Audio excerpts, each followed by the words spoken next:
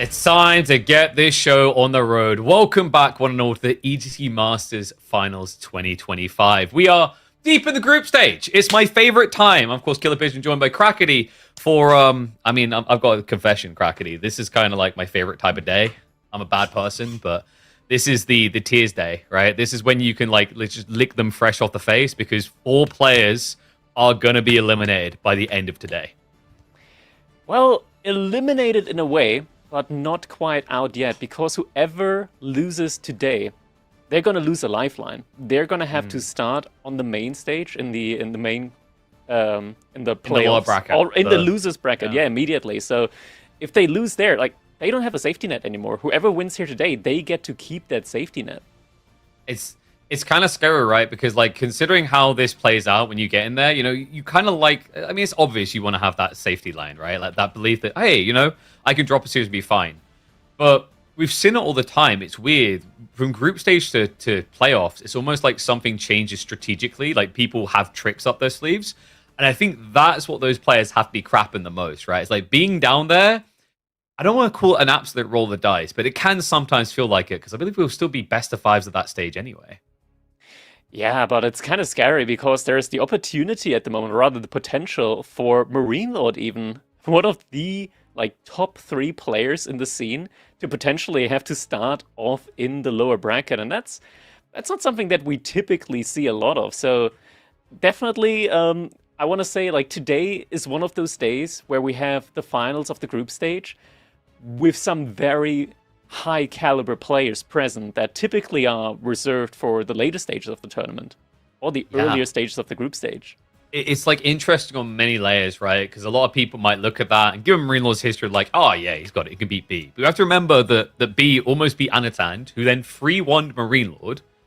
B also, like, in his first place matchup against Lucian just the other day, 3-0'd him, right? So, like, he's got some tricks up his sleeves. It's a little bit of a concern and opponent, especially when you consider that B has always looked best when we are at the beginning of something new. And we are a month into a new expansion. There's still so much that hasn't been explored. 100%. So many things that are still out there, so many different unit interactions that we just don't know too much about just because they haven't been seen too many times. And you know, it's always difficult to judge B's performance, just, of course, because he plays so many different RTS at such a high level. Like, the dude is juggling so many different RTS esports at the same time. It's kind of insane, while having a family, no less. But first off, we're going to be jumping into our first game of our first series. It's going to be Lucifron up against Scarlet Devil here. And finally, we actually get to see the Civilization draft, the sniping mechanic in action, as we see Lucifron here with Rus and Japan on King of the Hill, getting Japan sniped out, and Scarlet Devil with the Order of the Dragon and the Byzantines, with Byzantines getting sniped here for him. So it's going to be Rus up against Order of the Dragon here in our game number 1 on King of the Hill. Yeah, you know what's kind of interesting to me is, like, look at the draft. There was an opportunity to get Sengoku in there. And it wasn't snatched, which to me is the biggest shock of this draft. But looks like we're already underway. No time to waste at all. We go into King of the Hill to see who's going to kick this off with a dubbed victory. Final series of the group stage for each group today. We kick off with Scarlet Devil up against Lucifron, Order of the Dragon to face the Rus. Here we go, jumping right in. I gotta say, like, I really like... Not just like, I love this version of King of the Hill, the EGC variant specifically, mainly due to the fact that a ton of the sheep, or rather the major the majority of the sheep, spawn right next to your TC at the beginning of the game. It just, you know, sheep, it can be a very annoying RNG factor in the game, but taking just a little bit of that RNG factor away, or at least making it not as borderline oppressive as it potentially can be in certain other scenarios, just makes this map so much more balanced. And I gotta say, like, King of the Hill, it's one of those maps where aggression is forced, like really, really forced in a way.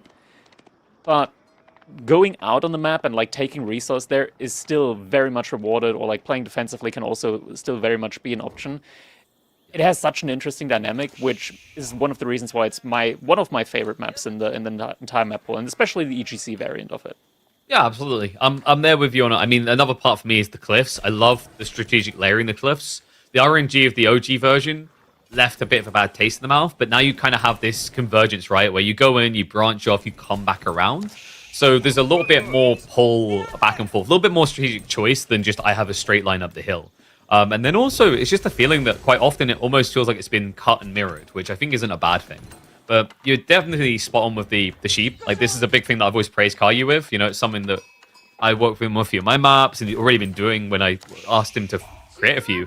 He was very big on getting this idea down of let's have sheep near your base, and that's it. And I think the majority of players that have played on a Caillou map thank him because of that change.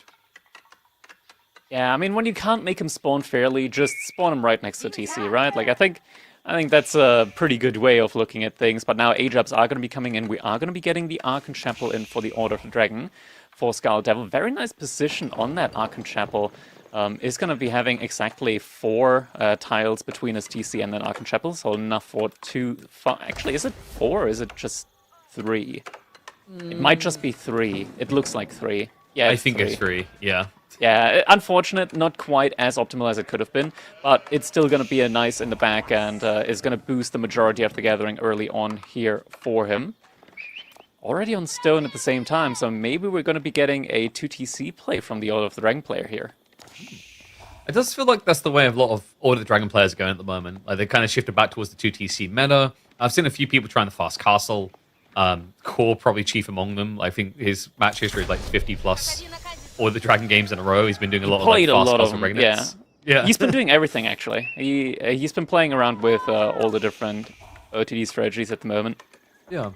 And it does feel like with the people here in the EGC Finals, the few times we've been seeing OTD, unless it's like water involved in the equation, it does seem like the prerogative is these kind of 2TC builds, which, if you remember, like quite some time ago, you know, I think Puppy Paw and Wham really were the ones that kicked this off in pro play. Like, they stood by that type of build, even when most people bailed on it. Yeah, they were kind of fiendish with the Order of the Dragon, I have to say. Like, they really knew how to make them work time and time again, when a lot of other players had already kind of like given up.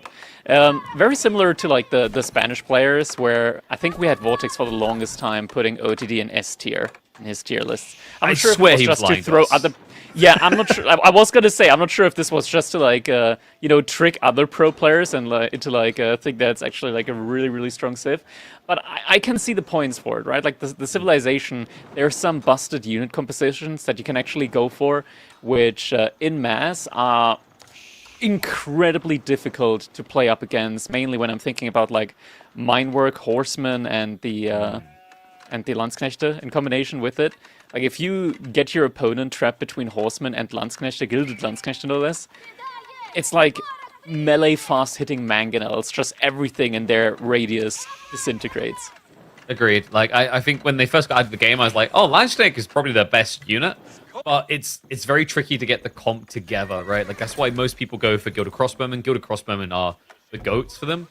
There are situations where also the Gilded Archers are god tier. It's just kind of awkward. You need static fights. Like, this might be the type of map where it's viable, though, right? Like, you're usually thinking, how can I add archers into my comp here?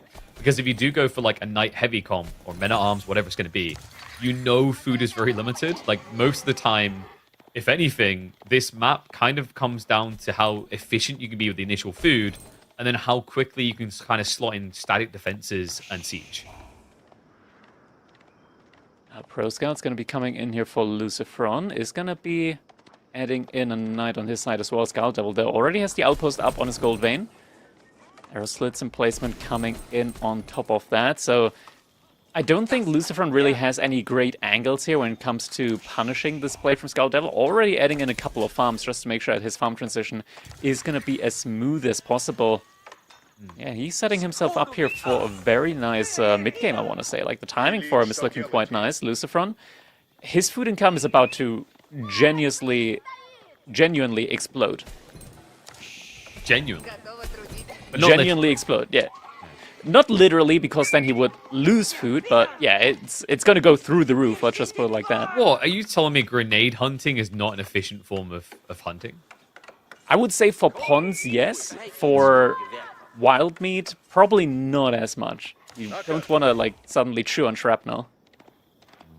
Like, I mean, I don't know. I learned all my Extra hunting from crunch. Far Cry 3, and in Far Cry 3, grenades work perfectly. But, like, Wait, is it dynamite fishing? I think grenade fishing might be less efficient. We need that now. Knight is coming in. Chunking actually- villages nah. though. Nah, it's like Yeah, it's so it's difficult. like textiles built in. Yeah, I was kind of wondering actually, like with this type of placement as well that came in from Scarlet. Interesting that he chose to just jam the TC right next to the Arhan, not even leaving space for farms around it. I mean, I guess it's for the garrison safety, but I thought maybe he'd just try a short wall on the west side of the Arhan, like he's doing on the east side, and then you just kind of get that efficiency of the Ark Chapel for your farms as you go deeper. Barracks is now coming in for Scarlet Devil, but this has to be a Burgrave play, I want to say, for the Auto Dragon. Like, when you already go for that second TC play, you know you're not going to be the first one to hit the Castle Age, and yeah, with the timing that's going to be coming in, Scarlet, he has to realize Burgrave is probably his best chance just to get value out of it, because just having the Burgrave is like almost equivalent to 5 relics worth of just passive income. Rather not passive income, but rather saved resources whenever you pump units out. This does feel a little bit weird though, right? Like what he's essentially done is he's sacrificed all deer to a pro scout play on a tempo aggressive civ for that castle timing. Now, all archers are not as impactful as they once were. So curious to see if he's going to go towards them, because they did receive some noteworthy nerfs with the drop of the expansion, to the point that they don't feel like your go-to bread and butter unit anymore. Yes and no. I wouldn't necessarily call it a nerf. I would say it's more... How do I say this politically correct? It's a restructuring of their core strengths. Yeah. Right. Yeah. Like when we restructure the company and like 50 people lose their job. Yeah. Yeah. Pretty much like that. So basically, they've been slimmed down a little bit. Nah, I'm kidding. Wait, what? It's a little bit funny because Cav Archers, they used to counter their counter, as in horsemen. In mass, horse archers would absolutely demolish them. Now horse archers do no longer demolish horsemen.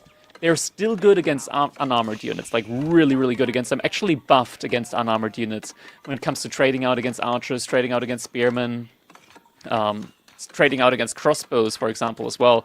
They are a lot better at raiding now as well, with a much quicker attack speed. They're just no longer unanswerable. You can kill them with horsemen, finally, or knights. Yeah, that's the big one to me, is knights. Knights actually feel like they can contest it now, whereas before it could be quite annoying for them. Interestingly enough, the changes, though, they do a little bit better against foot archers, because they have a lower attack speed, but obviously lower damage. And in fairness, like, you know, they haven't really changed much in their role of eliminating villagers. Like, a standard villager has 50 HP, you used to have 12 damage, now you have 10, so it's the same amount of shots with that metric at least to get a kill. So, like, for their intended roles, they're still good. It's just if you're a Roost player that for the last 4 years has just been building horse archers and giggling to yourself, go to hell. You now have a harder time. And finally, it's about time. Yeah. Yeah. To be fair, it was just such an oppressive playstyle, right? Like just going for those mass cavalry archer units. You can still do that in theory, but now there's actual counterplay. And now we got a knight here being a little bit too curious.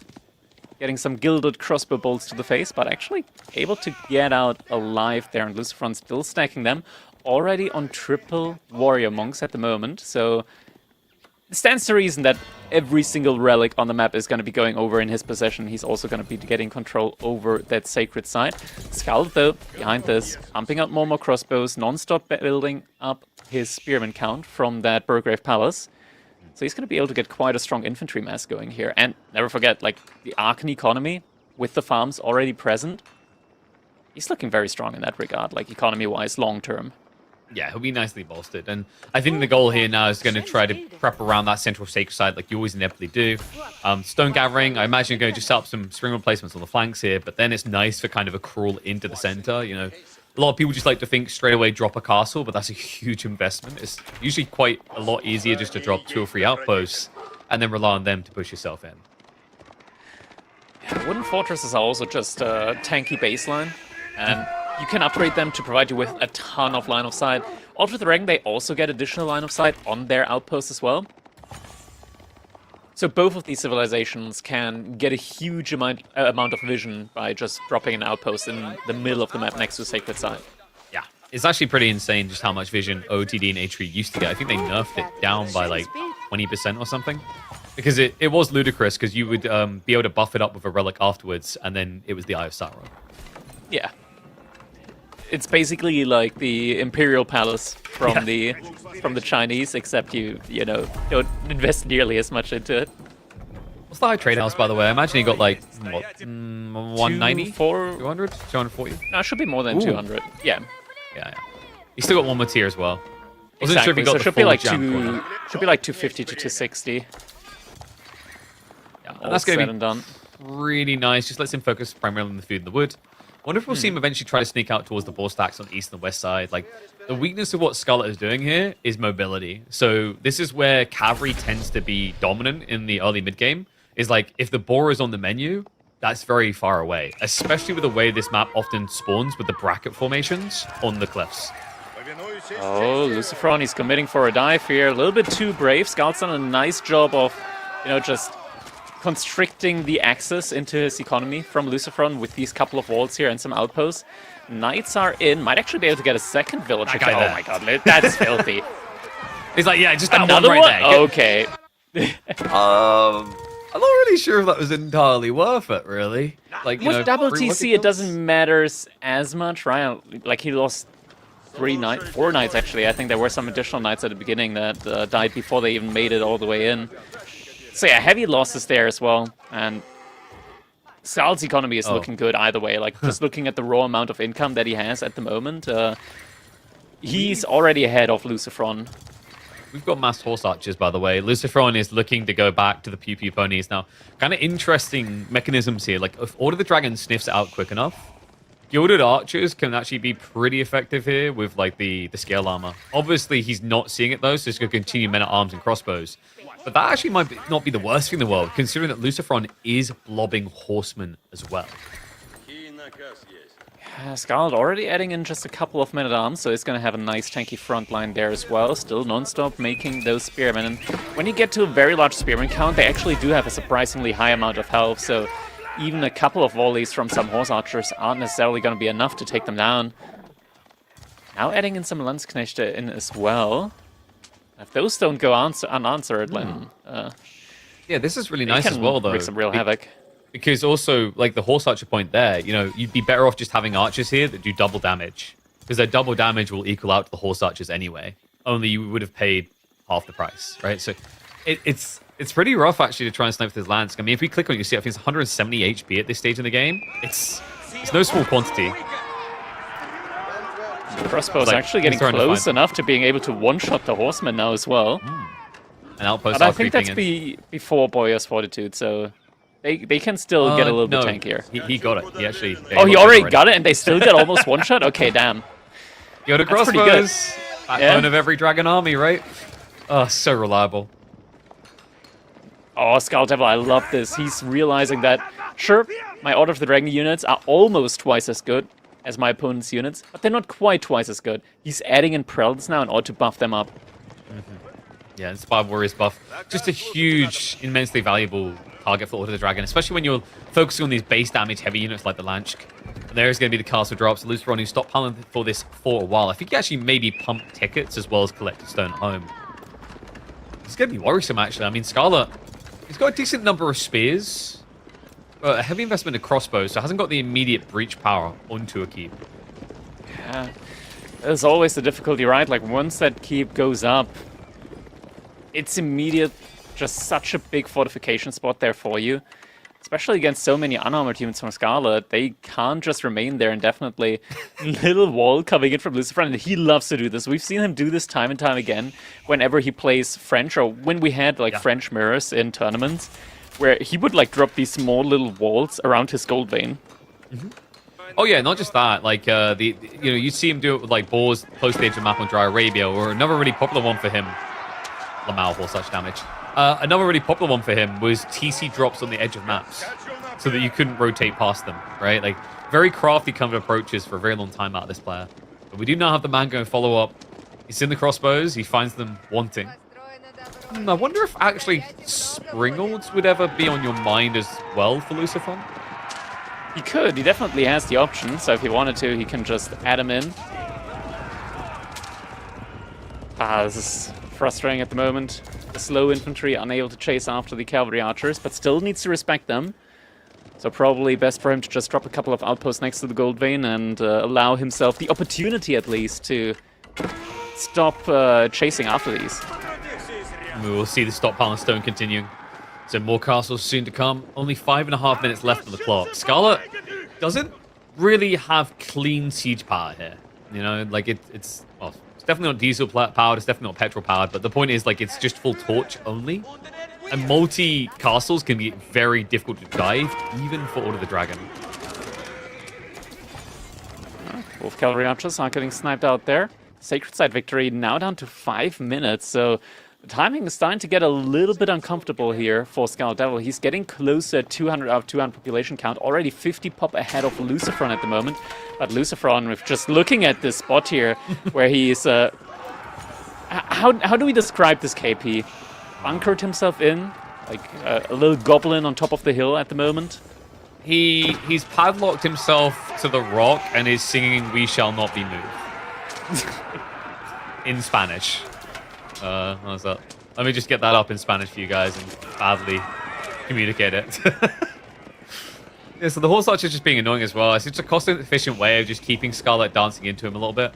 And it's just kind of keeping space, right? Because like he needs to get that breathing room for the second castle drop. That is going to be a lot more forward.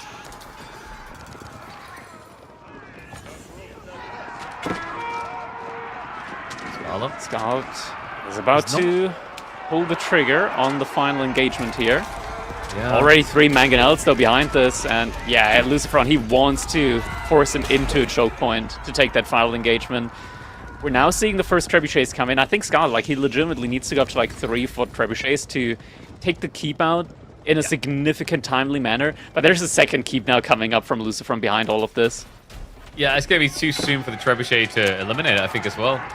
Gonna try to force the engagement. Scarlet dives in. We'll just get to work. The man goes. Ready to unload. They look for the clustered up spears. Catch a few of them. Crossbow's now getting in range as well. Trying to brute force that choke. The villagers are unharassed currently. The Guild Crossbowmen moving into assist them. This is where the Mangoes are going to shift up. They're looking for that back line. But they can't go for it. He's getting cracked a little bit fast here. Horsemen do get around the back. They get the Mangoes low, but not able to finish them off. And you can't help but feel that that heavily armored line of Scarlets is starting to get a little bit thin on HP. Mangoes get a great wallop. Crossbow count down to just a handful left, but the Mangoes are starting to get intercepted here.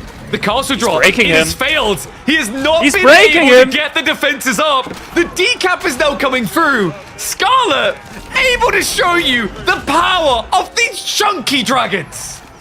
Now the keep, it's not down yet, but the mangonel, rather not the mangonel, the trebuchets are finally starting to throw some rocks across the map. Second trebuchet now out as well.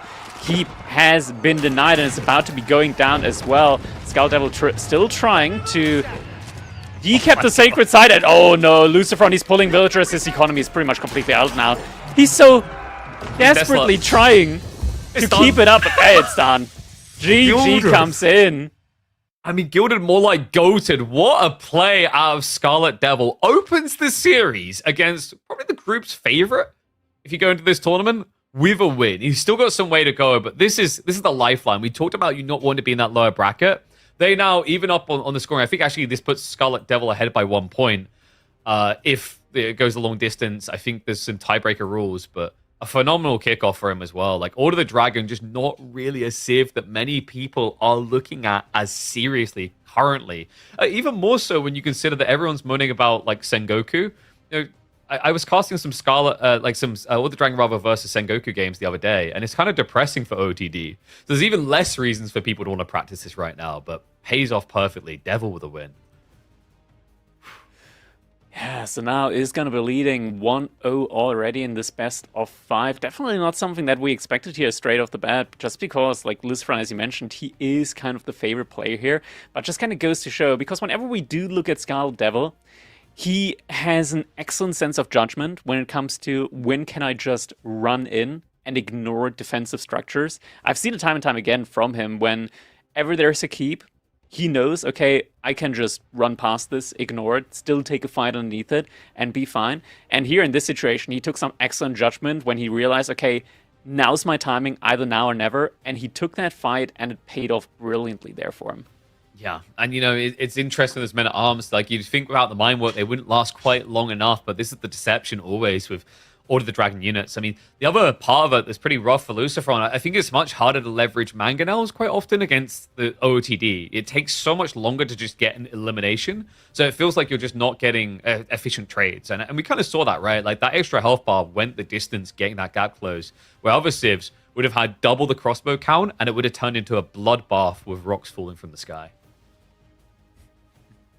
Next up, though, we are going to be moving over to another fan favorite in regards of maps here. It's going to be Frisian Marshes coming up next, and we'll be seeing the Holy Roman Empire coming in from Lucifron up against the Ayubids from Scarlet Devil. And we kind of talked about this another day as well, how the Chinese players, specifically Scarlet Devil, Louis MT, CSO, they love playing Ayubids with mass Desert Raiders.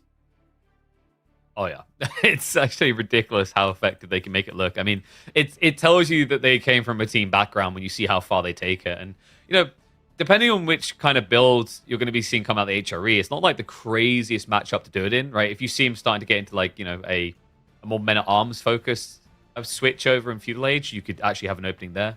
But just honestly, I wouldn't be surprised to see Dervish beginning for hybrids. I feel like the Dervish wing has now become the most popular by far. And then we are also quickly seeing a lot of players diversifying into the industry wing for the Castle Age.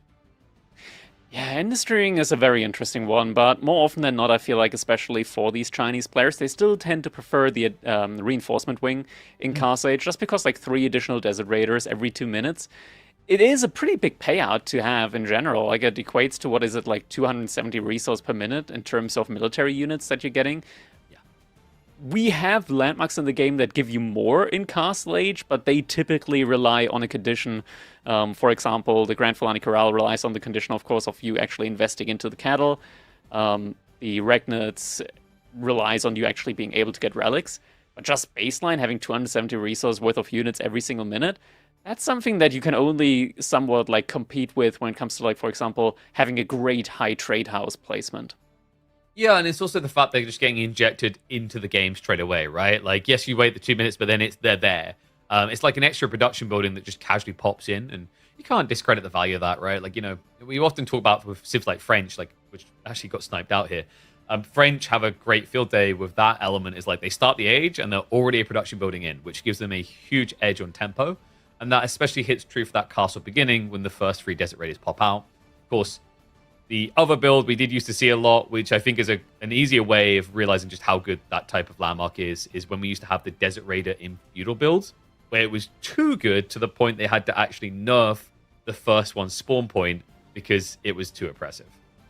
Yeah, and Castle Age they do spawn immediately, so you immediately have some units coming out, which helps you a ton when you're getting harassed for that fast Castle Age transition point. Now, as you mentioned, French did get sniped here over on the side for Lucifron. On the side for Scarlet Devil, Ottomans is the civilization that did get sniped out. Makes a lot of sense. We've seen some great things from Ottomans here on Frisian Marshes, just courtesy of having those very, very cheap docks. Only paying 90 wood per dock. But guess what, KP? There is another civilization that doesn't need to pay as much for the docks, and that's right, it's the Ayubids only paying 75 wood for their docks, meaning that they can also very reasonably here go for some early dock play. But the HRE, they can also, well, they don't need to go for a dock play per se, but they can go for some Dark Age Rex, and their spearmen, they are a little bit faster than your everyday spearmen. Yeah, it feels like the Sonic soundtrack should start playing when those guys get moving. And I mean, it's awkward as well because you play Dark Aggro into them. Not that Ibids would, but if you do, that fuel switch comes in, they're immediately injected with more speed, but they will be speedy, boys. As we kick off game number 2, it's actually going to be... No, this is HRE. We just need to switch those colors around. We are going to get HRE coming in for Lucifron with a Rax opening on Frisian Marshes to try and punish the expected greed of Scarlet Devil's Ibids. Yeah, Scarlet Devil, though, he is not going to be going for that early dock play, at least not quite yet. Instead, we'll be seeing him starting us off here with the standard fast Feudal Age build, already going over to the Gold Vein now. Besides this, Lucifron, of course, we did see those early Spearmen coming in. He's going to look and do some damage here. I think Scarlet Devil, he's got a good enough timing here when it comes to the moment that he went out on gold that he should be able to gather up enough for the advancement to the feudal age in time before the spearman arrives, though it is going to be quite the dicey timing, actually. He might need to pull some additional villagers over to gold. Yeah, it's feeling like it's probably going to be inevitably here at this kind of pointing, right? Like, 'cause the thing with HRE is they just come in a lot quicker with this spearman timing than other civs. You know, they've got better income at the start of the game. They also have the spearman moving faster. Don't necessarily expect this to turn into an outpost rush, just because, like, when you look at the goal placements, it's very hard to block out both. Like, best case scenario here for Luciferon is he'd be able to outpost the berries and the gold, which is annoying. But considering that second gold is close to a tree line, there is ways you can play around it with like a wall and an outpost.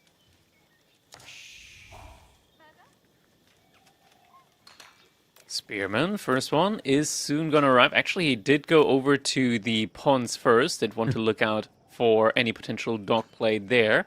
Skull Devil is now going to be confronted with that first Spearman. What's the reaction going to be? Shivs or, just some proper walking boots? Yeah, he's Fine, I didn't want this gold anyway. Oh, he's trying to get him stuck there. He's going to be 2 gold short, right? Like, yeah, there you go. He's full of more workers. We've all seen this happen before. Like, up to 8 nuggets on that one villager. You're like, maybe I wait a bit longer. It's just not worth the gamble, so... Yeah, he's got it. This is where the culture wing comes in, the logistics wing, where it's just really great. You now have a ton of very weak villagers. You just have the dervish just stand there for us. Okay, never mind. It's not going to be that. Caster's Curse coming in. We're seeing the growth rate, the growth wing instead. So that's pretty different. The option would have been, of course, to heal up your weak villagers. But why heal them up when you can just have more? That's true. Okay, you know, because it inspires them as well. If they see that other people have been whooped because they weren't working hard enough, they'll just naturally work harder. It's just smart. Yeah, it's some Abbasid mentality right there. It is interesting though. Like, it's not the most popular of wings these days. There's some matchups where it still makes sense. I think what's cool here is maybe the idea of like you try to play tempo and feudal, and then afterwards maybe duck out with a dervish play in castle, because like you're against HRE, you have to be conscious of the win condition for them, which is relics.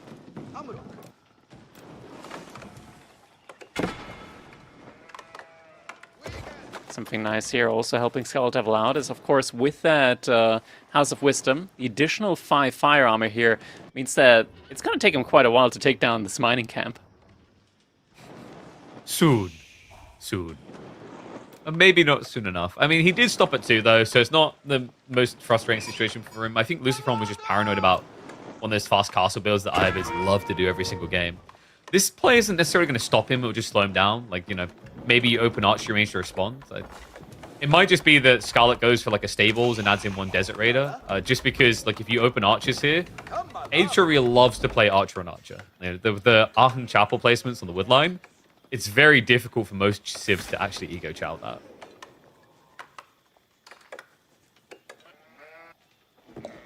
A-Job about to finish. Luciferon should soon be able to hit the A-Job as well.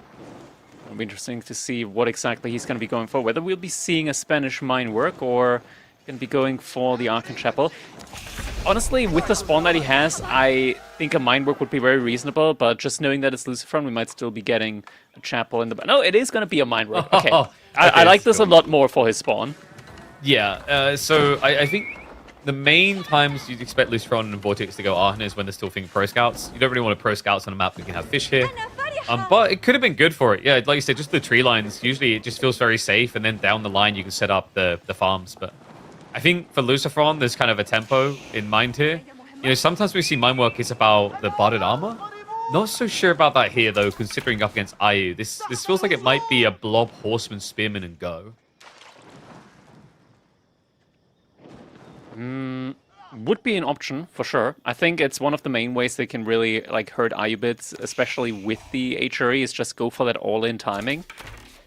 We do see Skull Devil adding in some military now as well. And now also going for his own dogplay behind this. Yeah, a little bit delayed on the timing, though. But he has got the archers, so, you know, to justify the investment, right? Just step across. Yeah. But now lots of villagers back over to the gold vein, so... Okay. Looks like this is just going to be like a feigned investment potential. I don't think he's going to invest too much into trying to keep these ponds safe. just barely enough in order to force investment from Lucifron into trying to take them down. Behind this, he is still going to be just looking for the age up into Castle Age. But Lucifron, great scouting. He's going to see this play now with his scout in just a little bit.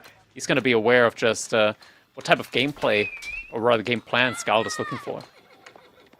It's still pretty rough though, right? Like with what's happening here, you're going to have the outpost coming up, which is going to make it a little bit harder to brute force. Your opponent's already merrily halfway on his way towards castle, so I don't know if you really get that much value out of mine work here. I mean, mine work always gives you a good amount of value out of it, just baseline. Especially when you age up to Castle Age, like the steel barding is just such a big upgrade to have on your knights. When you're up against a really good knight counter, or rather, really good but like really solid knight counter, like the Camel Lancer or the Desert Raider, having an additional 2 armor means that the Desert Raider, their ranged attack suddenly deals a lot less damage to you. They're not going to be able to kite you indefinitely with their ranged attack. So it gives you a scaling chance, or rather just a fighting chance in general with your knights up against them. That's true. I think it's just like if your opponent goes Cam Lancers, it's a little bit more annoying. Of course, you can always, of course, trade better than you would otherwise because of the barded armor. But you did call it Desert Raiders. Why did I want to believe it'd be something else? Scarlet does go for the expected. A little bit surprised by this just because it means you won't necessarily have the quickest timing to pull out towards relics, but I guess his bigger concern is that if Lucifron is all-inning him, there's no point being able to rush relics straight away because you won't be able to get out of your base. Speaking of all-inning, that seems to be the name of the game here. Lucifron still pumping out units non-stop behind this, is now rushing forward here. And we're seeing Siege Engineering being one of the first upgrade queued, of course, also a lot cheaper now, courtesy of having that mine work. So only... It's actually ridiculous just how cheap these upgrades are when you just look at the mine work palace. You do actually genuinely save just a ton of resources on that. Oh, and time. He hasn't invested... Yeah, you haven't invested into any additional prelates yet, but that's something that I think you should definitely do. Just in general, like, keep making prelates, 1 for every 9 villagers. But still, just on the side note, saving so many resources in terms of the upgrades, and the upgrade timing is also much smoother for you. Yeah, we're going to be seeing a pretty strong ram push coming in here now from him. Yeah, I mean, it's all about tempo, this landmark, right? At first, people are like, oh man, the discounts don't seem that big, but it actually is. Like you saw in the price you were saying yourself, it's a decent savings, but on top of that, it's faster, right? It's 50% faster, and also you're saving 150 wood not having to build a blacksmith. Like all these little details together, if you understand how to execute the first 10 minutes of Age of Empires 4 at a master level, you can get insane values out of this landmark. Oh, Skull's like, okay, I didn't want it anyway. Yep. He's got enough gold in the bank. He actually saved all the way up to almost 600 gold in the bank, so he can still get some upgrades in on his units and get a reasonable army size going. I think the dock has been scoured. Lucifron moves the archers over to try and snipe down the fishing boats. Let's get the one. He'll just come back across. Not really worth splitting himself here. Tech up completes. He does see that it's the Desert Raiders. And it's going to be a Ghoulam follow-up. We're getting that strategy. Okay. Ghoulam makes a lot of sense just because right now you're in a position where you can't get up a lot more gold. So you need to be very, very cautious with how you invest your gold. I actually see a single Camel Lancer coming in for Scout Devil, but other than that, just because he does, like, he's got food access for the time being. He doesn't have gold access, so yeah, it's for the time being it's just gonna be Ghoulams for the most part. One thing that does concern me a bit is no blacksmiths, not much gold, so probably not getting undermesh, which means right now these archers are doing double the damage they otherwise would against Ghulams. Nice dive pass, just goes straight for the Desert Raider. You can see, actually, like, these Ghulams, I think this is often the folly we see with this strategy that makes it look really bad. It's like being forced to urgently rush Ghulams out one by one is a quick way to make sure they never look that strong. And the archers behind us, the backline, it's still stuck in feudal age for the time being. Look, Camel Lancer. Okay, this Scholar's, he's just thrown away a lot already. Yeah, he's falling apart at this point in time. We're now also seeing the owl pikes coming in, so those spearmen will also start doing more damage to those Ghulams as well. Reaches the tree line as well, has a second wave coming in. He can harass under the berries. Scarlet, I mean, it's just, nothing's coming together here. Kind of feels like he's probably about 40 seconds from falling apart. Yeah, 40 to just 7 military out at the moment. And archers there on the it is. berries. He was waiting the whole time. He's I mean, caught it's out. just No more horrible. food access. There's nothing. He's got no food. And that'd All be he has is okay the if one he had dock. gold, but has he got 2 fishing boats still? I think that's about it. That's literally it. It's just getting maybe like Yeah. 100 food a minute if he's lucky. Yeah, Archer's now diving in again. Gets through the Oh, the desert raiders villagers once are more. running out. What? Where are you all going? The graveyard. Yeah, game 3, please. I mean, I always feel this way when it's watching Bastard players. I wouldn't want to be a villager in their civilization. I have been meant to look after their people a bit better, but Lucifron, he's still recommitting. I love this. We see this a lot more, and I feel like we're seeing players take it even further these days. Double down, and a double down afterwards. Yeah, there was a game plan here for Scarlet Devil. In the end, it got found out by Lucifron when that scout ran around and he saw, okay, my opponent suddenly has 10 villagers on gold. He doesn't have a good military. He tried to also go for a dock boom behind this. I'm just gonna all in him. And yeah, went for it, and it worked out perfectly well for him here. Yeah, and like I said, the fact he's not stopped doing it, that's the key here. Like, a lot of people would be like, okay, that's a good enough lead, I'll tech up now. No, he starts to smell the blood in the void. It's like, okay, you actually haven't stabilized to a point that you're threatening yet. It's 4 Golems, 3 Desert Raiders. It's not incredible. Ram now starting to snipe out the market. One villager wanted to potentially go for another dock. Needs the food desperately. But is Villagers getting doing it found again. out once again. Scarlet, he's so desperate for food at the moment. But there's just no way for him to get access to it. No, and now the push is coming in towards the tree line. Archers aren't going to get upgraded either, that's the thing. Right, it's Feudal Archer v Feudal Archer. The Desert Raiders just don't have enough DPS, and the Golems are comically slow. But don't worry, because Papa Lucifron's going to come to you. Jumps on in, melee rage mosh pit, and a quick evening of the series as Lucifron strikes back. GG, set evened out in the second game. 1-1 each now in this best of 5. Just like that. The score is even yet again between them. Scarlet Devil, though, he's been making a good impression on us so far, at least when it came to the first game here. The second game, there was a clear game plan that started to, paint itself, and Lucifron, he saw the painting in the making and was like, oh, you're about to draw a line there? He switched out the paper, KP. He switched out the paper, and you can't draw that well on sandpaper, I'll tell you what. No. At this point, it just felt like he was actually trying to walk on spikes, just to get through this sticky early game. I think, looking back at this, like, what could have Scarlet done different? I mean, maybe it doesn't feel great to play a long feudal against Atria, right? Unless you've got lots of fishing set up. So, did this feel cooked from the start to you? I think it started feeling quite cooked the second Lucifron scouted that Scout just pulled 10 villagers back over to gold. At that point, it's like, okay, you're now going to be in a position where the all-in from the Atria is going to hit you rather hard. You need to do more to secure food, actually. Like, you don't actually need that much gold, because the plan to make camel lancers in that position, it's a foolish one. Don't make camel lancers, not even a single one. You need all the gold that you have for just golems, and then you need food. You just need as much food as possible to actually sustain golem production. Once you're up to like 20 golems, you can actually, or not just 20, but like 10 golems, you can actually start taking map control again, get your berries in, and from there on out you can play the game normally again. But I feel like it was a little bit foolish adding in 1 to 2 camel lancers and going for the range pierce armor upgrade a little bit on a delay. Yeah, it just didn't work out against the feudal age aggression that came in here. But next up, we are going to be looking towards Coastal Cliffs here. Ottomans, once again, has been sniped out, but that leaves us with a matchup that KP, I like this matchup a lot for the Malians. China versus Malians, I think, is like one of the hardest matchups for China, just because the food just doesn't run out for Mali.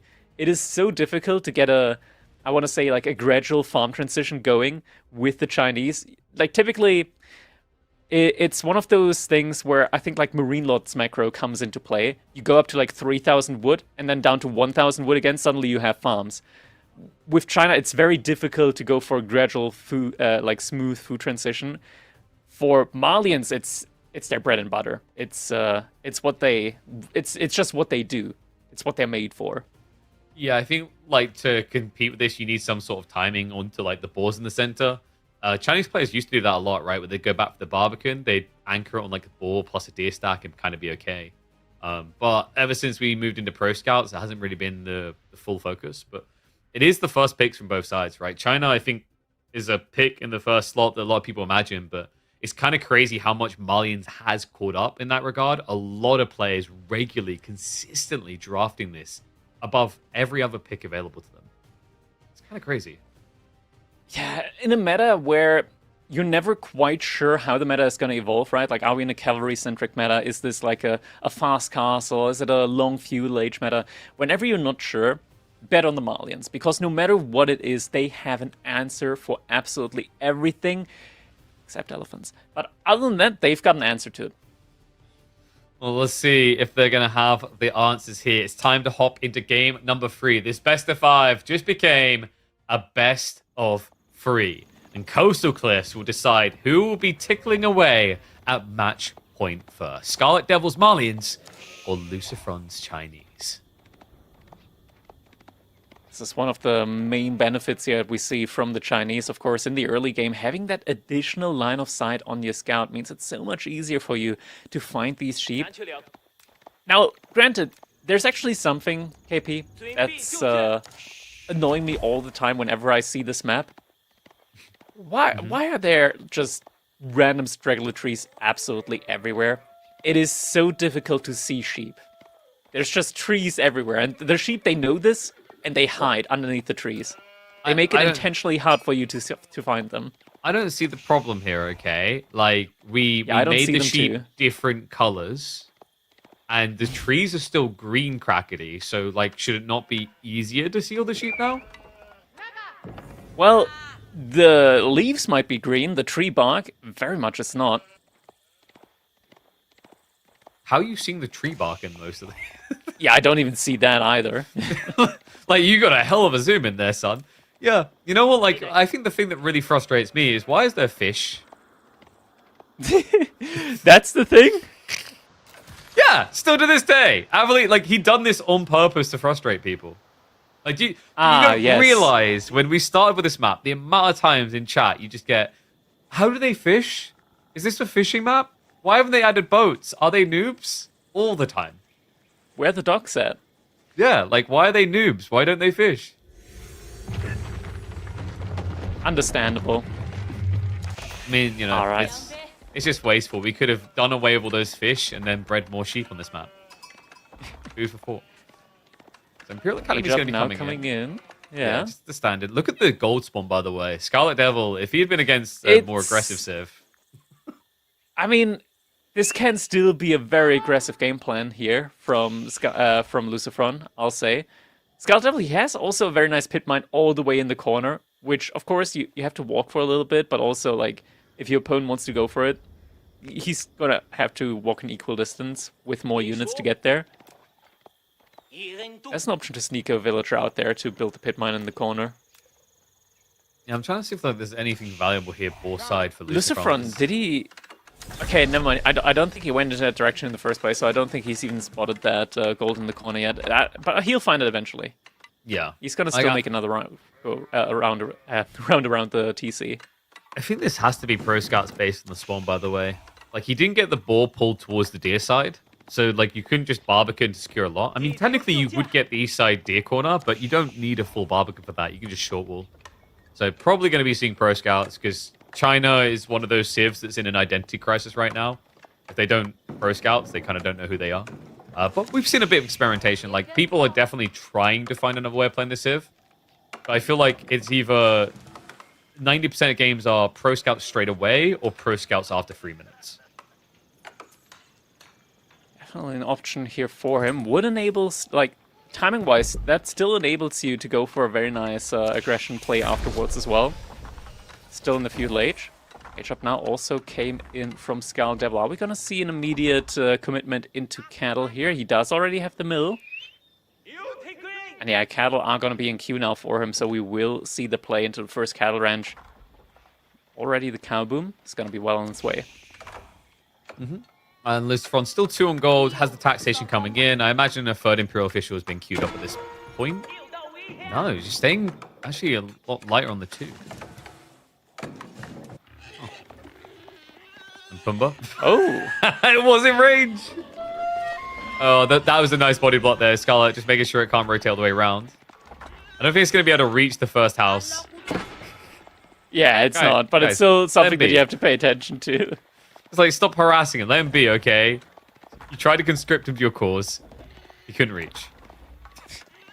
But if we get him attacking the pit mine... He's not letting up. He's going to go for it again. Stop beating the pig, man. I thought for a second it was actually going to steer back towards that village. It did look for it, like for a second. All right, but scouts are going to be coming in now, and pro scouts just about finishing up, courtesy of that super speed Imperial official supervision. And did hint at the barracks, and it's going to come in on the other side of the wood line, in range of the Imperial Academy. All that good bonus tax. Scarlet might not see this. We'll see. I mean, he should eventually rotate the whole way. He actually just checked across the map and then ran like a 50-50 coin flip if he goes south or north here. It looks like he is going to see the racks opening, so already knows what it's up against. But at this point, you already have the stables dropped. You're already committed to the sofa. Yeah, I mean, if it's just a few spearmen, if he trickles them across, like 2 sofas can take very good trades up against single spears. And does get full very good attack damage as well. So he knows 100% it's pro scouts. It felt pretty obvious, but he has confirmation of it now. Archer follow-up's going to be there. Lustron already taking advantage back to already up the stables. Now, Horseman and Bloat here could slap pretty hard for Lucifron. With the deer, with that gathering speed, right? Like, you can actually get quite a lot of Horsemen out to the point that Sofa can feel a little bit threatened even. But Scarlet, I don't think he wants to play long time with this. You can see he's already up to 6 cow now. Yeah, so the income's going to be quite nice for him. We're looking at 150 food per minute there, baseline. Yeah, interesting. Like, most players have just been stopping at the 3 when they've got an offensive build in mind. So, presumably, with this type of strategy, you're going to have to stay in your base a bit more, let your opponent come towards you first. At least you'd think. But here go the sofas.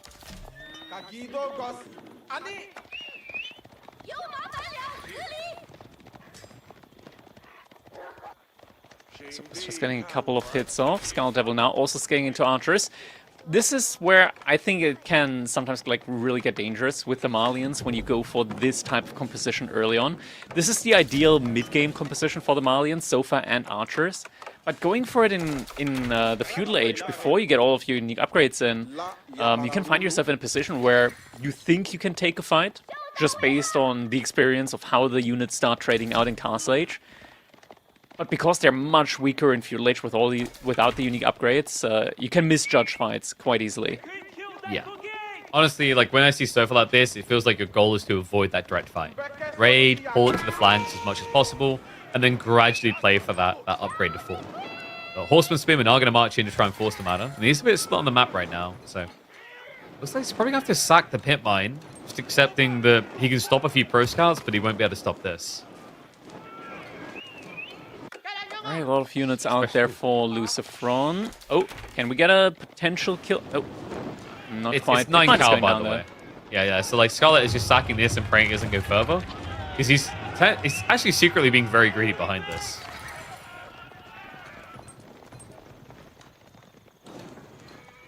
Lucifron not falling back too far. And still just gonna continue burning down buildings. Or just the undermesh. Another reason why Scarlet doesn't want to fight right now. Probably let it just wait 30 seconds, but that's more wood down the drain. Interesting. Steps up. Lucifer on a bit of a weird control grouping there. Spear's overly eager. He's halfway towards castle already.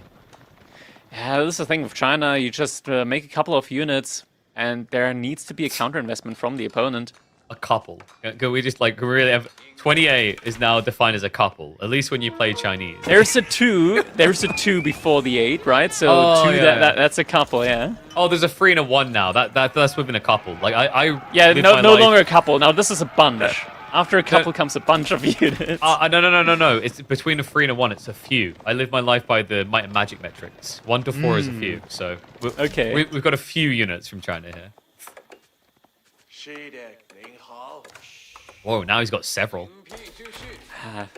That's a bunch, dude, right there. Trying to remember, like, so you got like few, several, but then you eventually get to things like zongs is one of the terms for like amount of gaggle. units. So you get a throng, which is over 100, a swarm, zounds, and then a legion. I don't know where zounds came from though. It sounds like some sort of League of Legends term. Oh, Sounds like a horseman raid, reject- horseman raid. He gets in the way as well. The villagers didn't pull away straight away. So we would have These stick 2 him to villagers going down. Make that a Yeah, 30. Was a he little bit does. slow. Nope. Lives to tell tale, but the age-up's going to be coming in. Skull Devil, he's so far away from potential age-up, it's going to hurt him, and he didn't go for the army composition that can really, I want to say, like, combat castle age units. Well, not while they're still feudal, that's for sure, because presumably we're going to be looking at, what, Lancers soon? But now, Luciferon is actually choosing to upgrade everything. Horsemen, Spearmen, all getting juiced up. I wonder if he's just going to wait to see what Scarlet does first before committing in a direction.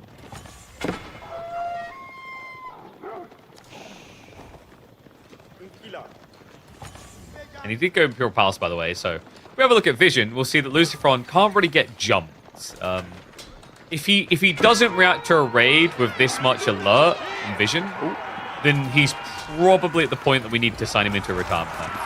Horseman, Fight is if being you catch the taken. archers. They've ended up Archers as for the most well. part still alive. Yeah, but the He's villagers focusing on are the trumped out. spears. Uh-oh. Has to pull away. Oh, he's got less units now. Oh, this is going to be painful. Yeah, it means Vet, right? It's Vet ranged armor 2, which means the TC really isn't doing that much. It'll eventually be pushed away, but damage already being done here. The idle time alone is brutal in this position.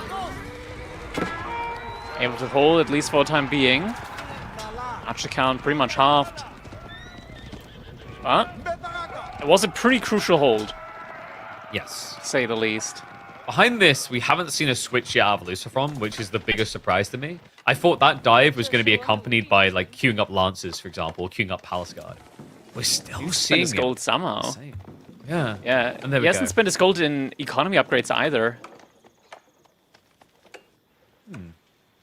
At least, like, the tier 1 economy upgrades are something that, like, you really need to get as China, because they basically pay for themselves. Also, just like the tier 1 melee damage at this stage, like you're playing Umas Horseman Spearman, you know, it actually does help a little bit here. Good raid in there, actually chips down the archers again. Grand Fulani Corral now on the way. Scarlet Devil says, I'm in pain, but I'm not done yet. This feels like he's kind of recovering now at this point. Like, he's got a lot of Sofa still alive. The Grand Fulani Corral is really going to help him when it comes to the food income, and Luciferon already chewed through all of his deer. So, from here on out, Luciferon's only going to get weaker. Skull Devil's going to get stronger.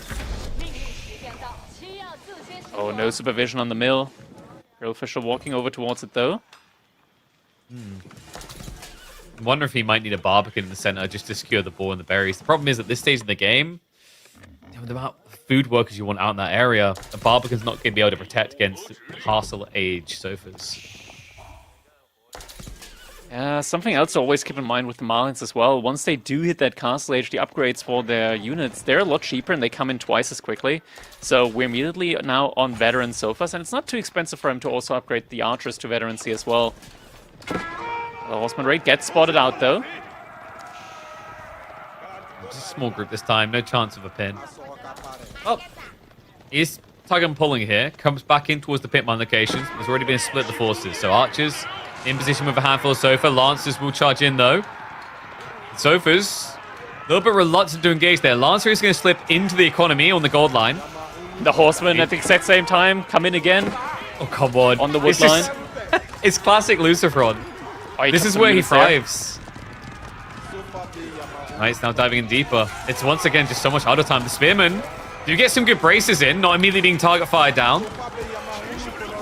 I don't know if he's going to keep affording this Lancer flop, but 10 for now is damn impressive. Scarlet, he doesn't have that in raw unit count. Oh my god. And Scarlet, he's getting shoot down. He might No just be more dead Knights here. in queue, but it's already +2 Pierce armor. And then oh my god, look at the bodies on that cow on the left. He's been working overtime on his own. It's the Bloomery. It was such a smart read. He got the extra little bit of damage to chip into this. The guarantees always 2-hit clubbing. And look at the difference now. 20 worker kills total. He amped it up. He 5x the advantage he had. It's Malian's KP. I mean, it is Malian's, but it's a half Lani. It's not full Lani. Yeah, it's still Malian's. I'm still like, this is not over. I think you've had some experience against Malians recently, haven't you? Oh, not recently. It's been a while, but they're it's etched deeply itself in scarred in there. your brain. Yeah. Well, we are going to get the poor man's Borbekin. I mean, he needs another push, but I feel like we're not that far off the point where you can kind of add in farms and not feel terrible about it as China. Like, this is a very big lead, considering it's still only 10 cow. It is a very big lead, but the tempo it's kind of gone, right? Like, there's not that tempo remaining anymore. When we're looking at the army count, it's somewhat even. And the total income, KP, the total income is still in Malian's favor here. That's true. He needs to do some of the units he's got, though. I wonder if this is maybe the whoopsie that could have been more optimal. Is like Lucifron, if he'd been picking up relics while that last dive was going on. We still don't have a second pit mine even yet for Scarlet Devil. He hasn't rebuilt it yet. Only 3 villagers on wood. He's just firmly investing into more and more sofas at the moment. A couple of additional villagers are getting sniped down. Still no textiles yet, so that villager is also going to go down. Very, very expensive losses there for him. Yep. Sofas, though, they're faster than the Knights, so they will eventually chase him down. Yeah, but this is what Lucifron's doing so well. It's just the 1-2 pull. He's been doing it the whole time. In fact, this is very reminiscent of the opening series. Do you remember the Wham Scarlet Devil one? Like, there's the same issue for Scarlet Devil. Scarlet Devil wasn't able to handle multi-angled raids. It's the way that Wham unraveled him in the first, and I think it was the third game. Yeah, to me, Scarlet is a player looks like he's much better off when he's in control of the pacing. Whereas Lucifron, as we know, is a king of raiding. Oh, Scout's gonna drop some of the deer off there. They try to bring back. Yeah, the rest don't have anything. They're just in formation. There we go. Pull them away now. Sofa line is looking good right now. They're up to 20. Lucifron, I wonder if there's ever a one which you try to switch into some crossbowmen here. Oh, there's a fight that he could take. Decides not to, though. He's gonna lose the sofa for it. We're getting to the point now where Lucifron's able to remass the Knights, and with Spearman this time around, it's getting kind of scary since Scarlet Devil does not have the wood income to really flood archers. He's finally getting the veterancy upgrade on them, but that is not going to be enough with this count that he has at the moment. But it's Malians. I thought we agreed to this. Oh man, he hasn't added in any more straight now.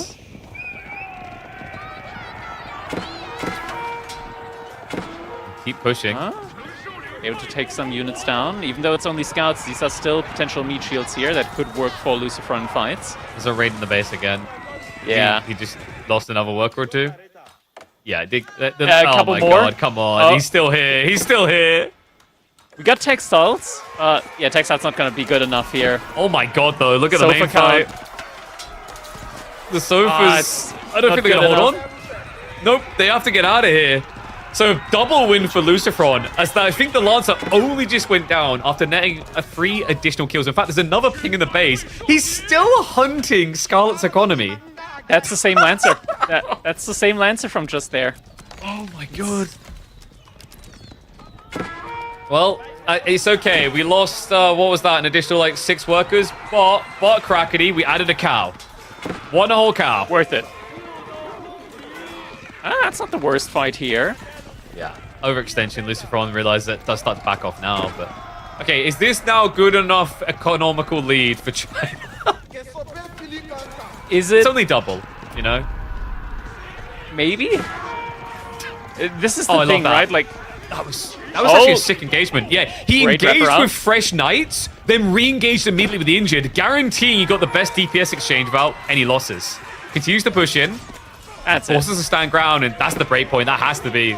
This is the end for Malians. I mean, if they somehow start coming back in this, they're going to be the new Mana Lancaster. Yeah, this should finally be the moment now where the Malian Empire falls. Sure, they're able to remass for quite a time again, but there's an end at some point, right? And this is it. Malians losing it out against the Chinese here. Great play from Lucifron. Able to get just enough raids in, I want to say. I legitimately feel like KP, even after a big fall-off, there was still a big chance for the Malians to come back in that one. It kind of looked like it. I think I can see where you come from. I think the problem is like Scala, after he kind of recovered a little bit, there was no raid threat. You know, like he was actually stuck reacting. This really goes down to praise for Lucifron, always finding that tree line. Like that is the thing that killed Scarlet in this game, is obviously losing workers, but the added effect is forcing him to always go back. Like he had 20 plus Sofa, and the best he can muster is trying to take a direct fight. You feel like as you're building that up, you should be diving into those berry locations, diving into that tree line.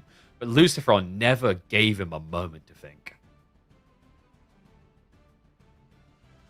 Next up, we're going to be moving to the classic map, to the most classic of classic maps. It's going to be Dry Arabia. That's going to be a comfort pick for Lucifron here with the French. Scarlet Devil on the Byzantines, though. I don't know, KP. Like, whenever I see Byzantines, there's always the threat, of course, when they're up against French, of them finally understanding that camel riders in Castle H are actually pretty good, and they don't go for the trap of just going for the longbowman. Yeah, it's definitely been coming back into the picture. I think people just still worry about the presence and effect of javelins. Like, you know, I've seen some players kind of worried that, like, if you see javelins added in, then the French player's just going to raw spam knights. But in theory, you should still feel safe. You just build a quadrillion Limitane. Gotta spam knights, KP? Yeah. Is that what they're gonna do? That? A French player building only knights and then them beating spears? Like, that's crazy, right? That would never happen. Yeah. In a well-balanced game like Age of Empires 4. Knights only? wait a second. Nah. We got to counter, like rock, paper, scissors, right? Like that's a key metric that we're playing with here. I'll tell you what counter system. I'll tell you what the non-cowards do. The non-cowards walk out to the trade post and they build French knights.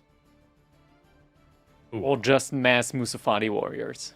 That too. Yeah, I'll accept that one too. Otherwise, I'll happily accept a Byzantine resignation. Yeah, interesting one though, because I feel like this matchup, you know, it's not just a stomper one way or one side is favored, right? Like it's a very interesting dynamic because you have faster producing TC versus more efficient workers. There's these different timings throughout a prolonged game where either side actually has a clear advantage. Gonna be going over the draft once more because we do want to find out the civilizations that have been sniped out here. All this now potential match point for Lucifron. On a map like this, there's probably a Delhi pick that was banned out, I think. Could be. There's an option. I think Tuglak was drafted, but I would have been like, was they drafted or banned? Because like if they were drafted, I'm kind of wondering why they weren't picked on Phrygian. Then again, Lucifron in the KPMM I think he lost 3 times in a row on Phrygian with Tuglak. So Japan and Ottomans. Man, Scarlet, he really wants to play Ottomans, and Lucifron's just not letting him. Yeah, seriously, 3 out of 4 maps he's tried the Ottos, and I mean, I don't blame him for putting this ban in, right? Like Scarlet Devil scrims with Louis a lot. Louis, one of the most threatening Ottoman players. I feel like Ottomans is quickly becoming the Civ. It's almost reminiscent of Delhi. Like if you don't know how to play it then like you're going to struggle at the pro level because this Civ has phenomenal feudal aggression and would have been a pretty spicy matchup. I mean, Japan versus Ottomans used to be one of Japan's hardest matchups. I think they fare a little bit better now, but I would say that would have still favored like Otto for the win. Yeah, I'm still an Ottoman believer in that one. It's just Yumi archers versus Apache. Yeah, it's a you can't really do anything about that. Yeah, like technically you can get your horsemen to the point they can contest Sapahi, right, with the extra melee tech plus the bannerman, but it's the delayed timings. But yeah, it's gonna be a spicy one. That means like Kawasan is a final map. We could see a Knights Templar, Shushi, or Japanese. Lucifer's draft is beautiful for this final map. While Scarlet, I was right, he did draft the Tuklak, didn't choose them a little bit earlier, but I think Tuklak are phenomenal fishing, Civ. So we'll see if they come out, see if we can get there. Lucifer may stop it from happening. We head into game number 4 with the Spanish man on match point. Role-playing as the French up against Scarlet Devils Byzantines. And right next to Lucifer's main TC, we do have the Spanish mill. You know, when you try and optimize everything, you don't need the mill next to the berries. You can just put it next to the woodline. It's just there for wheelbarrow and pro scouts anyways. And then there's someone in chat right now that'll be like, nope, I thought I clicked lumber camp. I've been there. We've all been there. Even pro players have been there. But Byzantines of Scarlet Devil, man, I don't know if you get this. I get flashbacks to a really weird build that him and Louis kept trying to do, where you would build the Grand Winery on the second berry patch out of your base, and then outpost spam back to your primary. It was really weird. I think they had like a 50-50 hit and miss with it, because it was kind of relying on your opponent not knowing what was happening.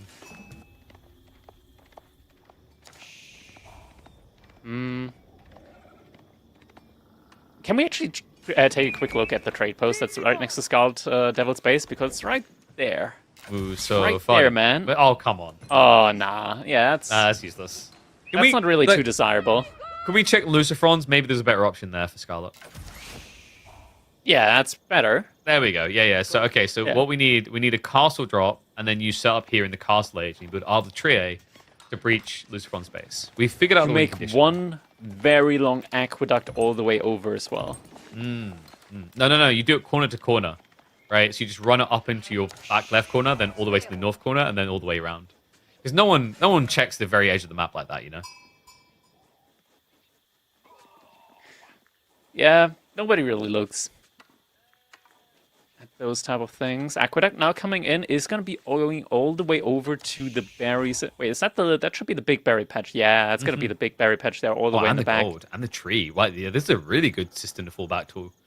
He even has nice tree lines for kind of walling on the mid-map. Potentially, yeah. Skull Cavalry is now going to be coming in for Luciferon. No big surprise there. Especially with the markets in this position, there was never really a chance for Chamber of Commerce play. Not that we ever see that. Yeah. I mean, Chamber of Commerce, I've been thinking about this. I think maybe it's just time we need to admit that it should be completely rejigged. I don't know what we're meant to do with trade landmarks. It feels like they're only meta when trade is OP. You know, like even Mongols. Look at Mongols right now. It's always Deerstone these days. And then, what, Ottomans? Sultani kind of feels like a meme about 98% of the time. Villagers now moving out to the wood line. Do we have system level 4 already on the way for Skull Devil? Still has 2 villagers on the stone. Not yet, but should have enough stone with the age up coming in. Yeah, and usually, like, I think when you're playing against French, I've seen kind of two approaches of Byzantines. One is more defensive, where you just kind of, like, start 3 systems and then try to bulk up. The other is, like, you open 3 villages on stone and just try to rush the 5 before the first knight arrives. And that build has got a little bit harder recently because French players have started to skip pro scouts. Skipping pro scouts probably not going to be the case here. Lucifer's still going to open up with that first knight, but pro scout's definitely still going to be coming in here for him. It's so much cheaper for the French. And sure, we're getting another economy upgrade in before that. And no, okay, we're actually getting survival techniques. Villagers moving out. Lucifer, he realizes that the chance of Scarlet Devil moving out to deny him any resource out on the map, slim to none. Actually, slim to none. You know, the reassurance is, if you have a look at Lucifer's vision, he actually realized something very important. You know, he checked the back of Scarlet Devil's base and realized, ha, you do not have the ability to build French knights against me, so I'm safe. Oh, I see yeah. French seeing them straight away. Like, he literally knew. That's the reason. What a genius. No, but this is good. I mean, the world's healing, right? French player, it always kind of felt weird to me, French players going pro scouts. Like, it made sense, efficiency-wise, etc. But, like, this is the Civ that should just feel safe to walk out, right? This is meant to be the cocky son of a gun that always wants to fight. So you kind of want to see French players playing out like this, because whenever they were with the pro scout build, they got a better timing around 12 minutes, but they were sacrificing their aggression in the first 4 or 5. Oh, Knight's gonna take the fight up against the Numadon. Doesn't got quite friends get coming. the kill in. Oh, we got Akratoy. Akratoy just got activated. I heard the sound. Yeah, that's quite premature, actually. I guess he's worried about getting clubbed on the villager instead. And He it's just sees- ran out. Lucifer's like, no reaction at all from the villagers. Like, we must gather berries. And the Knight. Scout distracts the Spearman. Heads Oh, in. Akratoy, never mind, still active. That must be running out soon, though, by now. Like, can we check the should be. villager? I just heard it go again. Yeah, it's just gone. ran out. Well, it's 2 knights now, and you've only got 2 spearmen. This is not great. He's going to rush an outpost up. Great And the micro. He whole- goes to the injured. And The charges Scout in yet 1 second. again. Oh, that's 2 villagers down already. Painful needs to get out losses now. here for Scarlet. Yeah, and this is how French have to play. Like, French, we're talking about the different dynamics. Byzantines have percentile scaling. So really, for French to feel advantage, they have to find a few kills early. Because percentages are less valuable if you keep the number low. It's just basic math logic, I done the math. Even I can do the math on that one. Whereas the French now, we've got kind of an interesting macro there. Lucifer holding to a lot of food. Wouldn't be expecting to rush the age, but after that raid, instead of pushing more knights, he now sees value in the chivalry. And just being able to heal up all of those knights again, it's so much value to have Luciferon going for the second deer pack now as well. He's gonna have constant food access all around the map.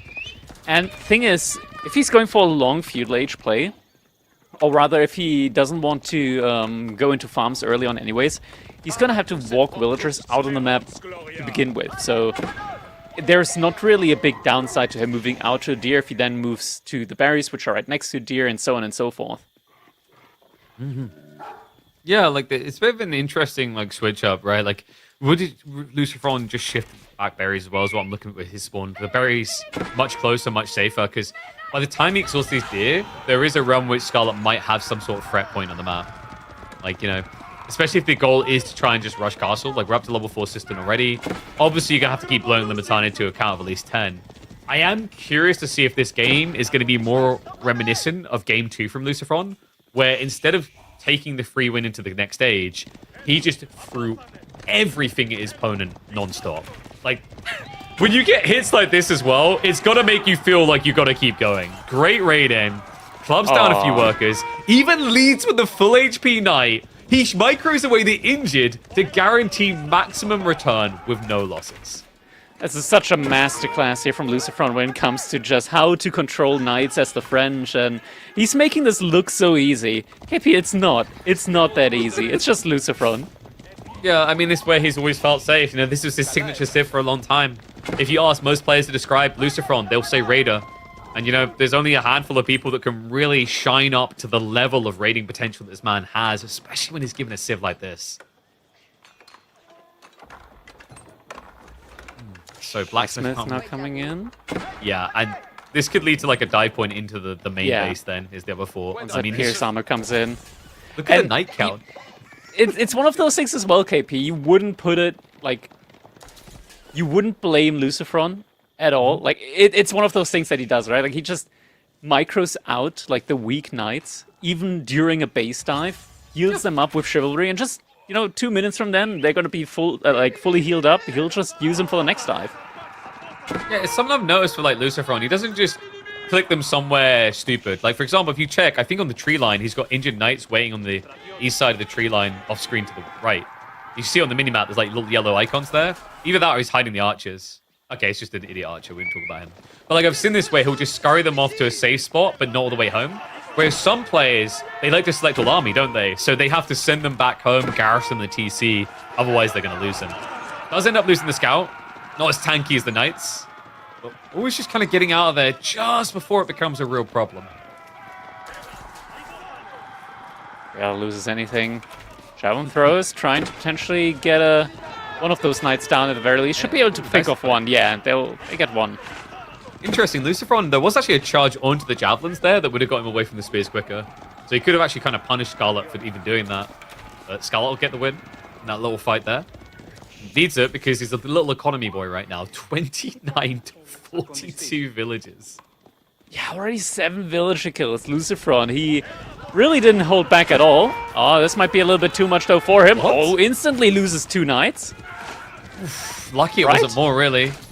Oh, he's going to keep that one alive. Yeah, just one knight. Yeah, he gets the other one out. The archers thought he worked it perfectly. I thought he would like go for the throw with the javelins. Didn't get him though. I think this was it a good kind trade. of like Scarlet clicked on the knight, so then the archers just got to stand there like, I'm helping. But it's going to be counteroffensive. Scarlet's army's bigger right now, and that run by really hurt Lucifron. He needs time on those health bars to rejuvenate.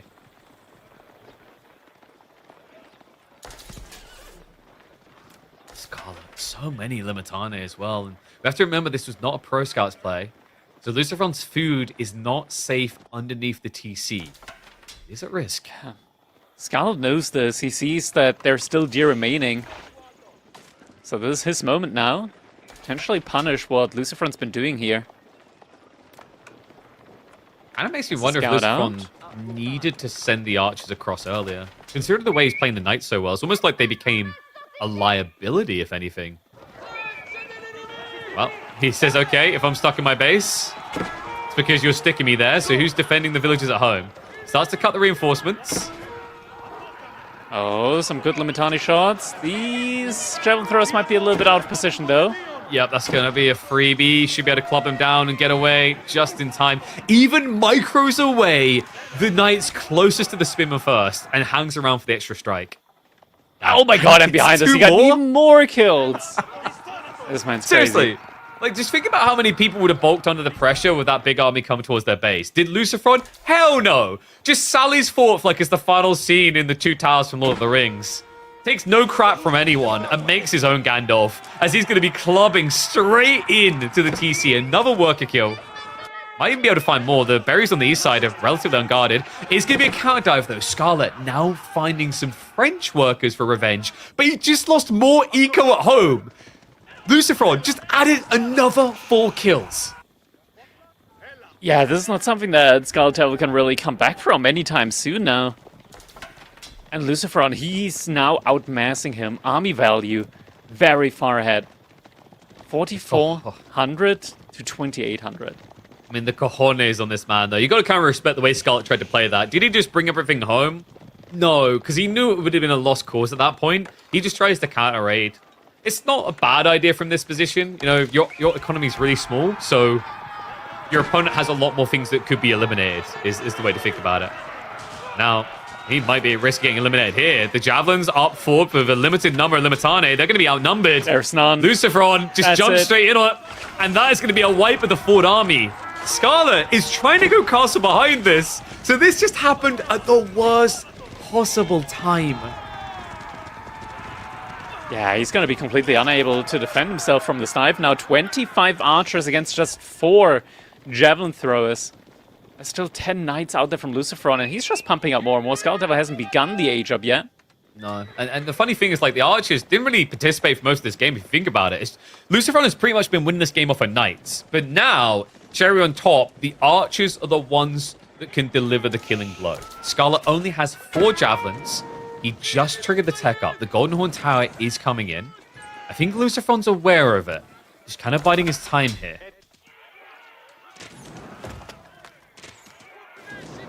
Just starts torching down one of the cisterns. No defense coming. Kind of sends alarm bells, really. And it is going to be a tech up. Yeah, Lucifron's got the soul read on him here. Just going to mirror him into the castle age.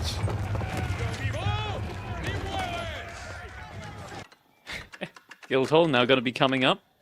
Doesn't even greed for the Royal Institute. He knows that he can take his time if need be. Yeah, I think Royal Institute has become more of this game is 150% over, or I am in really bad shape and need a big hoorah. Whereas, like, this is fairly over, it feels like, but not definitive. And it just gives you that bounce back, right? Like, if you don't get the kill point because, oh my god, Mangonel placement's annoying, etc., you can always say, screw it, I'm now going to go Imperial, and then I'll end you. Nothing quite says GG like a red palace drop in your opponent's base. You know what? We could actually sign up for that. And we could bring 20 villagers across, got a 20 worker lead. Worst case scenario, we even Stevens, you know?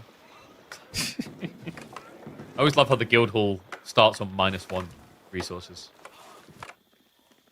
It's only For fair. reasons. Yeah. That's You know, fair. it's such a strong landmark. If we didn't start at 1 tick behind, we'd break the game.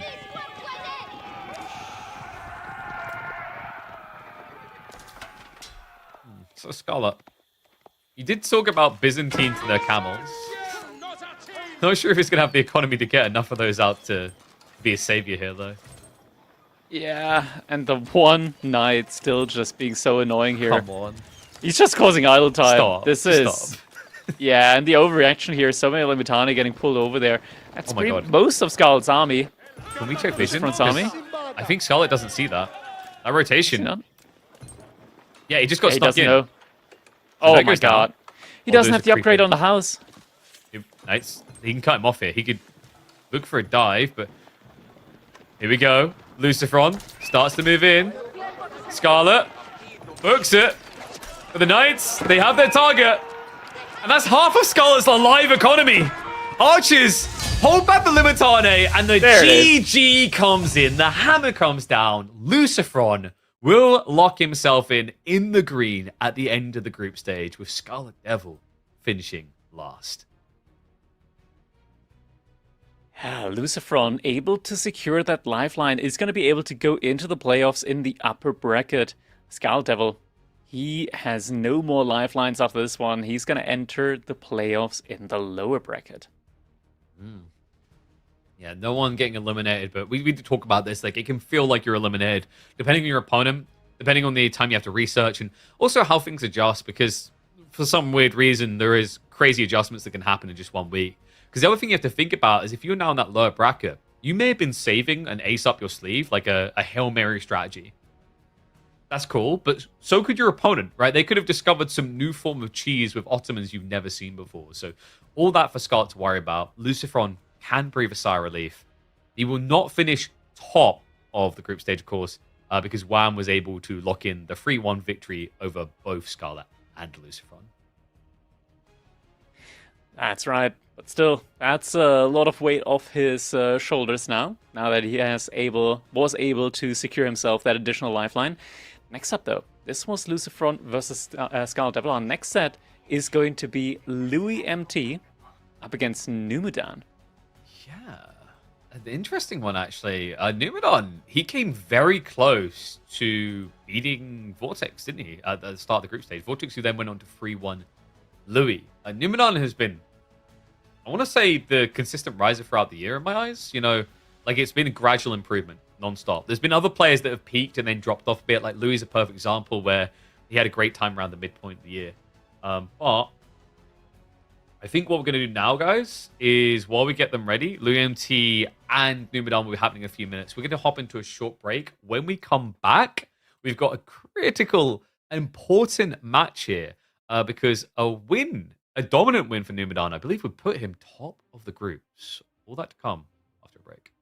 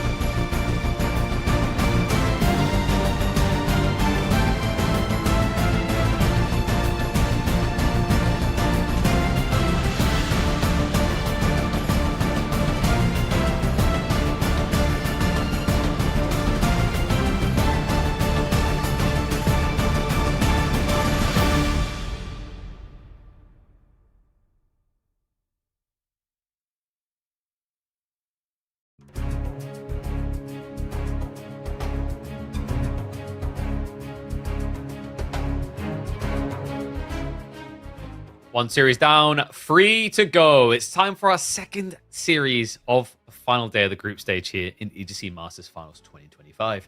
Louis MT up against Numadon. Let's just say, out of all the series today, this is probably the one with the potential to be the longest, Crackety. Yeah, I was gonna say, like, how do we compare this? This isn't the turtle up against the hare. This is the turtle up against the turtle. Yeah, like, you know, the fight And begins, they both hide in the shell. They just both fall back and just... They're peeking out every now and then. You doing anything? No? Okay, me neither. What about now? You know what's the best part about, like, beginning the analysis of this is? The opening pick supports this kind of idea. Ottoman Chinese, at the moment, I think has been hitting Imperial quite a lot, actually, at pro level. Like, it's pretty impressive, a blast from the past. Yeah, I'm getting Imperial vibes as well in this one. I think that probably what we're going to be looking at here in this one. One side Pro Scouts, the other side just Fast Castles, the other one then Castle Ages as well. We see a little bit of a Relic race, and after that, walls. Well, at least it's not ladder Lippany, where by walls you mean I built 2 stone wall tiles and now you can't get through. Why is that? Why have we still not replaced Lippany with real Lippany on ladder? I don't get it. It's been 3 years? 3 years? You know, the normal lateral Lippany, it has its charms. It has its charms. For example, sometimes you get those map generations where 2 of the sacred sites are not reachable for your opponent without going through your base. So, yeah, sometimes you can have some really interesting games on Lippany that you just can't have on other maps. We call that a friendly Delhi handicap, okay? It's appropriate spawns when they get that pick. But we don't have to worry about the spawns being trash here. EGC Lippany, on average, it's pretty fair. And this could be a hell of a blast to open up. Louis MT with the Ottomans, Numadon with the Chinese. Both of these players incredibly comfortable on these civs. And did I mention the fact Louis got his Golden Horde? Numadon somehow got the Sengoku. There's a lot of wild things that could happen in this final series. So let's dive into the action. Game number 1, Louis MT versus Numadon. Here we go. Looks like we are going to be getting that military school opener from Louis MT. And we're down here playing as the Chinese. Just a normal village opening. And I do like, KP, that we're actually getting the village opening. Because the village, it has been buffed for the Chinese. So now, even with the no IO opening, you can afford both the mining camp and the village at the same time. Yeah, I think some players have been reluctant because they've wanted to wait and then build the village out on the mining camp. You don't necessarily need as many gold workers there at first. That's probably like the one excuse you have to not drop the village straight away. Because the cool thing about the village is, like, when you talk about very high-level Chinese play, it's an optimization strategy. Like, you have to think of it like an outpost that won't fire back. But it does provide you an insane amount of protection, as we've seen in a lot of Chinese games historically.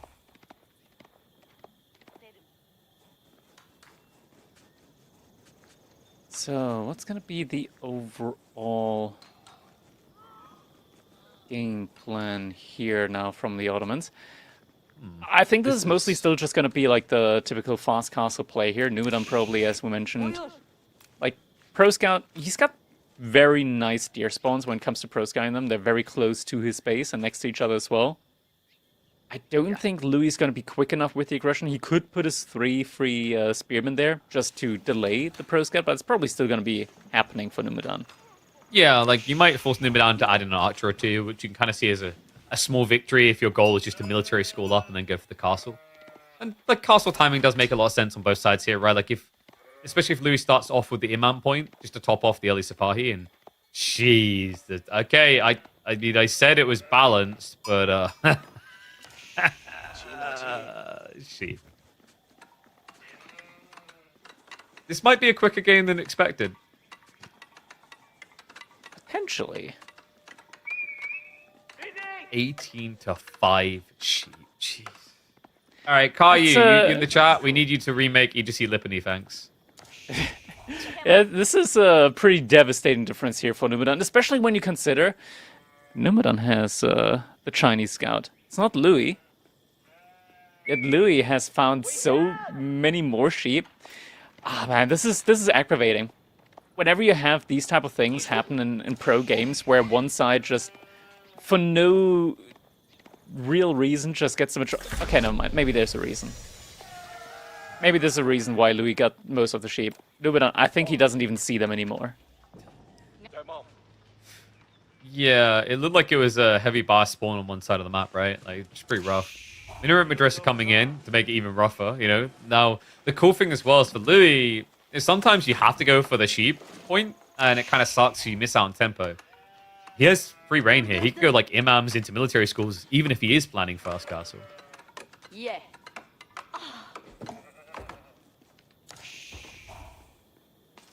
Ooh, now also starts killing the deer. This isn't really going to change anything. But yeah, Numadon, like, he is strictly forced into Pro Scout at this game. There is no other way for him to play this game at all other than Pro Scouting. There's just no other option. I mean, you could Barbican the enemy base, but we're not crazy. Yeah, it's a pretty rough one, though. Like, you know, I've seen... It's already running out on it. I mean, he's running out of sheep. Yeah, like... He hasn't gathered gold, though. He might have to go berries. This is weird. He hasn't gathered up enough gold for Pro Scout. Now he's heading in a barracks. Hmm.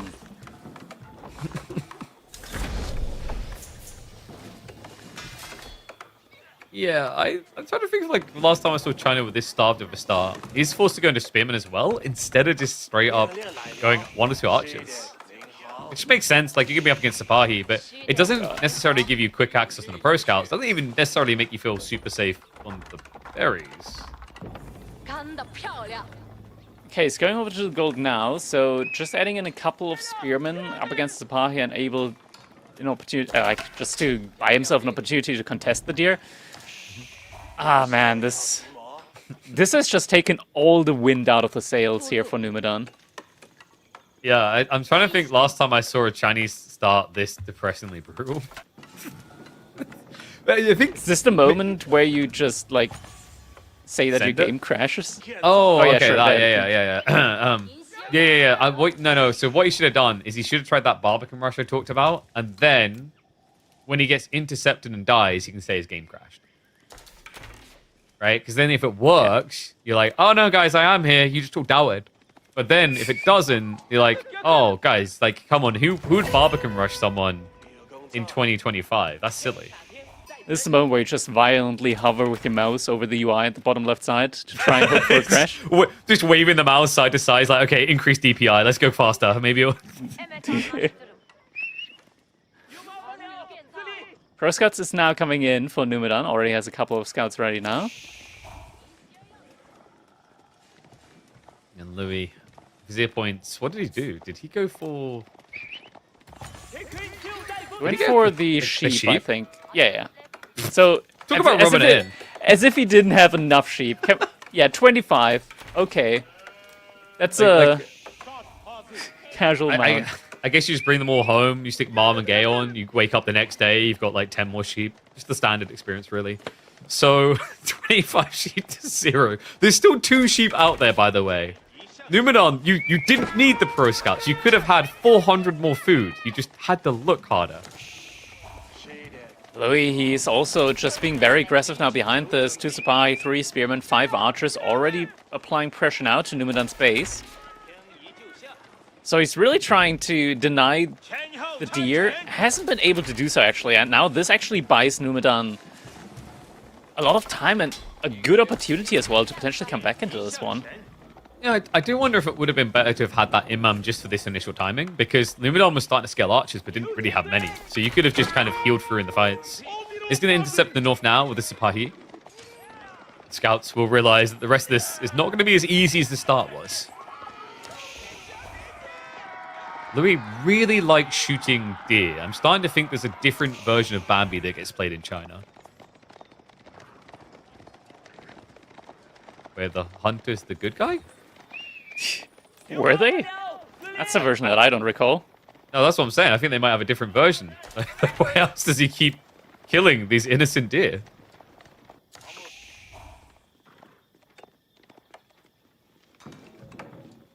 Feed your army somehow. Second military school coming up now.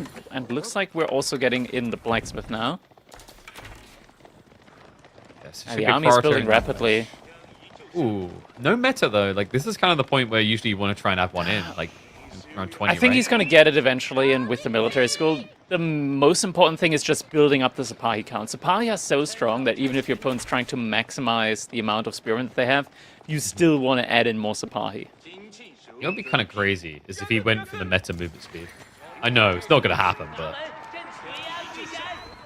I mean, it would give him a kind of wacky timing. There you go, drummer boy, queued up.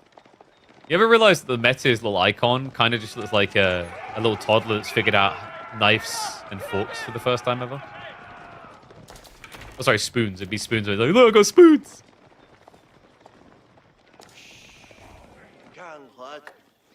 Actually, I like to imagine that they're not drums. They're just giant soup bowls. And the spoons are for serving everyone soup. And that is why people attack faster or have more resilience. They've just had a good bowl of soup. It's all about the soup scaling at the end of the day. Matter is now also in queue for Louis. I'm guessing that that's from the military school, though. I don't think he's producing that one directly.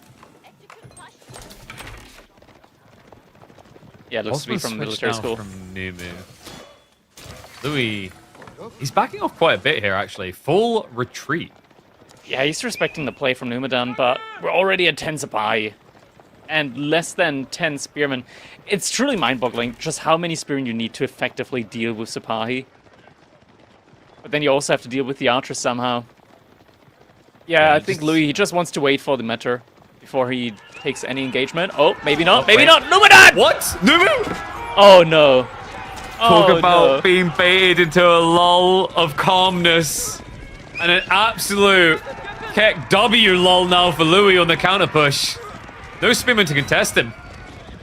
All spearmen just wiped out just like that. Fortitude got activated as well for Louis. Has expired, but GG comes in. All right, yeah, guys. I mean, there's... that was over. That was just over. No way back.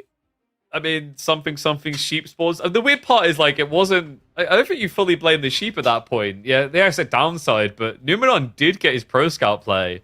It's just, it turns out it's ill-advised to run a bunch of archers into Sipahi. Who knew? I mean, when you're only, and I want to say, like, only 700 resources ahead of Ottomans as the Chinese with all the free military units that they're getting, you know that something just went horribly wrong there in that game for you. Yeah. That was, I mean, I know Louis is an Ottoman specialist, but that was a bit ridiculous. Like, you know, we were talking about how I've been seeing a lot of Imperial games. I really have. And these two are the two that you would expect to get there. Not be done in Vortex versus Lucifron speed times. Like, what?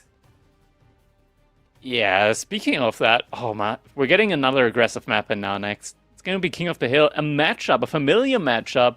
Order of the Dragon up against the Ruse here. And yeah, we get another... We get another reminisce of the past here, of that last fight. That never happened. That game just... That was a fever dream.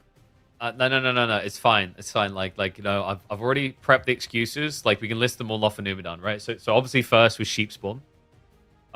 Second can be Ottoman secretly OP.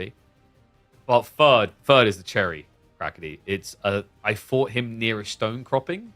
Therefore, even if it didn't look like it, I can blame pathfinding. Okay, so pathfinding, brother took the controller, internet went out, monitor suddenly went on. Yeah, there's a whole bunch of options there for that one. But in these situations, it's important to focus on the next game at hand. Because, yeah, that was a horrible opening. That was a horrible opening that we had there for Numadon with the sheep spawn. This next map that's coming in doesn't have that type of issue. You're getting your sheep right next to the TC, so no more unlucky sheep issues, no more lag, no more Vodafone, no more little brother took the controller and played the game for me. Don't forget, like all of his mouse movements were dragged to him trying to break the UI, so he couldn't micro his archers. Like, there's loads of excuses. We've got more. This probably isn't helping it, guys. Like, we're trying to cover Numadon with excuses here, and we don't have to really look at the. You don't have to look at the historic win rate just because Numadon. He's one of the players that I want to say like consistently improved recently. Like he's one of the up and comers that has finally like started really getting results in like bigger tournaments as well. So I think it's kind of unfair to like look at historical games. I mean, in fairness, I think he plays pretty well for a guy who doesn't have ears. I don't know what happened in our attempts to get rid of the background there. It's aerodynamics. Okay. That's how he didn't get any sheep. He couldn't hear them bowing. It's completely can't hear the deer when they talk to you. Yeah, so you don't feel bad when you shoot them. But what do you think? How many maps in a row, or like in the series, do you think he's going to try to pick Sengoku and it gets sniped? Most of them. I feel like 3, right? 3 is a pretty accurate number. I mean, there might eventually be some tough choices there for Louis once you get to like Sengoku or Shushi, Sengoku or Ayubit, Sengoku or Tuchlak. It'll be more difficult to decide. But next up, it's going to be King of the Hill, of course. And we just saw Scarlet Devil, another Chinese player here with Order of the Dragon on King of the Hill, up against the Ruse. So this is going to be an interesting one, I want to say, to see just how much of an overlap we'll see here with the strategies from Louis MT and Scarlet Devil. It's definitely a very different way to have to like draft with these snipes in mind. I mean, I'm wondering where Louis is going to try to make the Golden Horde work, though. Louis has been experimenting quite a bit because after winning in unethical ways in the initial KPMMs, because he discovered the Kipchaks very quickly, he has been diversifying. I've seen some really intriguing strats around like him batch producing crossbowmen, for example, like rushing the 950 stone tech and then that's a good one. Crossbowmen. Yeah, I've been thinking about that one a lot because I think out of all the like scaling points, I think into crossbows is probably the most effective one for your army or your DPS throughput. Yeah, and then like he'll eventually get Kadash Edict, and then you just of course get a spam wave of trash frontline that buffs up your backline. There's some intriguing ideas to cook with. We'll have to see if he does try to venture into it. But outside that, we haven't got Frisian. So like, I don't know, I guess it's really weird for Numadon on Kalauga. Like, if you could throw a curveball, go there and select Sengoku and Tuklak and be like, which one do you fear more? You decide. Both are weird, you decide which one you think is more weird. Yeah. And there are always all these options here, but next up, King of the Hill. I'm looking forward to it. No more excuses, no more sheep excuses, no more sheep issues at the very least for this next map. Game number 2, Numadon up against Louis MT. Can he even out the scoreboard? We'll find out now as we're jumping into it on King of the Hill. Well, there is jumping into it. Yeah. Yeah, you just got to get used now we're to jumping it. There we go. So if there's one thing for sure, Numadon, if he has sheep issues again, he's at least picked another pro skank civ. Let's see if it ends up as cursed. It really shouldn't this time around. King of the Hill, look at that sheep spread. Look at the balance of it. Wow. Wait, how did he miss one in the back of his base? No, not focus on the negatives. Louis MT with All the Dragon. I wonder if he's going to try a 2 TC build. Kind of like what we saw from another Chinese lad in the previous series. It's going to be the question here. Scarlet Devil, just in the last set, did play this exact same matchup. So we'll have to find out how much of a skill overlap we'll have here between the two. Oh, Numadon does spot the sheep at the top side, but that also means that he's not going to find all the other sheep. Yes, huge disadvantage, considering he went double hunting cabin, but didn't add in any scouts. I mean, too early for it, right? But that means by the time you could... Oh, might potentially get the sheep over there. Oh, he's not pathing towards it, though. You might come back for it later, but like it definitely feels like the bottom sheep, all 3 should be Louis. Especially the way that they've lined up. Like, this one's going to drag you across east, and then you're going to see the other one because you're already going that way, plus you have to come through the gap. And then, naturally, you're going to want to check the corner before returning home. So, yeah, pretty nice rotation for Louis.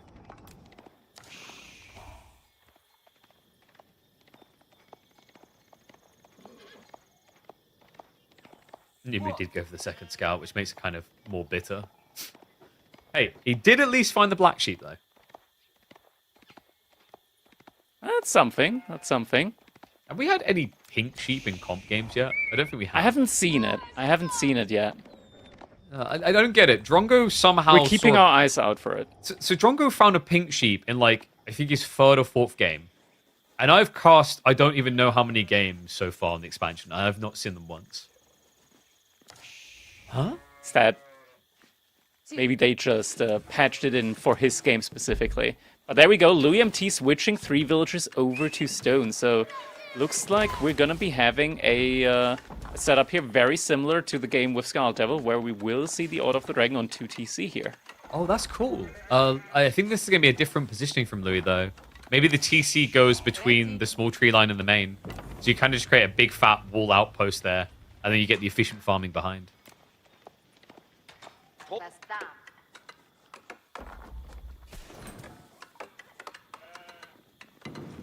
Other side, Numu, what's it likely to be here? Will he try to play some tempo aggression or just straight naked fast castle? Because we saw the fast castle build and we saw how easily it can backfire to 2 TC.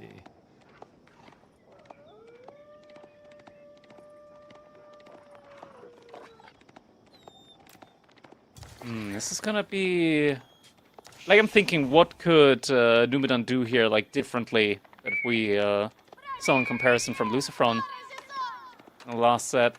I guess there was a certain factor of greed in the last set that came in from Lucifron in regards to going for a second keep instead of reinforcing with more units.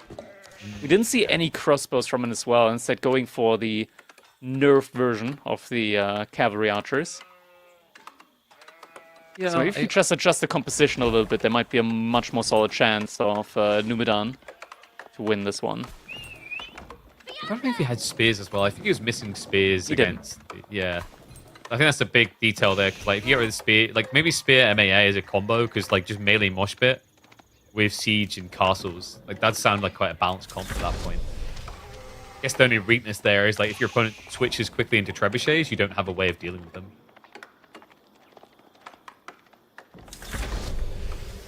Yep. Of course, going to be snatched away by Numadon shortly. Very obvious what he's up to here. Louis, let's see if that TC does get jammed. Maybe a little bit wider. I mean, I don't think you reach out towards the berries near the deer, but just blocking that tree line gap is really good. Oh, he goes more defensive. Oh, yeah, he's putting it right next to the Archon Chapel there. Just enough space for some farms between it. I like this placement a lot. Yeah, it's actually better than Scarlet's, because Scarlet's last game, if you remember, he chose to put the Archon on the primary tree line, but then he put the TC jammed right next to it, so he actually absorbed a lot of space that he could otherwise have used for farms. Fortress now also coming in. Numadon prepping for that eventual age up to the castle age. As typical on this map, does have these very nice corners there available to him for high trade house. He's already putting his scouts next to Louis' deer, so wants to take his away first. Yeah, I mean, you can prep extra scouts to take the close one at the same time, so you get that efficiency there. Let's see. So Louis, last time we saw some Scarlet, it was just like, let's bulk up farms, let's chill this vibe. He's got a really nice area to wall now because he's shifted across to the primary tree line. So you can use that small wood line to close the gap. And then probably we'll see another small wall across the primary TC, as well as walling the goals the same way that his scrim partner did. But now he actually did choose to do an outpost, but wouldn't be surprised to see a wall as well.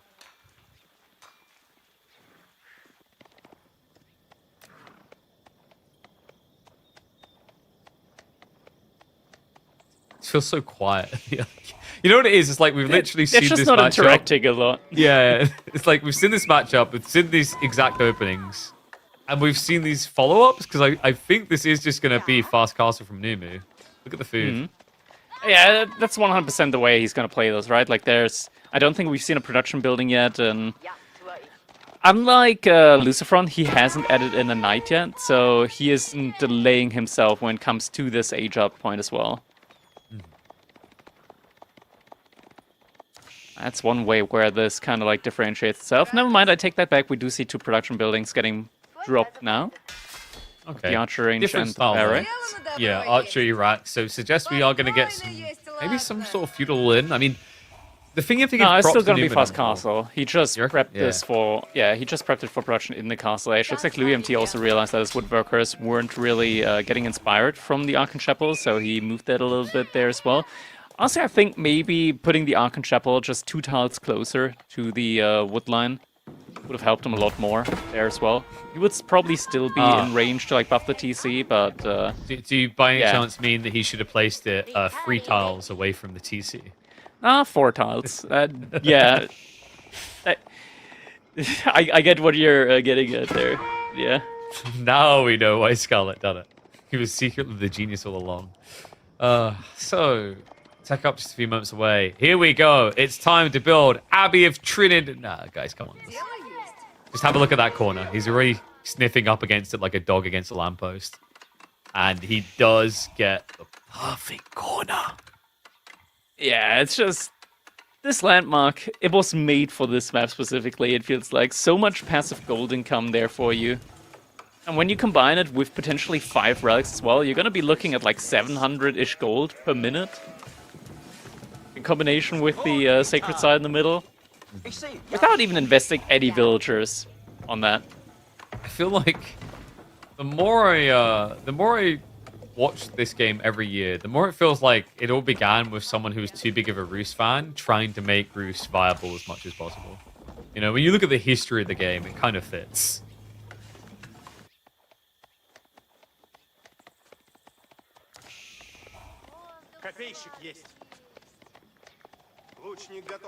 Interesting. We're gonna get the wider walls from Louis, by the way. Like, you know, before we try and keep it tighter and maybe set up an outpost, but if he just wants all that space for eventual farms.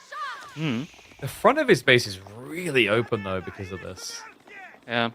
Numadon, he only just invested into units after starting the age up, but already has a couple of them out there. Louis MT with 2 spearmen, but soon able to click the age up in as well. Numadon will immediately be seeing that monastery coming in from him.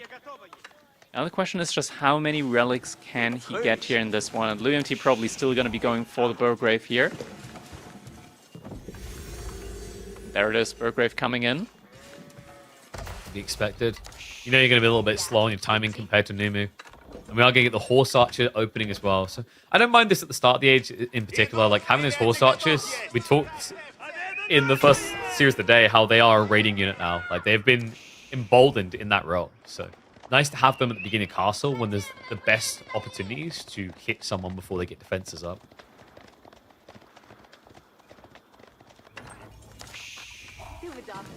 Especially against like a civilization like the Order of the Dragon, outposts are just kind of norm. Can we quickly check on the gold from Louis if he already has an outpost there? He should at early. this point. Yeah, he put it really early. Yeah. It came up before the wall. It was basically the first thing he done up there. Yeah. Just makes the most sense there for him. And the arms opening on the way now, which is where these Horse Archers are going to feel worse than they did in the past. First thing Numadon does with his Warrior Monk is not take the relics, but first start capturing up the Sacred Site. Smart move. Just get the timer ticking a little bit earlier. Question is, can he hold the Sacred Site? Yeah, that's my big query here, right? Because, like, you know, we don't have any stone gathering. Obviously, at this early point, no castle coming. No villager pull for a Wooden Fortress either. So it's going to be raw quantity. And that's where Louis does have a nice boon here. You know, we're seeing mass Horse Archers, which means you can kind of cheekily spam Gilded Spearmen if you want to. Louis just straight up going for the best quality, though. Gilded Men-at-Arms all the way.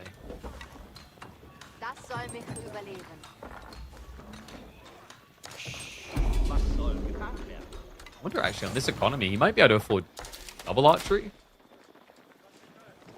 He chooses the stables instead, so presumably we're going to see Horseman spam momentarily.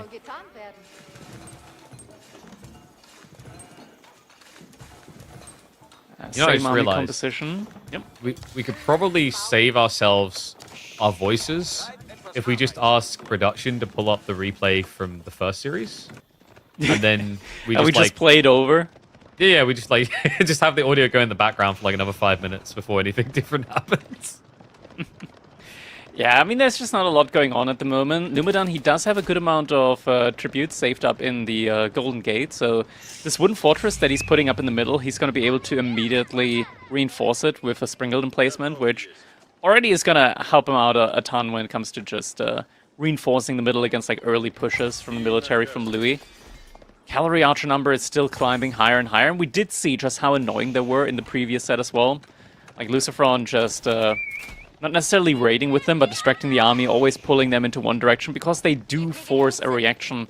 Louis here, we're seeing a little bit of a different... Nah, never mind, he cancelled up again. For a second, I thought maybe we'd see the reaction into going for the archers with the scale armor. That would have been a potential play for him, but nope. Instead, just decides to keep on reinforcing with the crossbows, which, of course, are just such a high damage unit. I kind of... Like, you can compare them to long-range hand cannoneers in the Castle Age. Numadon still flooding out more and more cav archers. Actually pulling his remaining army forward now as well. Might be going for a little push there as well.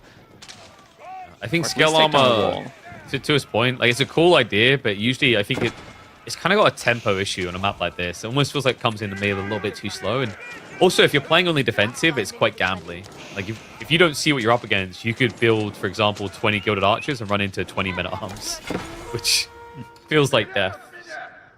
So I do kind of see why he just play it safer. I mean, you know, if you think about generically the strongest units of Order of the Dragon, the Gilded Crossbowman has been #1 most desirable for a long time. Yeah. Still, yet we're getting more and more of these cav archers. Numadon, he's really putting a lot of trust into that unit. Maybe too much trust. Yeah, that's the question. Is it deserved? Oh, you're actually going to be getting what you talked about. He's starting to queue Gilded Archers. He did that early as well, and he cancelled it. This time he got one out. That one lives, yeah. Maybe it is just a misclick then? Could be, could be. I mean, the horsemen are on queue, the spearmen are on queue, the archers are on queue. Maybe he QQ'd a little bit too much. Maybe it's a he's getting more. Numadon will see it and be like, oh no, men-at-arms time. No, yeah, okay, so we are getting them. Spearman placement, we get some harass out. Nice. Let's keep going, guys. It's just, like, you know, probably about 730 more shots. I got one of the villagers. Did you know that they actually buffed horse archers against buildings? Yes, of course. The increased consequence. Yeah. They're now horseback Chuknu. Wait a second, we already have that. Yeah, that's a Kipchak. Keep telling people the this. Other cavalry archer from the Ottomans. A Kinji, that's what they're called now. I'm sorry. Yeah, we don't talk They've about got a it, proper name now. They were called cav archers in the campaign, weren't they? They were called cav archers in the live game as well before they got renamed to a Kinji a while later. I'm pretty sure in the Sons Ascend DLC they're still called cav archers. Probably. You know, the campaign never ages. That's true. Like, you know, because people really want that matured, like, fine cheddar cheese experience, you know? Like carrying boars. Who doesn't want that? Now we do have a play into Springles from Numadon. Doesn't have any answers yet to Horsemen, Mass Horsemen. Also, Gilded Archers destroy Springles unless you have a strong front line. And that's what I need to see from Demu. Like, he's going to Knights now. The thing is, Springles have 8 tiles of range. Yeah. And the cav archers, like, by the time the archers are on the Springles, then the cav archers should also be able to engage on the archers. We don't have scale armor yet. But, like, the big problem here that I'm seeing for Numadon is, like, you need to get enough front line. Otherwise, if you're always retreating, the extra range doesn't help as much, you know what I mean? Like, it's why he's going hard to Knights. Like, men-at-arms might have been a more desirable thing here for Numadon, considering you just need to stand still.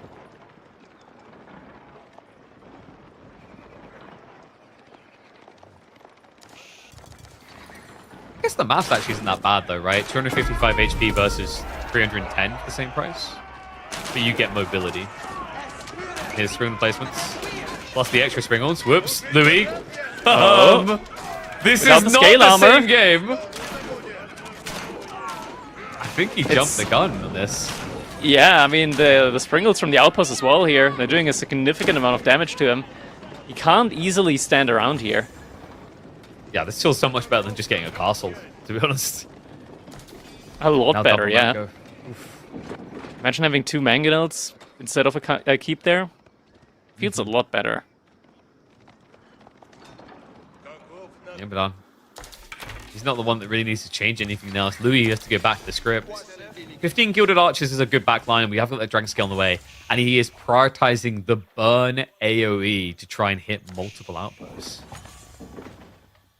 That's kind of cool, actually.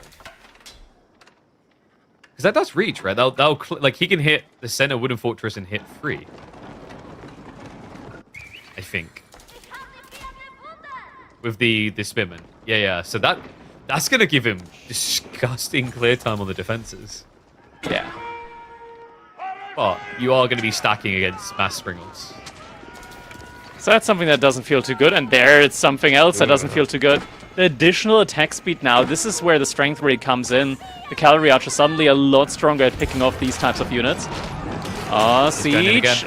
A little bit too far forward. Cap gets in the way, though. They form a front line. It's very thin front line. There's actually an opening to run straight through, but he's not going to be able to move for it. Gilded Archers go for the sniper on the back line, but I think it's far too much damage done here. Numadon. You even see the villager pull now from Louis MT. Demu should just be able to chill here. Yeah. Oh my god, that's actually so many workers. Oh no, yeah, they're not getting through at all. The siege goes down though. But the village is going down with him. Yeah. And I mean, there's still more siege in queue as well. Entire range backline's gone. He's got 3 minutes left. He's still got an eco lead. It's 5 relics. It's high trade house in the corner. I'm struggling to see the way that Louis pulls off a miracle here. Yeah, Numadon just with a different army composition. He learned from the game that was not Louis, but like Lucifron versus Skull Devil earlier. Now with 3 minutes left on the clock, Louis just lost 21 villagers there. And there's even more outposts coming up now. Can you imagine if like, it's just Louis off this one, like, why did they have to play first today? God damn it! He saw my strategy, man. It's not fair. It's not unfair to Furycraft that as well, considering we know that Scarlet and Louis do play together a lot and do work together a lot.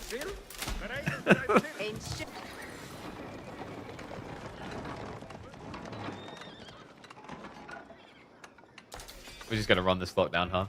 Louis is like, I got one last shot, coach. He's like, he's got 15 knights. I've got 1 knight. No. One whole gilded knight. Fun fact, by the way.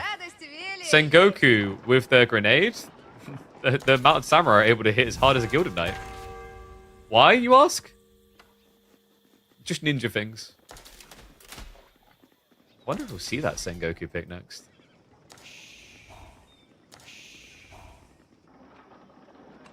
Sneak out on the boss. I mean, at this stage, a lot of people just stop focusing food and just get more siege and outposts and castles, but Numadon's on top of the world right now for those early fights.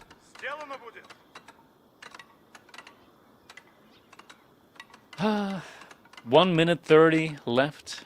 Louis, we're going to be seeing one last push from him. This is a different situation, though. When Skull Devil started pushing, he was at 200 out of 200. Up against Lucifron, who was at like 130 out of 200. This time they're even in the population count. Yeah, and Louis is pulling more workers. At this point, this is actually this is a counting stream. Chat can just count along, and we can see how good you guys are counting down. Starting from 60 now. Flash comes in. I don't think we'll reach at 0. It's not going to be needed. That mango hit straight away! He's pulling all the workers! Goes to the backstab. Well, he can't get in on the Springles. That's just a bloodbath, and that is going to be Numadon evening up the score. After a rough start to the series, he roughhouses the Dragons. Yeah, Louis was unable to T-cap the Sacred Side. Remaining units getting picked up now. Just a couple of stragglers remaining. The economy, it's just a shadow of its former past. And with 35 again, yeah, I mean, it's just over. GG comes in. Set's been cleaned up, 1-1. Now we're even, and as you said, now this just becomes a best of 3 from here on out. Indeed it does. And, you know, Numadon's still got some powerful picks. You know, Tuklak, a little bit of a controversial one right now. Sengoku. We start to see the way. You know, I think, not mistaken, if he wins this series, he still won't get top spot. He'll basically be like 1 point behind Vortex. He did lose to him on the opening, but it's still kind of showing you how strong Numadon is, right? Like now able to strike back with great ease, I'd say there. Even the Vortex series 3-2, you know, you go into this tournament, I think a lot of people would just had Louis pegged to easily beat Numadon in the group stage, but after what I saw there, I don't know, you can call it like cheating and seeing the homework beforehand because of the Scarlet Devil game, but this was clean execution out of Demu. Yeah, Numadon, he had a game plan there similar to Lucifrone's, but the execution was just a little bit cleaner, was just a little bit more straightforward, and in the end, did work out for him. Didn't take any unnecessary risks there. Next up, gonna be moving over to Kurlogger, and it's gonna be the Mongols up against the Shushi's Legacy. Interesting picks. I've got a feeling, would he have tried Sengoku here? I mean, I think Sengoku can kind of work on this map. There's just obviously better ones, but like it's still pretty decent because you can just go to the shoreline fish and get the buffed gathering. Yeah, also I think the Yatta is pretty, like, the gather rate from sheep is pretty decent. Yep, it was 2 per sheep. But you I also... meant the fish, sorry. The shoreline fish. Yeah, I think it's 4. Yeah. And then the other interesting thing is because you start with a deer near your TC, which is 5 of them, they're 5 times 4, so that's already an extra 20. So you can cap out really easily. There's a lot of berries out on the map as well. Yeah, they're a bit weird because a lot of them are just 2 stacks, but the boars as well being wide, and also like I think Sengoku are really good on fishing maps because they don't fish. You know what I mean? Where like someone else is busy setting that up, I just put a hot dog stand there. So probably Sengoku got banned, and then I'm trying to remember what Louis had on his draft. You get HRE. I don't know if you'd HRE here. Lancaster, I'm pretty sure was banned all around because honestly, my jaw drops to the floor anytime that Civ makes it through a draft. Yeah, Lancaster, it's one of those things, right, where the devs, they understand our concerns when we told them, hey, this is a little bit too strong about Lancaster, and they said they nerfed it. They meant well. Didn't work out that well. No. Did you do the math? Maybe next time. It's like, if you max them out, it's worse now. Like that's it's not much worse, right? Yeah. But also, you get more from Scuttage as well. Yes, but then the first 1 or 2 as well. So it's weird. Like manas are kind of buffed at the beginning, and then they are in some ways buffed at the ultra end. But the middle is where they feel a little bit weird. But yeah. Lancaster you see banned straight away. China did make it through. Like as we saw, Numadon already opened up with that, but didn't work out too well. No, it didn't. We don't talk about that game. Never happened. Remember, Kraken? It never happened. Yeah, what game? So... Can we actually can you just take some asset from the overlay and put that over the middle game there? Yeah, that doesn't exist. Can you just get like a picture of Kiyoyari smiling and we'll just like enlarge that and put it over it? I think that's usually the way. But it was actually the Tuklak that he tried to get through, which actually it makes a lot of sense. It's the only map with fishing. A French as the snipe out is quite intriguing though. Yeah, French on Kurlogger. I mean, we know that Louis is also a little bit of a magician when it comes to playing French and JD. So I can see the reaction there from Numadon being, okay, I don't want to play against French there. But Shushi's Legacy up against the Mongols, that's something that we don't see too many times nowadays either. That's going to be an interesting one. See just exactly how that's one going to... Okay, well, that's a little bit too big. Wrong one. Getting there. Almost. Yeah, no, that's the background. Maybe lock that. Well, bring him down. Bring him down. Yeah, there we go. There he is. Yeah. All right. Yeah, that one never happened. Yeah, there we go. Now, this photo is actually from 1995. His hair's not grey enough right now, so if we could just, did you want to apply a grayscale filter to that image? It'd be great. Maybe like 80% should work. Desaturate that bad boy. Oh my god. I wonder if someone does photoshopping with like grandma glasses as well, like the big Rita glasses with the when they got like the little bead necklace things, they can't fall off their face. Oh, he's actually doing it. Oh, there we go.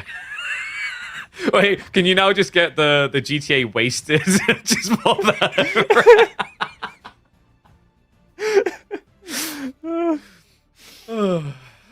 Oh my god. He's only got 40 seconds. I think he actually has gone to get the GTA wasted. Oh no. Oh man. Goodbye, Kiljadi. Yeah. And I do like that we're such an inclusive community of esports gamers, you know. Proof that you're never too old to try and make it the tippy top. Shout out to Kilyadi, who barely missed out on being part of this event. But 20 seconds out, Sushi versus Mongols. I want to say that this was like one of the most popular matchups in the last major tournament that had Calauga, actually. Quite frequent that we saw these with, like, you know, usually a focus on just trying to get Lance spam going on one side and Magadao on the other. I think you don't want to Lance spam here on this map, though. It's not really a pro scout map. I think you might want to just commit to the feud age, like Mass Shuganu play. But we'll see just exactly how this is going to play out as we're jumping into our game number 3 now between Louis MT and Numadon. Louis playing in the color yellow here as the Mongols' opponent. Numadon, Shushi's Legacy is the name of the game here for him. He's spawning in the color red. We're just already taking a look at the potential spots here for Meditation Garden. And this is a pretty decent one. There's like 4 additional berries there. You get like the stone, gold. It is pretty far forward though, so it can get harassed. But if you commit to feudal age, like it gives you a very nice jump start into like just an all-in feudal age. Yeah, it's 110 resources, and it gets the stone as well, so you could outpost near it as well to kind of protect it. But when you say it's really close, just look where Louis MT's TC is, and you need to add another really onto that statement. He abandoned the back spot near the deer. He pulls it right forward, Uva on the forward, gold on the forward. I mean, this is a pretty good position to just stage an aggressive assault from.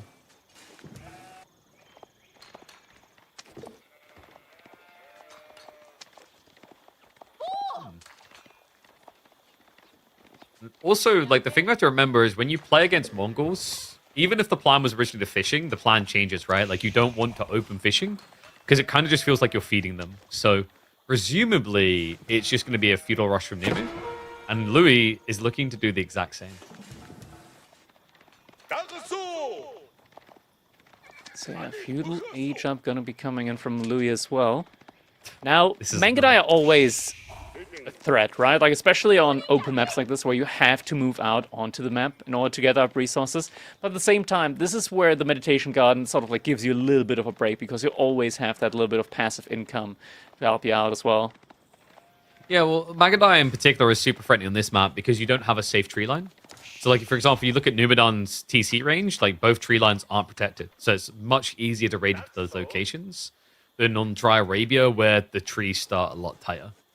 And I think, is he going to body block it? Ah, no, he didn't get across. He was trying to because he kept sniping the scout to get him low enough so he could try and run him away and block out a good placement. But it looks like I think Numadon did get everything.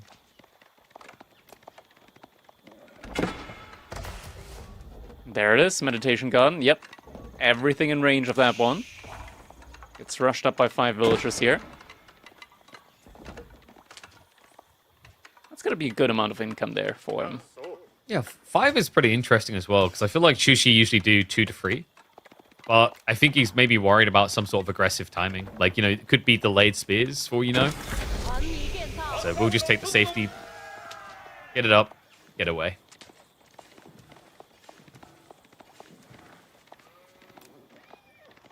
So now with an additional, like, this is going to be roughly, like, with a couple of trees there, like 110, 115-ish resource per minute there from the Meditation Garden.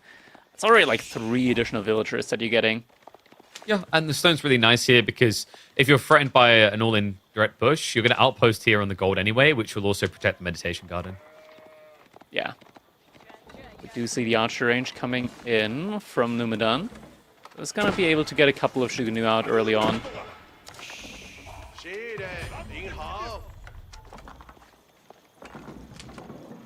This Khan is working overtime. Yeah, it's just annoying right now, just being a bother here. Soon. I might kill you soon. What do you mean you regen? What the hell? Behind this, Louis also did go out to one of the rivers here in order to expand with a little dock play there. Yeah, that's pretty cool. And then, like, if it had been dock play by his opponent, he always has, like, arrow slits up his sleeve. But now that he knows it's not, he can just invest all that stone into things like Magadai instead. Obviously on a delay now that he's chosen fishing.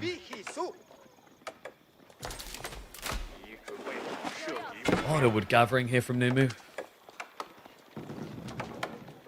Maybe you do stables archery here. I think like when you're up against Shuganu, you want to have the cavalry be the most central part of your army. So I think you want to have like just a single archer range, because there's a magic number that you want to get to in terms of archers. You want to get to exactly like 12 archers to be able to one-shot spearmen. After that, you want to have pretty much only cavalry to be able to deal with the Shuganu. They start moving up. Does suggest that we might be getting a Magadai beginning, even though it's already Chug. Like the outpost as well. Maybe we're already just levering that freestone. Already has enough for an emplacement. Is that 3 fishing boats already? Oh, sorry, just 2. No, I think he's got the villager. Yeah. I'm a fisherman too. Finally gonna walk back.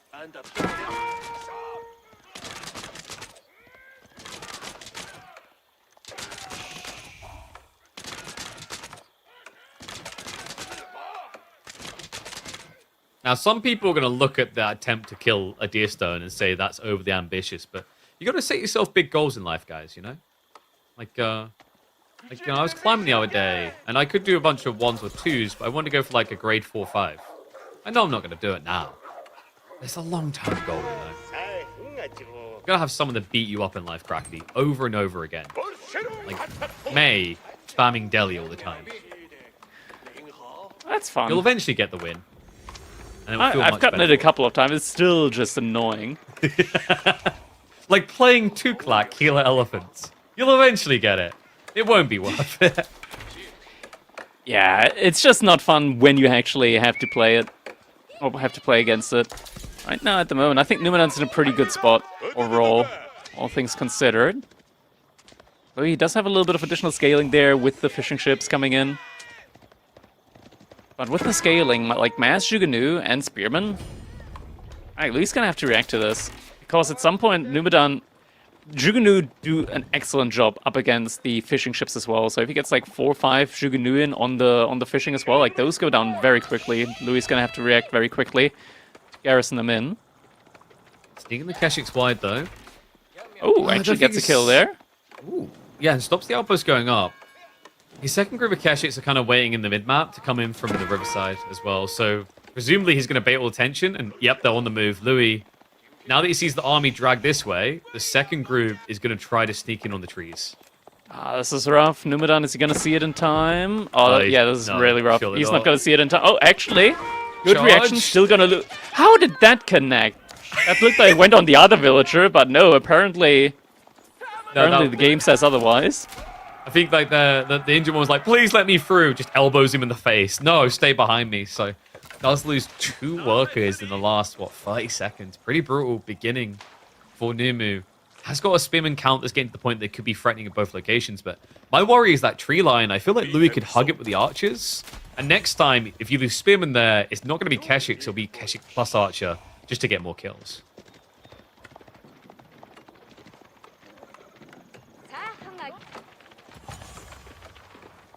Did he get the outpost up on the meditation gun? I'm assuming he did by now.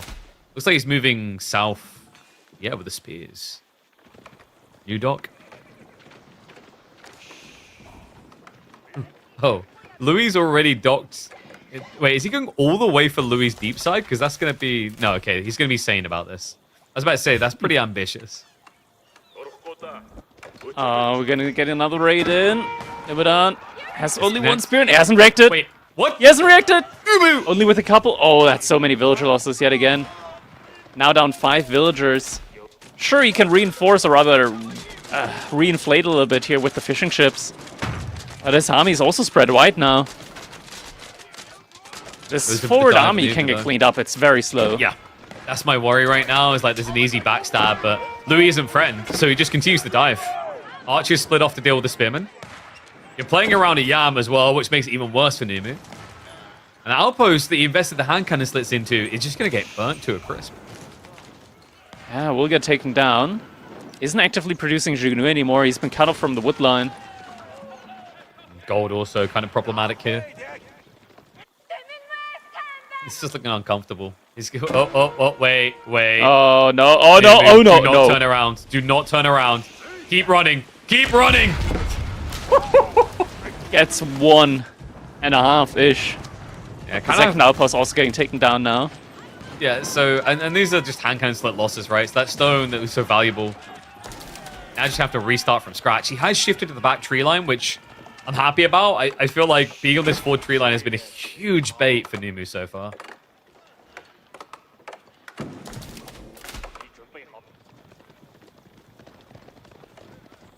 Now what's Louis do? I mean, probably just, what, bolster fishing, maybe just scale your archer count here. I can see kind of a Kurotai play around like 16 or 17 minutes at this rate.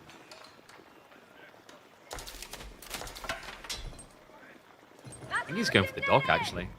Keshik's peel off. Yeah, he's gonna find it. I think he's gonna be able to kill it in time, though. But there might still be a villager lurking around. Nope, villager did move out. One fishing ship too many here, though. Yeah, that's gonna be one down very quickly. This just feels good with the Keshiks anyway, because it's just going to be them re-healing. This is their chivalry. Yeah. Spears Luckily, there wasn't any piracy active. Damn, the next level strat.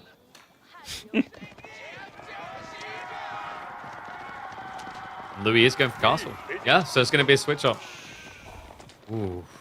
Step read out seems tempting, but I almost feel like Kurotai just gets you the win straight away.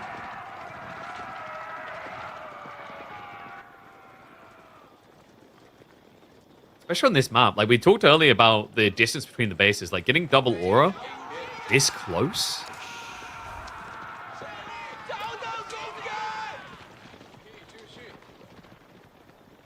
Demu, does he suspect the thing? Like, the way he's playing right now, I don't think he suspects the tech up. It's just he's looking for an attack point with all this investment.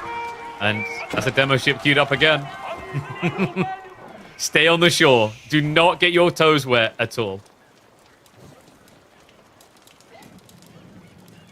Great wall of Shushi just came up on the back. Numadon is looking to creep in with the Keshiks. Kurotai is coming.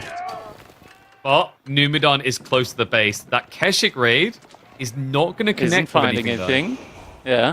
There's some big walls coming out, trying to protect the wood line now, but I think there's also still a Keshik around there.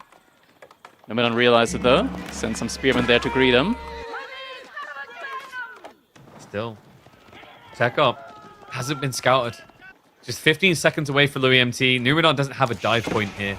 He doesn't have his own tech up anytime soon. Yeah, no armor tunes as well, so there's no real tankiness to this army now. Stone is pulling back. He was trying to actually chase it. Tech up in. Veterancy for Keshik should be the primary focus straight away here. Nice. Idling out the fishing on the flanks. Archers cleaning up the spearmen. Oh, maybe not. Wrong hotkey. Anyway, no one saw that. Ooh. It waits for the Keshiks. Does end up losing too. Veterancy for Archers should be the next thing to be queued in a moment here. Got plenty of people on the gold and wow. He realizes. He knows. Yeah, he didn't see a chance back for him in that one. So GG is going to come in. That leaves Louis MT now on match point. Pretty rough. Great win by the Mongols. Reminded why they're a fierce competitor on that map. And we talked about it usually being about Magadai, and I think maybe Numadon had that in his head when he goes straight for the Chugnu. But just a great pivot into Keshiks, and I think Louis is just strategically outplaying Numadon based on the spawn. Understanding that that front tree line, all those condensed resources, wasn't as good as it apparently seems when you're up against unbridled aggression. Yeah. So now we're going to be moving into potentially the last game, as it is now match point for Louis MT Numadon. He would have to win 2 games back-to-back now in order to come back from this position. Still has a lot of, I want to say, interesting civilizations left over for him, though. So it's not over yet. Sengoku, Tuklak, I think he had Delhi as well. Was it him with Delhi? There's some potent picks here. And it is going to be the Delhi for next map. Yeah. Ooh, Delhi versus Byzantines, though. That's I feel like this matchup has gone both ways in the past, though. Yeah. No, I think it's kind of map dependent. Delhi kind of fell off in popularity on Coastal Cliffs, which is interesting because when it first got introduced, even though it was a 2 sacred site map, Delhi felt like the unstoppable beast here. Byzantines, on the other hand, Bit of a weird one. I thought that they would never feel relevant here after the system build became full meta because of just how far away that starting stone is. Hmm.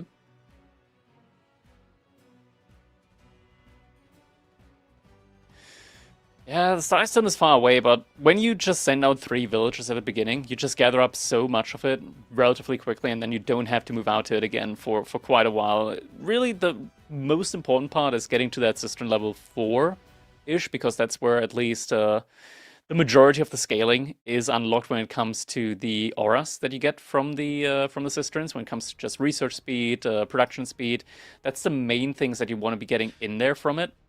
And eventually you will still be getting the system level 5, and just from building buildings, the passive stone income that you get in there as well, that's still always the opportunity to have.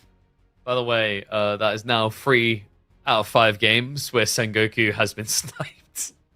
Yeah, Louis doesn't want them. Louis doesn't want them in there. For good reasons. Sengoku is a pretty damn good civilization.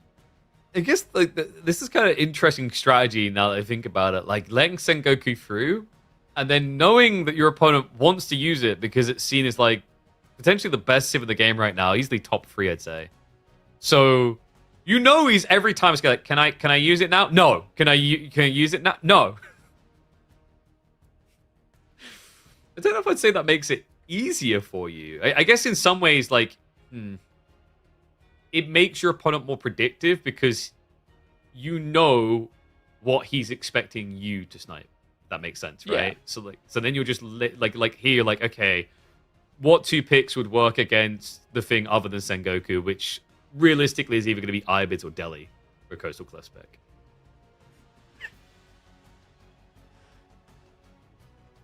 Delhi's also kind of synonymous, I want to say, with Coastal Cliffs as a map. We see them time and time again just being picked here to make use of the aggressive nature that is just present on this map. And when you're up against a civilization that doesn't go for Pro Scout, eventually the Pro Scouting is going to unlock for the Delhi, and that's just when they get a huge influx of food yet again, like at a point in the game where most civilizations will want to start adding in farms, when they want to start moving out onto the map in order to get food. That's just something that comes naturally to Delhi, and they can make excellent use of all the additional food with the Ghazi Raider. Once they get the Sacred Sites, the passive gold just allows you to blow up infinite scholars to the point where once you will start taking real fights in the mid game, it's going to be like 10 to 15 additional scholars, each with 130 health. Don't take any bonus damage from units that are just going to heal up all the units from the Delhi there. Makes it nearly impossible to take cost-effective trades in the mid game, where from there on out, you're going to have to just instead look for a potential age up to find other avenues of taking fights. But here we go, jumping into it. Now our game number 4, Louis MT. 3 villagers going to be sent out as he's playing with the Byzantines here in the color yellow. Wants to get that stone in quickly. Never mind. 4 villagers. Yeah, very, very greedy opening, but makes sense. Delhi, not a civ often known for sending out Dark Age aggro, and confirmed not to be with the Moss placement. Numadon, trusting a civ that in the past has definitely delivered plenty of wins here on Coastal Cliffs. Louis just kind of taking it a step further with this Byzantines, you know. The stone, we have to remember, on Coastal Cliffs specifically, it is very far away from the TC. So, you know, if you, for example, thought you were going to be up against a Dark Age rushing civ here, this stone would be dead to you. You just wouldn't even try to go for it. But here's Delhi. Civs like Marlians as well that are quite popular here. You're not worried at all.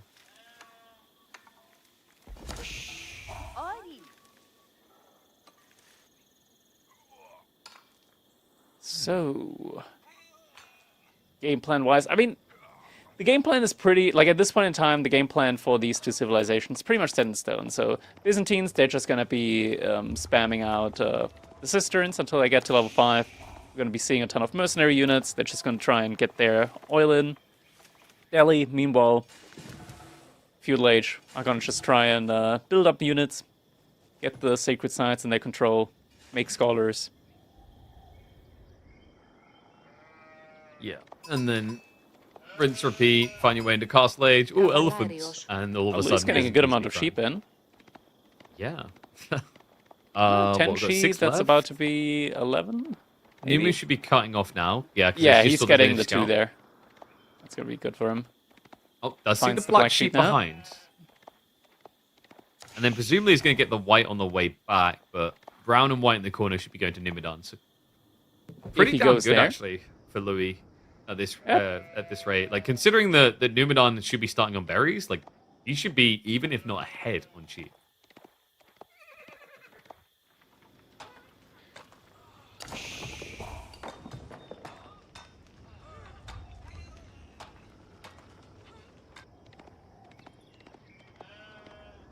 Dumb faith. It is. Wow, look at this. I've never seen the... Come on, guys. Can we just... Power victory meta. Like, just for a week. Then you can get rid of it again, but just a little bit of difference, maybe. Sometime this year.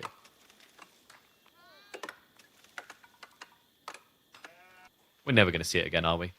Nah. Yeah, I thought as much. A boy can believe, you know? Power victory doesn't exist. Did Never we just, heard like, of her. imagine it? Is it like you... Is it like, you know, when you're playing Delhi, you press the landmark key, and then the key for picking a Tower Victory just ejects from your keyboard? Imagine if they made it so that Tower Victory also affected cavalry. Suddenly it would be the best landmark in the game for Delhi. Stop. Just stop. I'm just saying, like, imagine a Ghazi Raider going from 2 seconds between attacks down to, like, 1.6. Why am I imagining this? Why did you want me to? Like... Because now you can be happy that we don't have that. You know, sometimes you gotta appreciate the things that you don't have. But we do have that. Not Have that. No, like, we do technically have that. You just pick Sengoku and build Yadi Cavalry. Jazz hands. I think you're overhyping the Yari cavalry a little bit. They're good. I actually was at the other end of the spectrum that I thought they were being overused. But the more I'm seeing it, more I'm being converted. Yeah. Because, like, it is Sure, pretty that interesting. good. Like, double melee, same health as Ghazi, better attack speed, and then you get a Daimyo for increased attack speed. Like, it's pretty freaking good. I'm still shocked we don't see spears from Sengoku, actually. That's the one I'm waiting for. Sengoku Spearman. Yeah, they've got the movement speed tech. Yeah, but is that enough to warrant them? It's like, oh wow, now you're the same as HRE. Yeah. They get And some then you bonus get, range with it, like- don't they? They get Was it only plus speed? 5 bonus to worker damage. Oh yeah, that's what it was. Like, if that you- sounds useful. Yeah, it's like very situational. But like the idea of, like, you know, if you have a long feudal, you get the Oda estate level 1 and the Hojo estate level 1. Like, Spear Yumi is a pretty sick combo, you know? You're basically Until Sapahi arrive. The Asian HRE. No, but if the Sapahi arrive, you just stop them. Alright, this got very violent. Too violent for this start of the game. Very peaceful beginning. You know, they always Well, say just Rome chilling wasn't here. built in a day, but it seems Byzantine players do it in like 10 minutes. It happens very quickly like this. Yeah, the aqueducts, they just kind of appear. But now we're finally getting to the interesting stage of the game. Because here, this is where finally we started to get some military units out in the field. We're about to have Sanctity finish up for the Delhi. They're going to be moving out on the map. Scout from Numadon just hitting the aqueduct here, causing a little bit of an annoyance. Louis actually getting some horsemen in queue as well. Don't have any mercenaries for him coming in yet. It's still going to be a while out. Yeah, presumably we're going to be looking at like longbow comp here. Javelins Would make the most sense. Javelins are an option, but in theory you want to blob a little bit more. So longbows do make sense here. Especially since you want to like snipe out from range. And for that, just longbows are the most effective.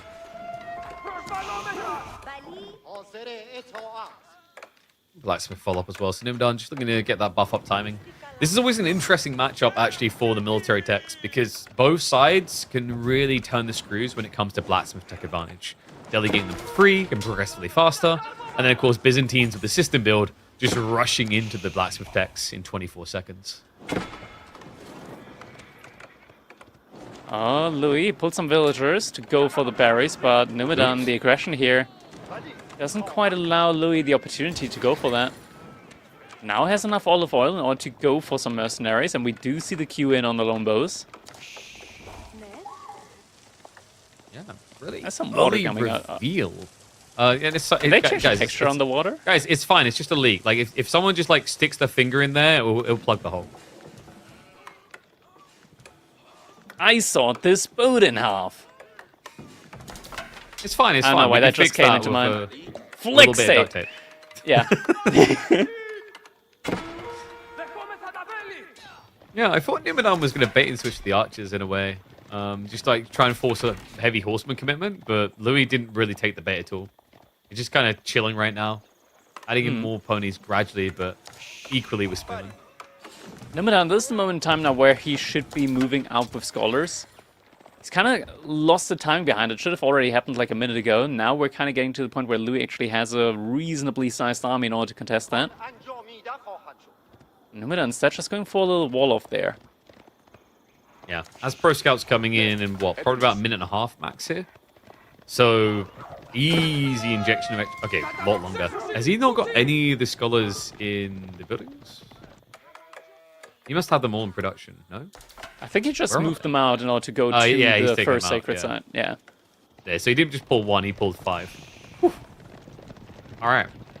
So, definitely getting this sacred site. I think that's safe to say. I don't know, like, does this feel necessary? Because you are sacrificing much better tech timings by doing this.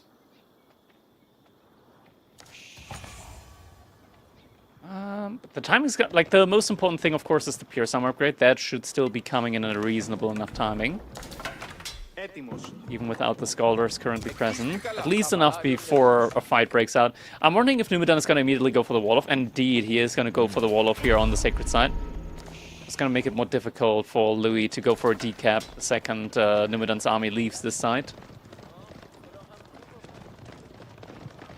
Louis, he is creeping out with the horsemen. Just going to cut some reinforcements. Does get scouted straight away, though. You just have to Scarpa. Oh, Louis. Wonder, does he feel pressured to try and stop the sacred sites, or is there a world in which he tries to play for that fast castle the Byzantines are renowned for?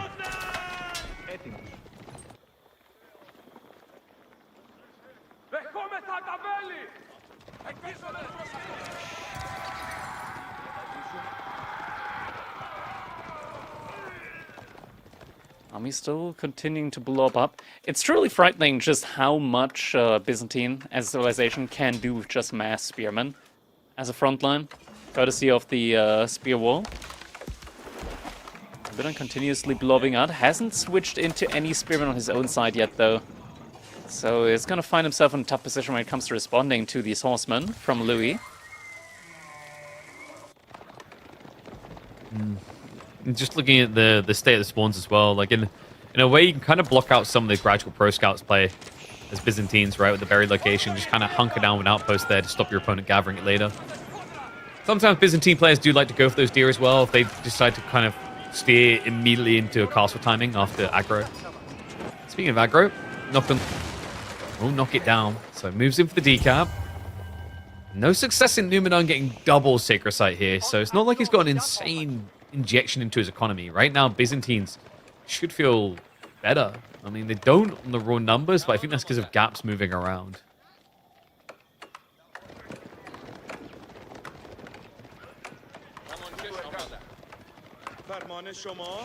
Numadon's still reinforcing very actively here. Hasn't given up the first sacred site. Isn't capturing up the second one. Actually, there is a little dot moving out, so maybe he is actually sending a scholar out there. Has a Ghazi Raider next to as well. But there is also... Oh my god, Louis, he's so smart for this, keeping a horseman nearby, but maybe Numadon sees that one in time. He does not. Louis, though, he does see the scholar. Yeah, and the army is now barreling towards the Byzantine forces, so that scholar is just going to get sacked. Louis is starting to stockpile the resources. 15 Lombos gets quite threatening, just make sure that they're there. Actually, might still be at home. Yes, only 10 on the front line. Ghazi count is quite bloated, so wouldn't be surprised to see Louis just continuously backing off here. Instead, he chooses to put it back into military. He doesn't want to let Demu have any sacred site control, as can be apparently seen by that.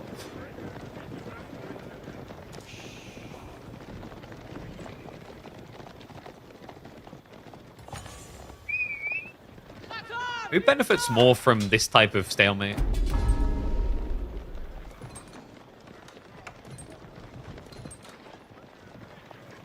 Brackety? Stalemate's about to be coming to an end here. Oh.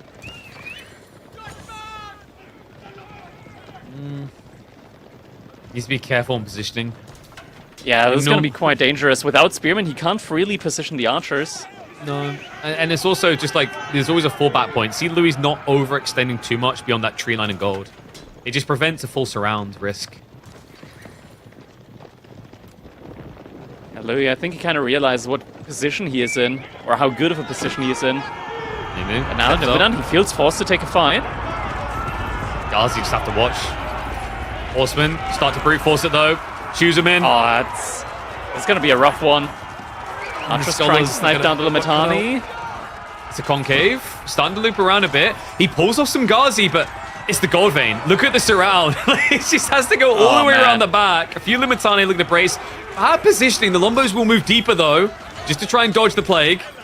But the Ghazi, there's not many of them left here. The Limitani count is still healthy. Louis MT just cuts through him like a hot knife through butter. Without any spearmen on the side from Numadon, the horsemen, they just all... There's still so many horsemen alive for Louis here. Yeah. It feels like he barely lost any at all. Just the front line was not strong enough. Yeah, Numadon looking more chalk than an Olympic climber's hands right now. I mean, where do you go from here? He's starting to save resources up. I don't think that's even intentional. I think it's just there's so much focus on Micro in this fight. He's not getting the reinvest quick enough. It's going to start leaking into the economy. Lombos will love to find those targets on the woodworkers. Horseman will give the vision, so snipes down a few workers. Louis, I wonder if he just goes for a tech up. Doesn't even need to. GG gets called. Numadon will end up finishing in last in his group stage. So he'll start off the lower brackets, whereas Louis MT will have that lifeline when we get into playoffs. Indeed, indeed, and man, this was a tough set for Numadon. He looked very strong in the second game though, but Louis, he made this one, or at least the last two games, look very, very clean. Very good execution here for him. Very good game plan overall. Not moving out too early. Set biding his time. Get a reasonably, well, not just reasonably, but a very large army going. I mean, that's kind of like one of the main strengths here from the Byzantines. It's the scaling factor that you mentioned earlier as well. It's the way that just the cistern scaling comes in. Means that you just have such a strong economy behind it all, and total resource gathered kind of reflecting the picture here as well. Mm-hmm. Yeah, I mean, this is the interesting thing about Byzantines. Like, they kind of benefit from that longbow scaling. It's why people go for it so often. Is like, once you get to 2025, it feels like an unkillable comp, unless you really poorly position. But shout out to Louis MT. That positioning around the stone and the wood came in key, came in crucial there. You saw it with the attempt by the Ghazi. It took them twice as long to get where they were meant to. They didn't find the impact in time. But my heart is broken. It means we don't get to see Sengoku sniped for a fourth time in this series. Yeah, it's been a theme. It's been a theme. It's going to be interesting to see if that is going to be a theme that will continue.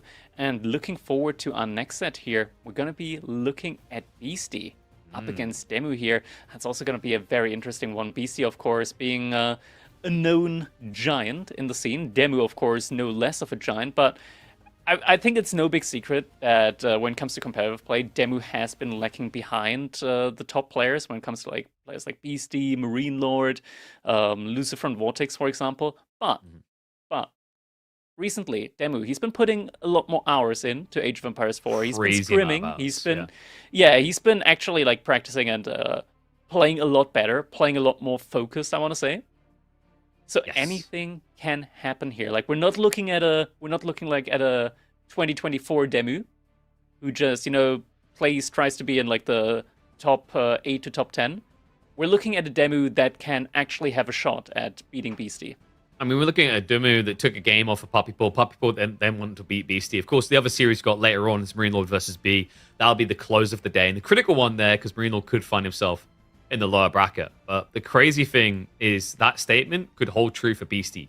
You're seeing it right there, folks. We're going to be heading into a break, but when we come back, Demu versus Beasty. Beasty, there's been some question marks about whether he's back to form, whether he's been able to warm up and get to that peak performance we saw at the start of 2025. While Demu, there is no question that the hours have been logged and the improvements becoming apparent.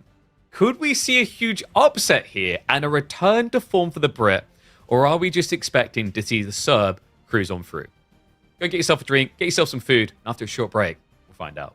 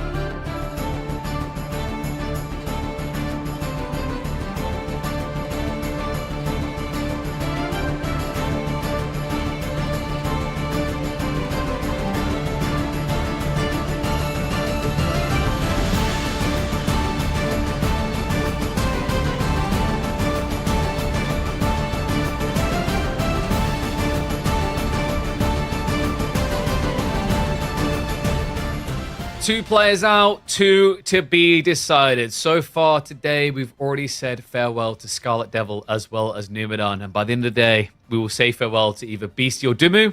And then finally, Marine Lord or B. One and all, welcome back to the EGC Masters Finals. Kind of a crazy situation to be in, Crackety. I mean, Numadon and Scarlet out, no offense to them, like this top 12, right? You say that's believable.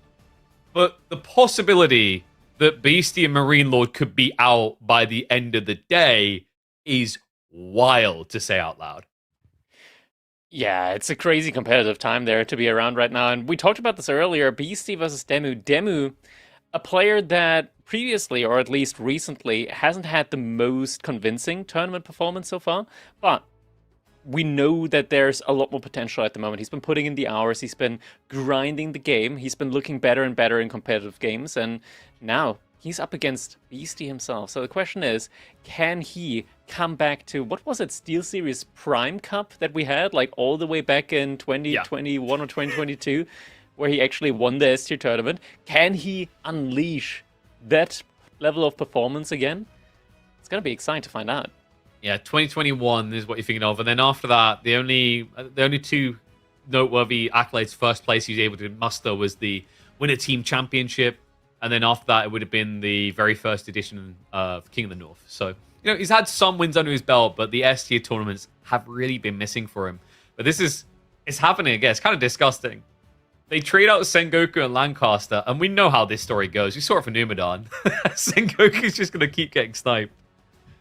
Same thing could end up happening for Lancaster, though, so we don't know if we're actually going to be seeing Lancaster here today, but getting Roos and Ayubits in, I think that's a reasonably balanced matchup for sure, and we're going to be jumping right into it. Game number 1 here between Demu and Beastie, as we watch Beastie spawning in here in the color yellow, playing as the Roos Civilization on Pigeon's View. His opponent in the color red is going to be none other than Demu, playing as the Ayubits here, and Ayubits versus Roos, it's kind of an interesting relation between them when it comes to just main strengths of the civilization, because Roos, I don't know if you're aware, KP, but they like making cavalry units. Really? What? That Roos? Yes. But you wouldn't believe it.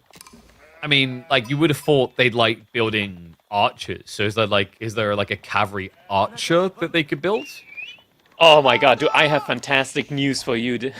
Really? Oh wow. Okay, I might have to buy myself 5 versions of the base game. Not because I need them to unlock it, but just, I mean, out of support for more Roos, you know? So, yeah, of course, Roos have received some nerfs in that area.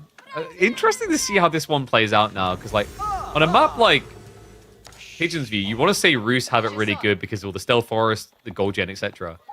Ibids use that for ambushing with things like Camel Lancers just as well. Yeah, but it's one of those things where Ayubits just really thrive in this matchup. Having the Camel on Isara, you just deny so much potential damage from a civilization like the Roos that just wants to pump those cavalry units.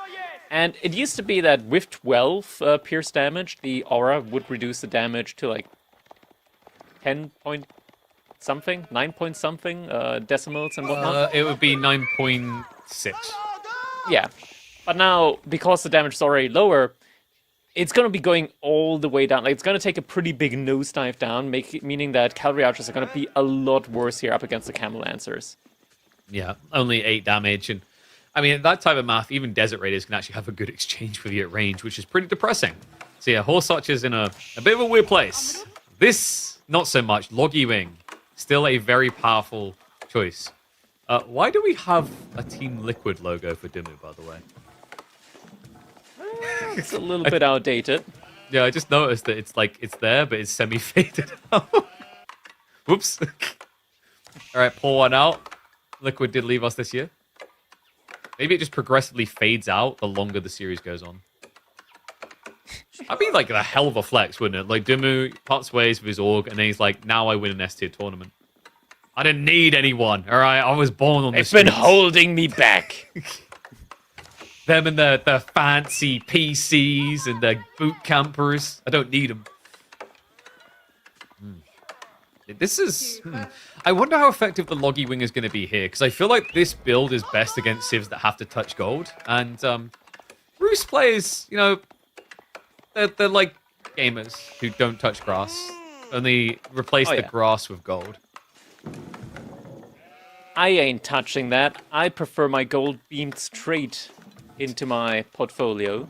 Yeah. I like just digging around in the deer here and just finding, like, I don't know, jewelry and stuff in there. I assume that's what's happening. You mean like yeah, sure. It's like at the butcher shop and like, oh man, this deer ate another gold nugget, man. Can you believe it? That's the 20th one today. I gotta stop feeding them the jewelry. Like, what's going on at the moment? Yeah, and they're like, oh, I can't go use a pickaxe on that mining outlet. I might get a blister on my hands.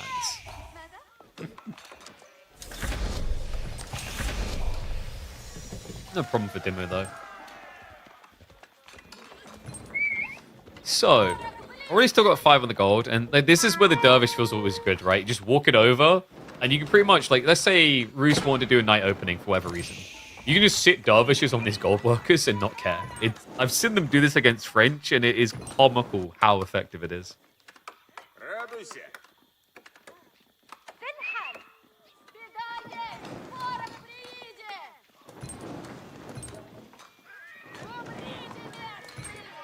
Horseman as well. Okay. I guess that's going to be his attempt to intercept pro scouts and also just deal with the predictable builds where, like, maybe Roos want to go into archers and following it up with the DR as well. So full cavalry comp from the IU. This is the way I like to see it played, right? Like, with the dervish, you want to have something to fight with. The funny thing, actually, is, like, you can technically just play against pro scouts. You can just play 1 scout and double dervish quite well. Because you can just not be killed by them.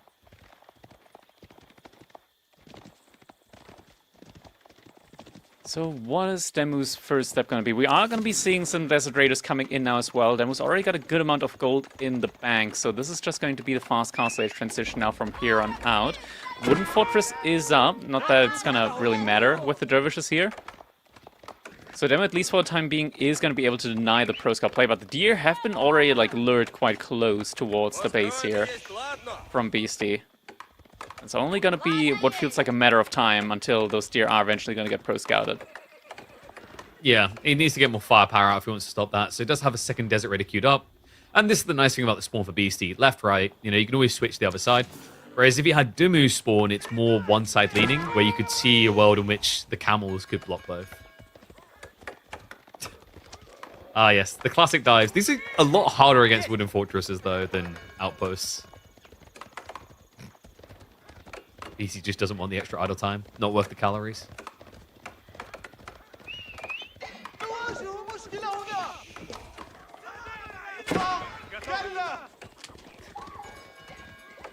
It's actually surprisingly effective. Like, you see what Beasty's doing. Like, he doesn't feel like he can stay in the tower. It's just, he's going to idle economy to not get a kill.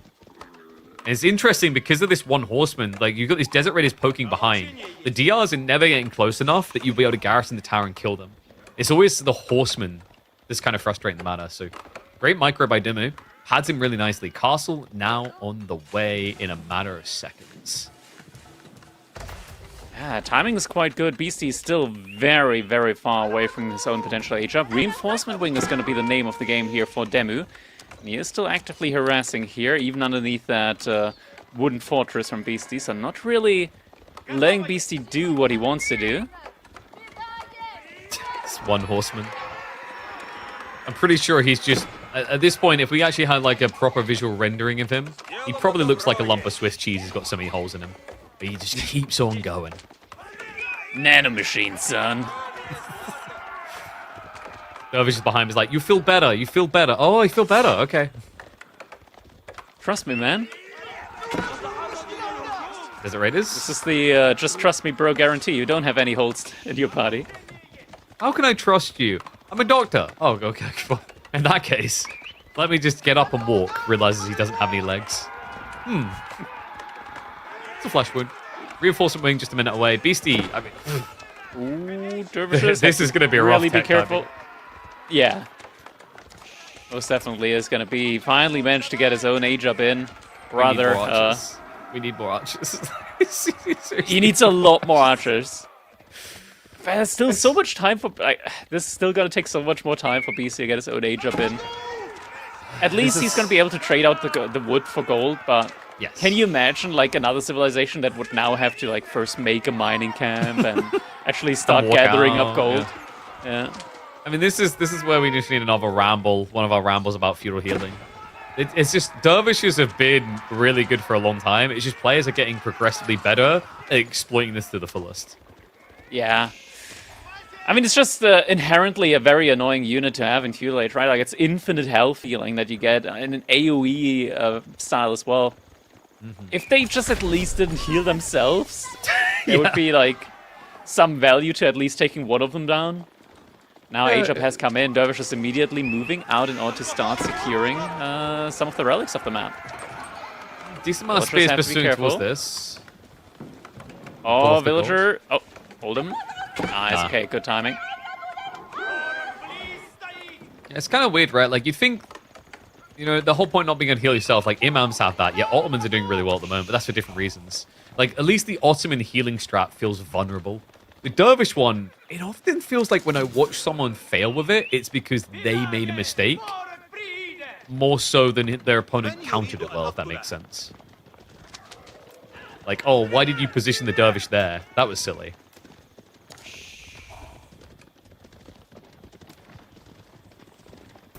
Those camels coming out will spook Beasty. He's almost ready to start his own tech up.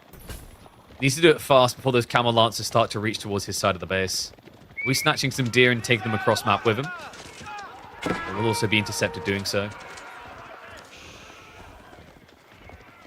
And that's not a good high trade house, right? Like, I'm pretty sure that tree line is... I mean, it's looking as thin as a 46-year-old man's tip top of the head. No? Okay. It's still gonna be good. Like, it's this is the thing. This is the thing with the change with the high trade house because of the way it starts scaling now. This isn't the worst. It's still gonna be ending up at like 150 gold per minute with tier 3. Yeah, it's tolerable for sure. On the mini-map, it definitely looks worse when you look at where the villages are. You're like, there's nothing left here. But relics, there might not be much left of that. There's already one bank. Sorry, 2 banked, one more on the way home.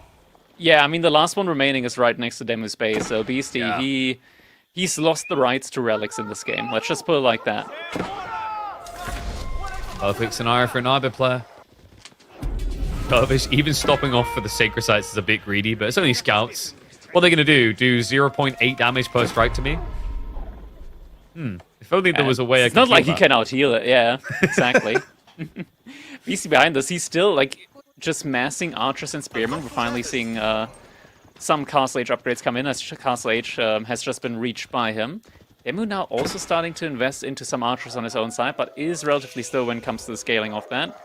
Some Camel Lancers also on the way now. Let's not forget all those desert raiders. Just going to be great raiding tools, you know.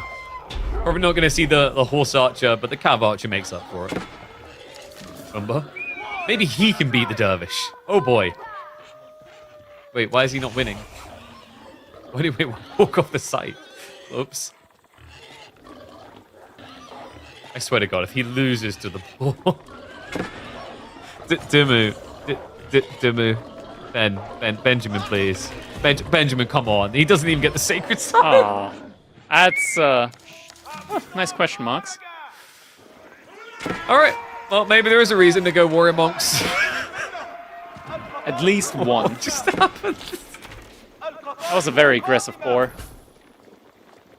Do boars not get affected by camel unease? What? I can't believe it. I mean, aren't they a form of cavalry? Yeah, aren't they a form of horse? Can we get a boar cavalry civ? Squint at it very weirdly. We totally need a boar cav civ. Just, like, make the hobbits in Age of Empires.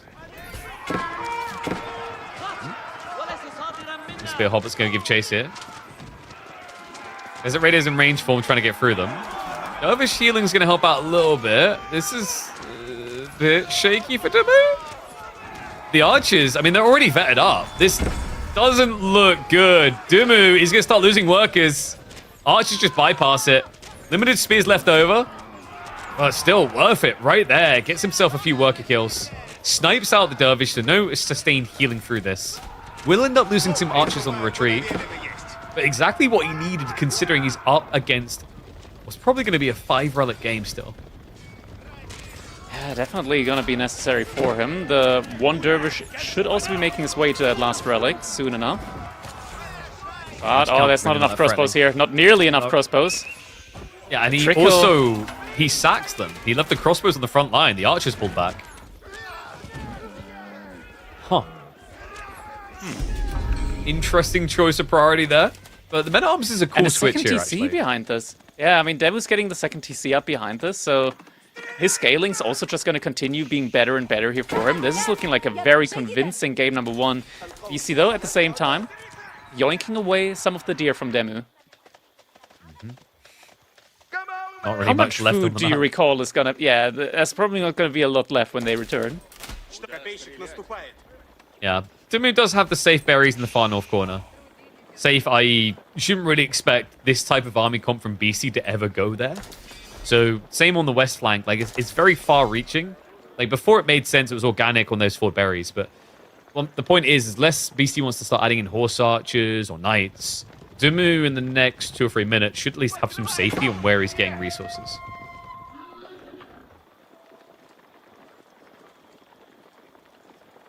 In this Pumba time. Beasty's like, I saw what happened to your dervish. Never again. No man the cloth shall fall to the pig. Not again.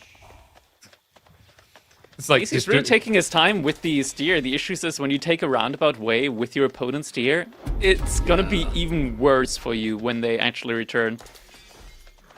I'm not sure. Can we actually? This is gonna be tough for our observers to actually like check up on the deer. Crossbows not able to finish off the camel lances there. Demu is falling behind a little bit in the army count. Army value still looking decent between the two. So I said there shouldn't be anyone here. Apparently, one guy didn't get the memo. Unfortunately for him, health bar not pretty. So Wolf and Ono will die. Brute. Yeah, that's 17 shifts to the back of that guy's back He there. does know, though. The problem is his army is literally on the other side of the map. Does Demu have outposts next to the berry spots there, I'm wondering? I don't think he did. He only set up a mill on the one in the stone, right? Yeah. Hey, He's just playing it this is blind. incredibly greedy. This is one of those things that should 100% get caught out, but it might make it through. Actually, never mind. It's not. Okay, it's yeah, absolutely not. He's hamming it. Yeah. He's ham sending it. Unless Beasty reacts with his military to this attack here, he's not. He's going forward as well. It's club straight Please away. wait for the drop off.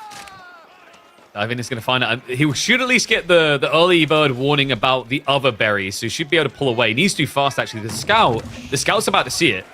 And Demu, he's not. Demu, why are you running Demu, there? oh no. No! He's revealed it. Bitches! Oh my god. So we'll get the cleanup. It's a trade so far. Fairly even one, but it's not going to be even at the end of this. Beasty can now go in for the second strike. Demu runs to the other corner.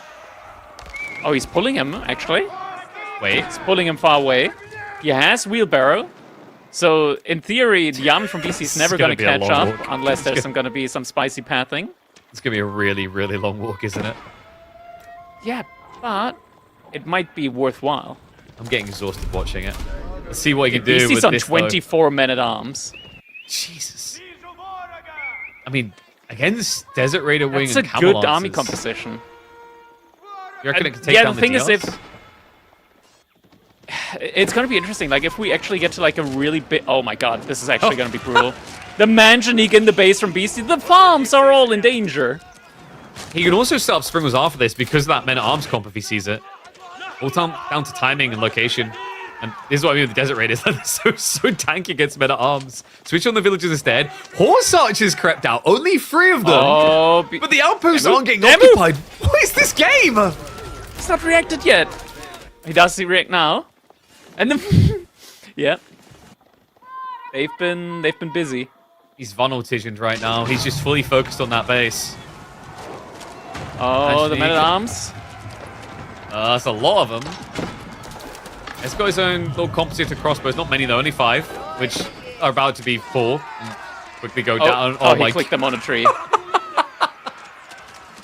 Well, we did get them 07. away from our base. That's the important part, Kraken. True. What is this game? I mean, it's a lot of eco damage actually, just plainly taking down the farms here. And the idle time. It's not insignificant. Yeah, and Beasty's still only on 1 TC. Sure, Demu's losing villagers, but any villager losses he can still relatively easily regain. Losing Dervish there, Yep. Yeah, unlucky. Demu's food income has plummeted a lot, though. Just because he got taken off of all of the resource there. And Beasty still put on the boar. That does get spotted out now, though. Back on the berries, back into the corner as well. Army's marching straight down the center. He's riding full blind. Both of them are. Springles are coming, though. This is what I was worried about for Beasty, but he may have just found the perfect moment. Demu, they're not complete yet. He needs to rush them up. Camel Lancers need to buy him some time. Desert Raid's trying to assist the rush up. These Springles take forever, man. Finally, a few in play. I think the hits he took in the back make that absolutely not worth it. Oh my yeah, god. not worth it at all. Demu, he's getting overwhelmed. It's double military now. Beasty, it's a full men-at-arms send. 31 heavily armored troopers. The army value 2-1 now. I mean, he doesn't really have much to resist this right now. He's got, what, 8 Camel Lancers against 32 crossbowmen? And he's got nothing also really double for the this. food income. And even though he burnt all those farms, we're still seeing that number maintained, at least for now, for Beasty. I'll see the second TC. He's already idled out the berries on the left side again. Yep. We've been here before with Ben. He will realize quicker this time, so gets the garrison. Villagers will just about seek shelter successfully. Cam Lancers and the Desert Raiders try to hold the chokes. They're about to get choked out here. Crossbow count simply too high for any sort of sustain from Dervish healing. Beasty, he found the timing. He's got the eco lead. He's returning the pain twofold to Demu. Damn, just like that. There's no way back in this one. 20 men-at-arms, 35 crossbows, more coming in, and GG gets called. Demu, a very promising opening, but Beasty just being relentless here with the army movement. The food, once the food just started not coming in as quickly anymore for Demu, that was when Beasty started taking control of the game. I'll tell you what, Demu definitely lived up to what he's known for. These unscripted, chaotic games, I think is the way to kind of refer to it. You know, we see it all the time from Ben. He's not known to just follow the absolute meta. He takes it his own way, and although it didn't work out, it kind of gives you a preview of how ridiculous this series could end up getting fast. But props to Beasty. First point on the board. Great way to start the series, and that's an interesting follow-up, because I actually think Tuklak will eventually make this map their home. It's going to be an interesting one for sure. Tuklak, we haven't seen too much of them yet. I think in most situations, oh yeah, we get a nice little playback there of when the Gaia started turning against Demu on that sacred site. Tuklak is an interesting one, mainly because of the way that they scale the economy in the first place, just getting more from every single drop-off, and that also does affect fishing ships. Their scaling is weird. I'll say that much. They have weird units. Their scaling is weird. It's just a weird civilization, man. As a whole, like it functions on a completely different scaling basis than any other civilization that we have in the game. It's gonna be interesting to see if there's like a specific game plan here. If there's something that they've maybe practiced here for Tuklak to be taken on Holy Island here. Yeah, it's an interesting one, because to your point around the eco, they don't have standard gathering techs. They just have them all clumped into one. A little bit less efficient, but they get extra resources, which is really cool. But the problem with that is, like, you're paying, I think, about 410 resources or something like that. So it's like 2.5 times the cost of what someone would pay for a standard eco tech. So technically, it's efficient, but it goes back to, and it's perfect because we've got Order Dragon here, the idea that holding on to resources longer to do something with it isn't a good thing, right? Like, that's a very big criticism in the past of Order the Dragon, is like, yeah, these units in theory can be really strong, but at the start of the game, you know, if I want to start spear spamming at you, having to wait for 160 resources to produce one versus 80 is a terrible disadvantage. This definitely is. I don't know. I feel like Out of the Dragon, it's like one of those civs where, sure, like units are a big investment, but that also means that a single unit in a wood line can wreak absolute devastation. And we've seen situations on Holy Island with Order of the Dragon where if you just have a single gilded Landsknechte sneak its way through in the later stage of the game. Let's say there's like a wood line with like 15 villagers, a gold mine with 20 villagers. If you don't pay attention, and there's so many spots on a map like that where you all constantly have to pay attention. If you don't pay attention for just a second, you lose. You lose everything. But the interesting thing, Crackly, is that both of these civs have that. They do. Right. I want to say though, the way of like losing everything instantly with the Tuklak, it's more like, okay, it's a trample from the Raider elephants. But I think it's not as strong. Like it's a lot more of an investment, costly to have enough of them in order to effectively get that off.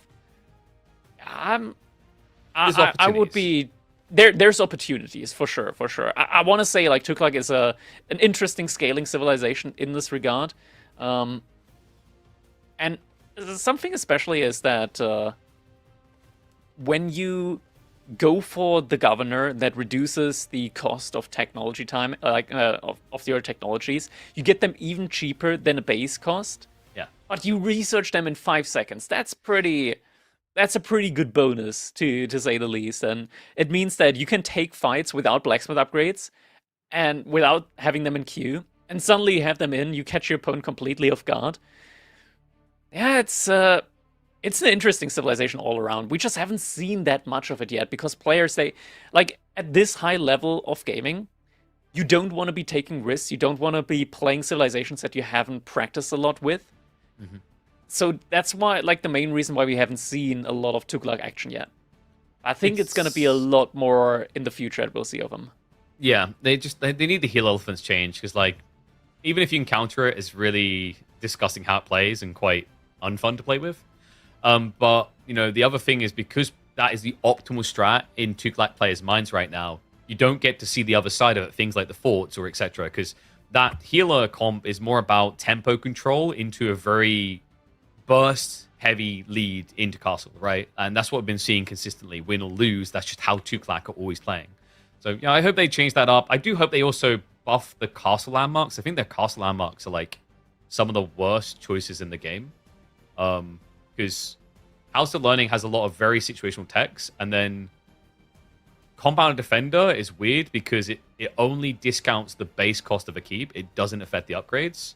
So, like, you can't even use that to make a good fort build. It's a really weird thing at the moment.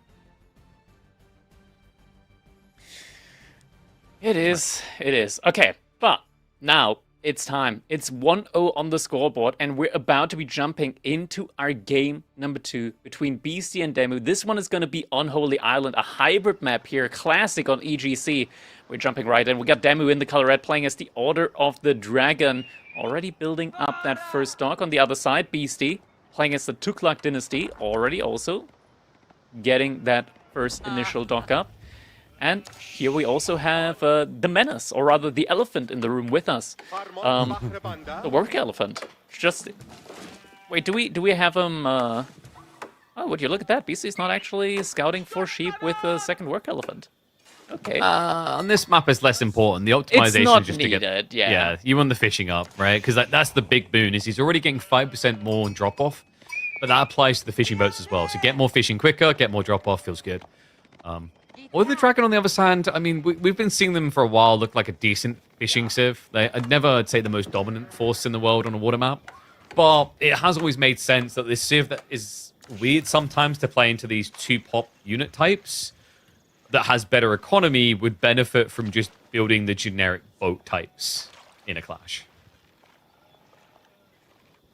It doesn't have anything special going for it other than just its elevated economy. And that makes sense here, right? Like, because it's going to be us just building boats. My boats don't cost more, so thumbs up. And then you also get the situation you mentioned in the pregame, like, hey, if you get 1 man at arms into the economy, it's huge, right? Like, the first unit, that's the interesting thing with Order of the Dragon is, when it comes to land, if they're ahead on the transitions, they're very oppressive. Where they can suck often is when they're behind on unit transitions, because it's so expensive to switch unit type.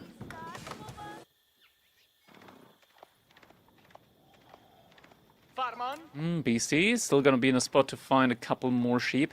It's always, like, sheep is definitely still not something that you should disregard on a map like this, because just in case you lose out on water or you get idled out on water, you want to have access to sheep safely in order to be able to still have uptime on your military production. Definitely. Sheep haul, of course, is just going to be even. It might matter down the line. We've seen in recent times people have gotten substantially better at actually winning after losing water. So the sheep can matter, especially at this caliber of player. We actually have some spearmen coming in now for Beasty. Interesting, before the age up. Demu's already very close to aging up, so I'm not sure if that spearman's really going to be able to achieve anything. More spearmen being invested into as well.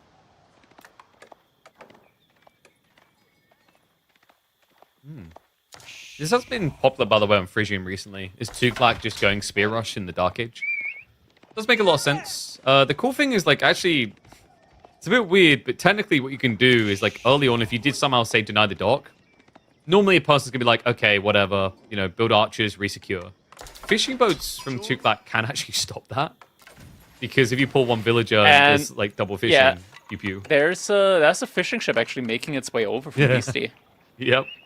Oh, that's cool, because Okay. the villager's still out, because he wants a second dock, right? Like, on Holy Island, you always want a second dock. Seems like that is not going to be on the menu here for Demu. But No. Beasty is delaying himself significantly with this. Yeah, and also Demu scouted it already, so he'll pull back early. All right. Villager is moving back, and Archon Chapel, I mean, it's not enough time for Beasty to do any significant damage here whatsoever now. Yeah, the fishing So boat it now might feels have a bit weird. potentially, yeah, might have potentially just really hurt himself here now with this. Is it just me, or does Beasty have a lot more economy numbers at the moment? He Do does. the worker elephants get counted as economy units? though they don't have population? It's a 2 fishing boat difference, plus all of the dragon villages producing slower, right? Yeah, but they don't produce that much slower. If we select all, we'll be able to see. This worker elephant should not be counted. Maybe I'm just on the eco imagining bar. it. Yeah. Like all of the dragon villagers, they've been buffed so many times. Like, what is it, like 2-3 seconds longer? I think it's 23 or 24. It is. Yeah. Archership is out now, so the spearmen are going to get repelled very easily. And now is the point in time where Demu can just immediately send that archership forward towards BC's side. He's got such a significant timing opportunity. He might not realize it yet, though, which is why the archership at the moment is actually sticking back.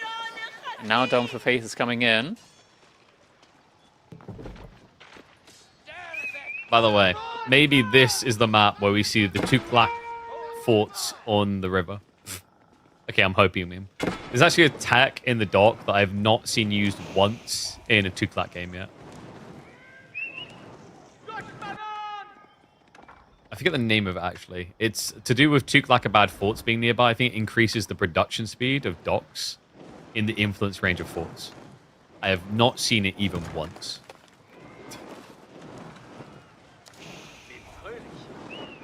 Yeah, me neither. I guess on water maps you probably, like full water maps, this is more of a hybrid map. I mean, if you think about it, we have the 2 civs that have, like, dock techs that we'll never see. We've got the 2 black one I just talked about, and then we've got fire stations for Order of the Dragon. So, kind of perfect that way, really. Yeah, that's more like a perfect for archipelago. If we see Tuklak an archipelago.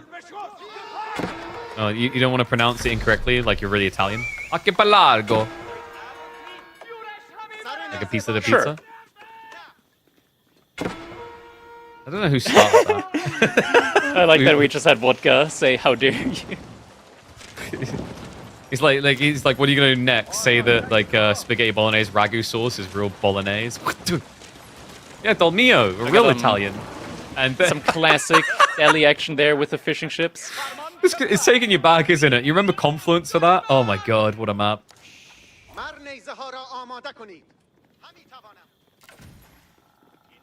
Now also getting some gilded archers in as well. Beasty, the first elephant, healer elephant, is in queue.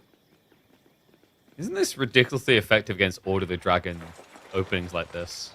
Isn't it ridiculously ineffective, though, against Order of the Dragon spears? True. He's adding them in now, but like, the men-at-arms, like, if you get double heal elephant, I guess, like, I don't know, like...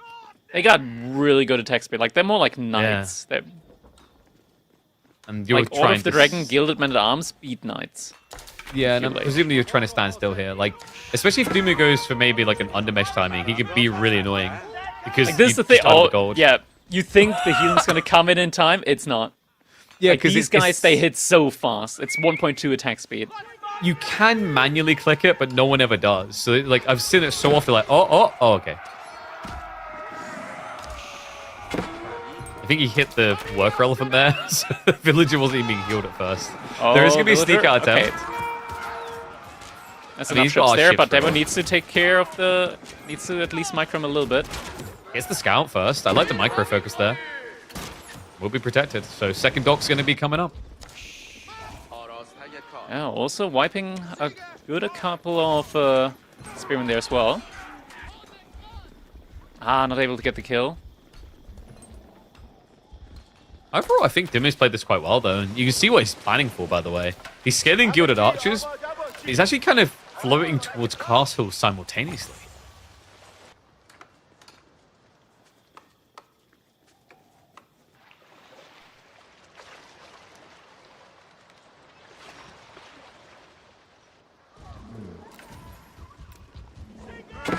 And this is the timing, the one that everyone takes to Reddit about. We have 2 healer elephants. 2 unstoppable healer elephants. Was that enough emphasis on it? I think so.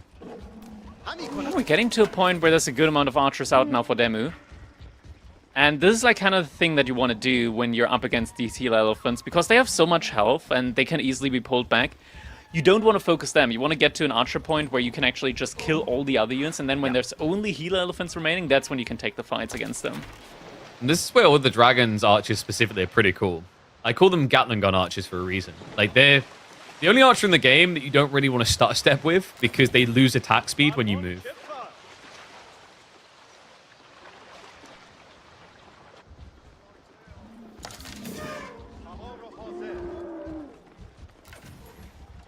What is the wing comp for Beasty here, I wonder? Looks like he's just trying to win water, right? Like, he's got a push-up coming. Double demo plus the triple springald on the move across. Demu, meanwhile, does not actually have much of a fleet here. He's focused fully on land and see if it pays off. Moves in, goes to the snipe straight away, does get the worker kill. Raider elephant. Raider elephant. Scares him away. Oh, we need one more archer to be able to one-shot the spearman. Already Still doing a good getting amount of kills, though. damage. Yeah, I mean, it's the attack speed difference is so fast. Spears. And Demu committing go now. Flash. And on the water. Same time Demu on water, though. Oh, is this the is hit. big. Look at the timing as well. Demu isn't even ready to start a castle up. He needs a big win on land now. This is a good start. Oh, he's Clears about the ready to army. go for Castle Age. I mean, just winning on land like this, and then going for a Castle Age follow-up, this could be perfect. He could rush a Burgrave Palace and just go for the all-in dive. Yeah, pushes With him the fully off superior gold. men So, at arms. like, Beasty can't mirror the move now. Technically, he can't even build more demos at this stage. And he's just going to Still adding in ships. Okay. It's going to be a slow burn through, though, surely. Demu's getting demos himself. Archers, nicely played. Beasty just wedges them straight on top of it. Does force the cancel. Beasty's been cancelled on land, man. Like, look at all of his gold positions. There's no backup option here.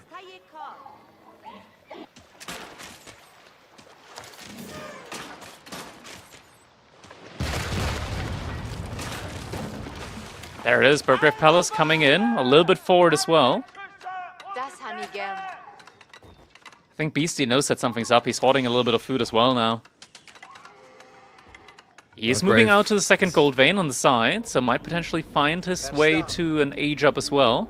Okay, but I'm he's just wondering, waiting. like, do you need Burgrave here? You don't need it, but like now that you lost water, right? Like your food income is gonna be a lot slower. Beasty's on 19 fishing ships. It's true. I was wondering if, like, with this type of map control, though, like a Regnit's timing. It's always weird with Order of the Dragon because you can never get a head start like the HRE can. Yeah. Double outpost camper. Demu, Veterancy's full. The men at arms can be a bit faster, but he only has 3 of them is the problem here. Gilded Archer is going to find a freebie on the workers, as he does get the person building the docks.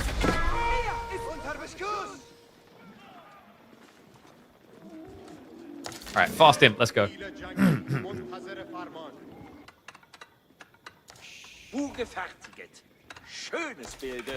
That's the monastery here now as well. Men-at-arms coming in.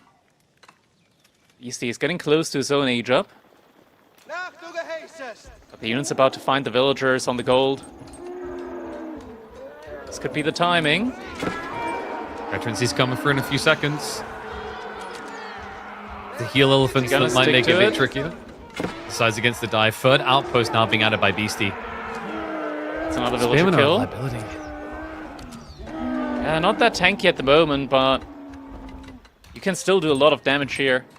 Yeah, we were thinking about though. Goes around back, and now we see the age up coming in. House of Learning, okay. I mean, he has a lot of elephants, but like the House of Learning for the Tuklak really should be called the House of Useless Elephant Tax. I just like the way you say it, as if like something unexpected just happened in real life. House of Learning. I wouldn't Sorry, go stop for it. it. Crap. No, I mean, like, I don't play games to learn. All right, I play games to win. That's different. I don't know. Like, I think Tuklak's castle choices are pretty bad. Like, House of Learn, like I said, it's super situational. Most of them are elephant focused. It is nowhere near as good as Delhi's. It's ridiculously worse than Delhi's. And then Compound Defender is just bad because it doesn't help with building the fort levels up. Elephant raid. I'm evacuating the wood line entirely. Doesn't really need any wood at the moment anyways. But now should be getting the burn through. Archer upgrade isn't quite in yet. But you can just see how quickly burn through is coming in. And the elephants, they're just falling like flies here. Yeah, even without the Archer veterancy, I mean, it's just Gatling gun mode with these things, isn't it? Sniping out that back line. Force the commitment. Raider elephants. I mean, you could stampede. He's going to go for it. Gets behind them so they can't retreat. They say, why would I ever retreat? I'm in my prime. Men-at-arms. Where'd the villagers go? They don't exist anymore. The heal elephants weren't either. Veterancy just kicked in, so they can get shredded. So Beasty, congrats. We've reached castle. We seem to have the same issue we had in feudal. Gold is going to be a difficulty. He's losing a lot of the archers now, though. But it doesn't feel like it matters too much if he's able to take these outposts down quickly enough now. And in theory, all of these units, he's already got 2 scholars. He can heal them back up again. BC trying to be a little bit more sneaky with the gold gathering now. Yeah, this villager's going to get sacked, though. Does the right thing, pulls them south side just to buy more time elsewhere. That Raider Elephant is still being a pain in the ass in the base, by the way. Finally, 1 spear. That's all it's going to take. Yeah. That's right. Just run, you gets coward. out of there. I like the noise it made as well. Like, screw this. I don't get paid enough. Wait, did he leave the archers on the gold and pull the men-at-arms? I think he Yeah. did. It's, might be able to still get a snipe or 2. Nope. Get stuck on the stable instead. Now, what have we learned from the House of Learning so far? Yes. Have we learned we didn't want it? Yeah, pretty much. You see, he's got 23 on gold at the moment, so a ton of gold income for him. Food is still looking great with all of the fishing ships that he has. Knights aren't going to get the most value, though, thankfully. There are some spearmen in defense. Yeah, he's just basically used men-at-arms complemented by the trash Gilded Archers while he builds the better unit, right? The crossbowmen behind this. And BC is just doing a Lancer dump. Like, I've seen this a lot out of the Tuklak, and this is where like, they look a little bit weird, right? Because, like, you don't have any real upside with Lancer production outside of that 5% extra and drop-off. Army is still here, moving forward. Just taking down the production buildings at the moment.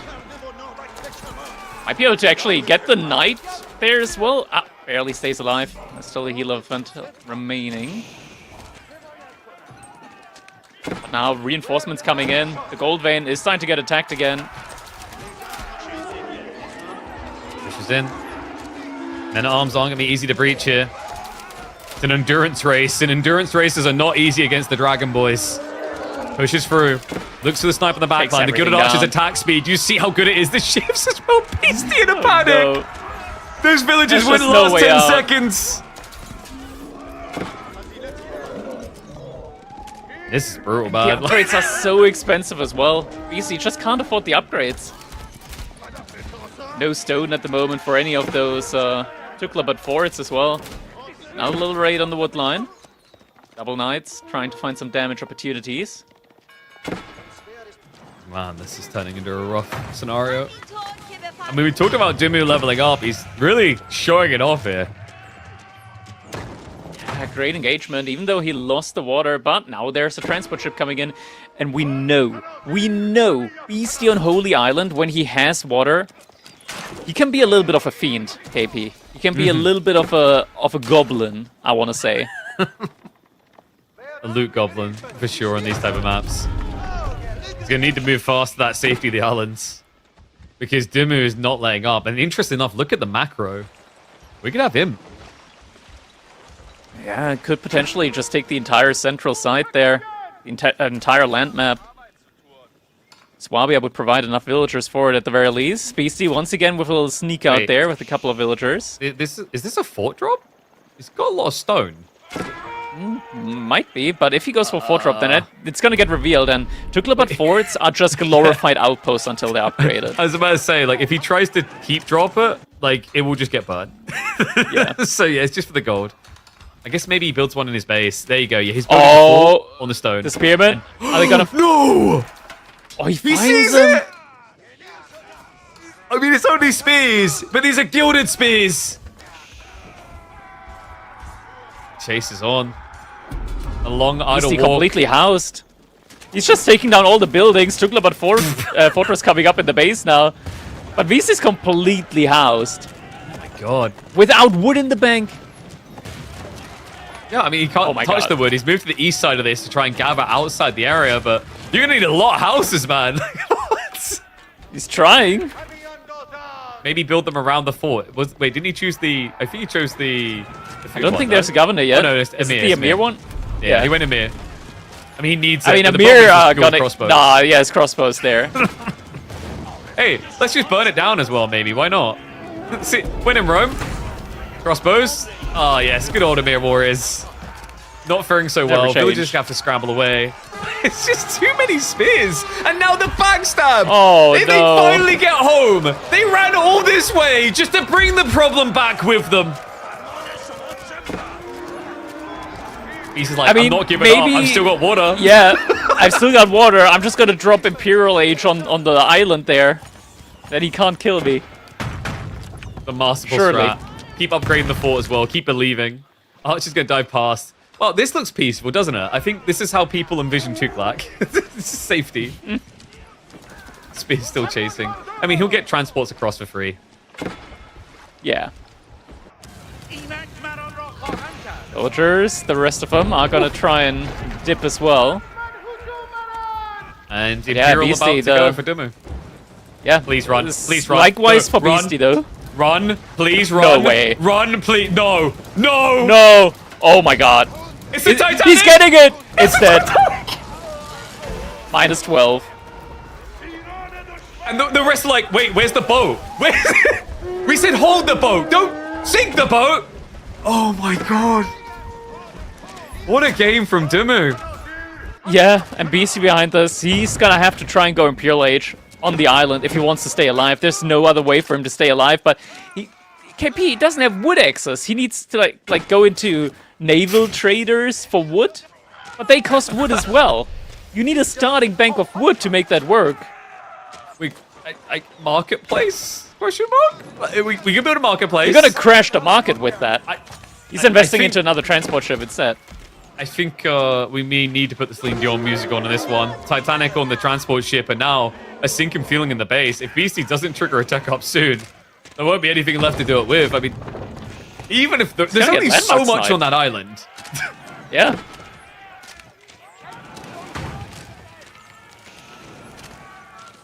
Yeah, he's getting close to the age up now. He's gonna get the age up in on the island. This game is gonna last at least 10 more minutes. mean, but you just culverin to resecure, no? Yeah, you just try and take water some way, and yeah, Just siege House one. of the Sultan. Oh, this is a great landmark, Krakeny. You love this landmark. So the Palace of the Sultan, do you know what it does?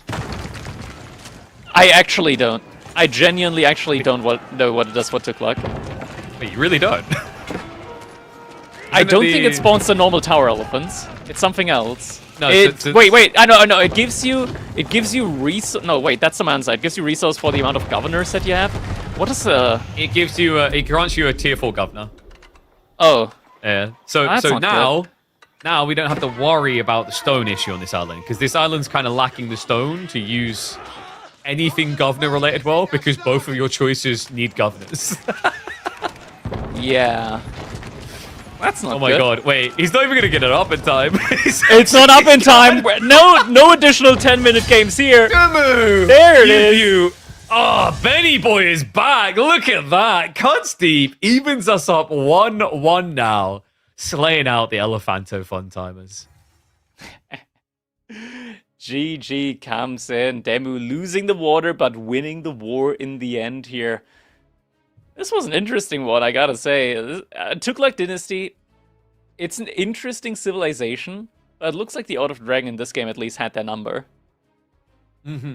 No, I was really impressed by the way that Demu played this. Like, it was clear the goal was to just eventually lose water. Maybe it came in a bit quicker than he expected, but did he hesitate? Hell no. He didn't even stutter for a second. He just goes on the offensive and never lets up. Just a great read on the weaknesses of Beasty spawns and the weakness of this comp, right? You mentioned yourself, the Men at Arms, incredible DPS burst, and the Gilded Archers behind it, just the chef's kiss to make sure that there was never a cheesy repair for Beasty to bite through it. Hmm. Next up, we're gonna be moving over to Frisian Marshes. Malians up against Mongols coming up next. That's also an interesting one. Malians versus Mongols. So, historically at least, Mongols enjoy playing up against Malians because they can bully them when they're burning their houses.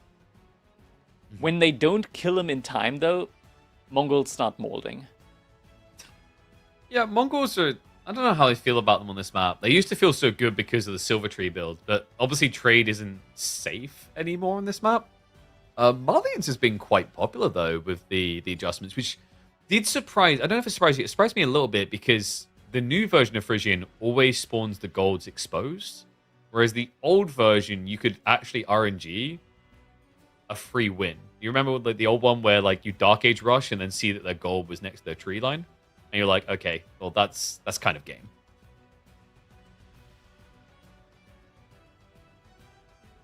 Mm-hmm. What game? I'm wondering if maybe we could see, like, who's getting Malians here? I think it's BC that drafted the Malians. Yeah. Do you think Beasty would go for additional ponds, like docks in the ponds with Malians? I don't think it makes a lot of sense with Mali, just because you can, like, instead of investing into the fishing ships, it's more efficient to just invest into cattle. But there was a change a while ago where when fishing ships drop off for the Malians, they also drop off gold. Yes.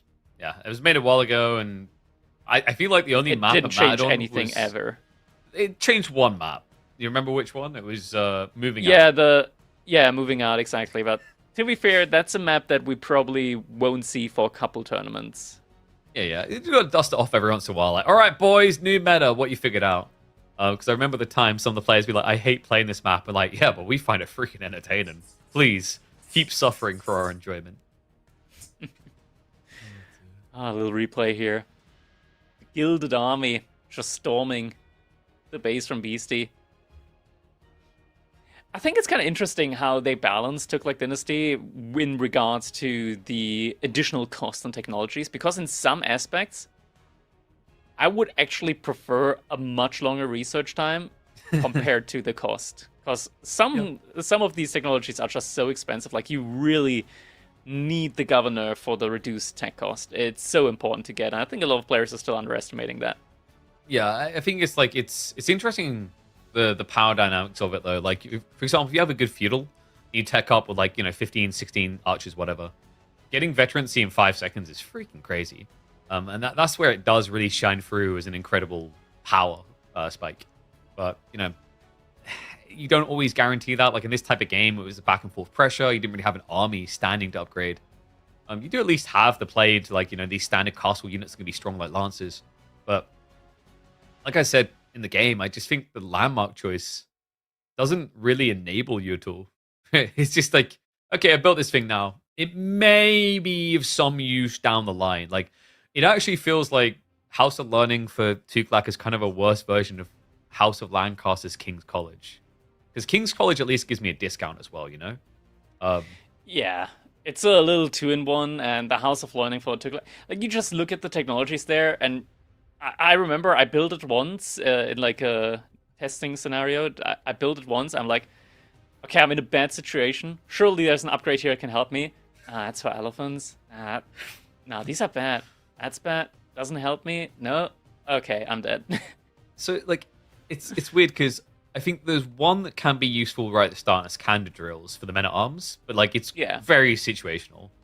And then Nezza training, some people try to hype up to me. I'm like, I could see it in the late game because, like, rapid production increase and bonus damage, great. But in Castle Age, like, producing spearmen faster, spending more food, blah, blah, blah. And then, we just don't really talk about the elephant techs. Like, collateral damage is bonus damage only, super situational. Mahoots is nice, movement speed. And then you've got the healing, which is like chivalry for elephants, but less efficient, I think. For some reason, because elephants have more HP, so it's going to take longer for them to heal up anyways. But you don't need it. You got healer elephants, right? So right?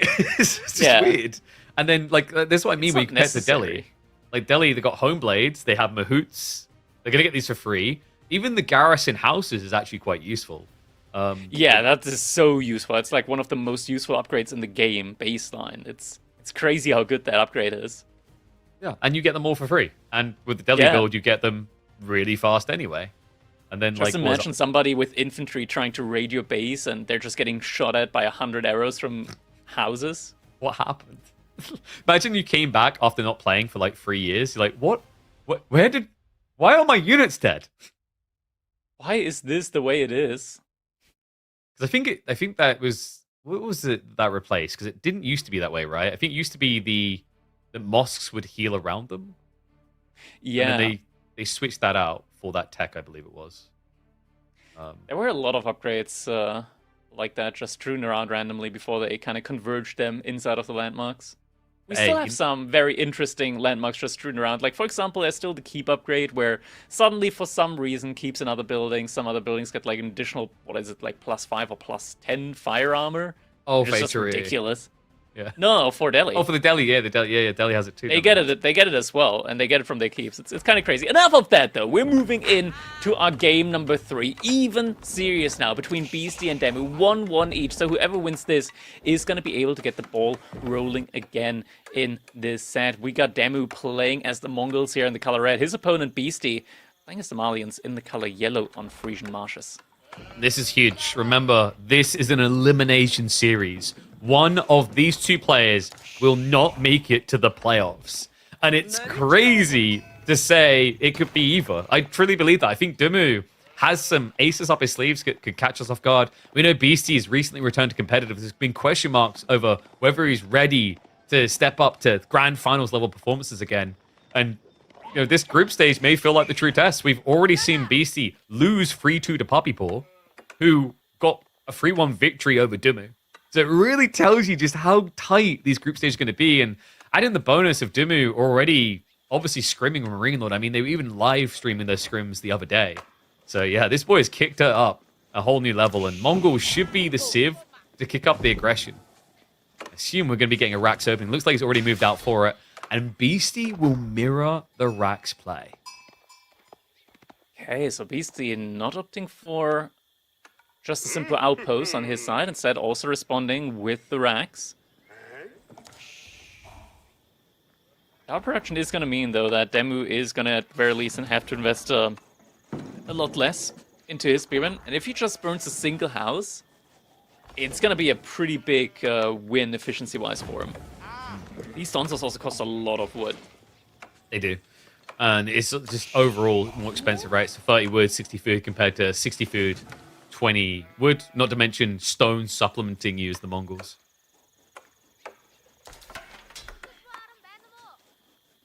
I wonder if he would ever try to dock. He wouldn't try to dock this as Mongols, right? I think in the Feudal Age you can dock. In Dark Age, I think it's going to just delay you a little bit too much. So in the Feudal Age, I think for sure there's going to be an opening, a window of opportunity to go for that. Just passing here on the Spearman. This could get awkward, though. I think, is the Khan coming? He is, right? Yeah, he's moving over now. Ooh, he gets seen. Does the Donzo out of position? He's going to start taking a stab at him. Themselves there in the Stealth Forest. Next spear's coming, so Beasty will want to fall back fast for this one.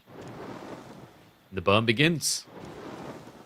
3 to 6 Spearmen at the moment. The one thing that's beneficial here for Beasty is that the longer he is in Dark Age, he's still going to accrue a lot of gold passively from the pit mine. So once he eventually reaches the age up, he's going to have a lot of gold to play with to potentially invest into economy upgrades or just cattle. I do kind of wonder why not just a Tar for Beasty here, though. It would make it a lot more efficient for him when it comes to the age up and just getting the upgrades in sooner rather than later. Plus, of course, like the first house already has been burnt down, so he's already gotten some value out of this. Go for a second now. I mean, Beasty doesn't really have the burst yet. Actually tries to snipe the Khan. Interesting choice there. Yeah, I don't think that's really worthwhile just because, of course, the Khan, he's going to heal himself up and it's always going to be in the back. It's going to be another house that's going to start getting burnt down.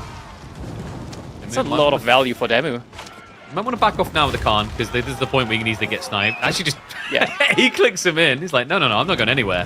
Third house, please. Does lose the Khan. We'll go down for it.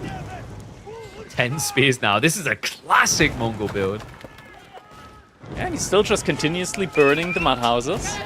And now BC's housed. He's about to get housed even more. Uh-oh. Bounce Sauce comes in. He's lacking the wood. You mentioned it earlier. These Donzos are expensive, man. He hasn't got the wood for this. And now the efficiency of the pit mine is down the drain as well. It barely generates any more gold.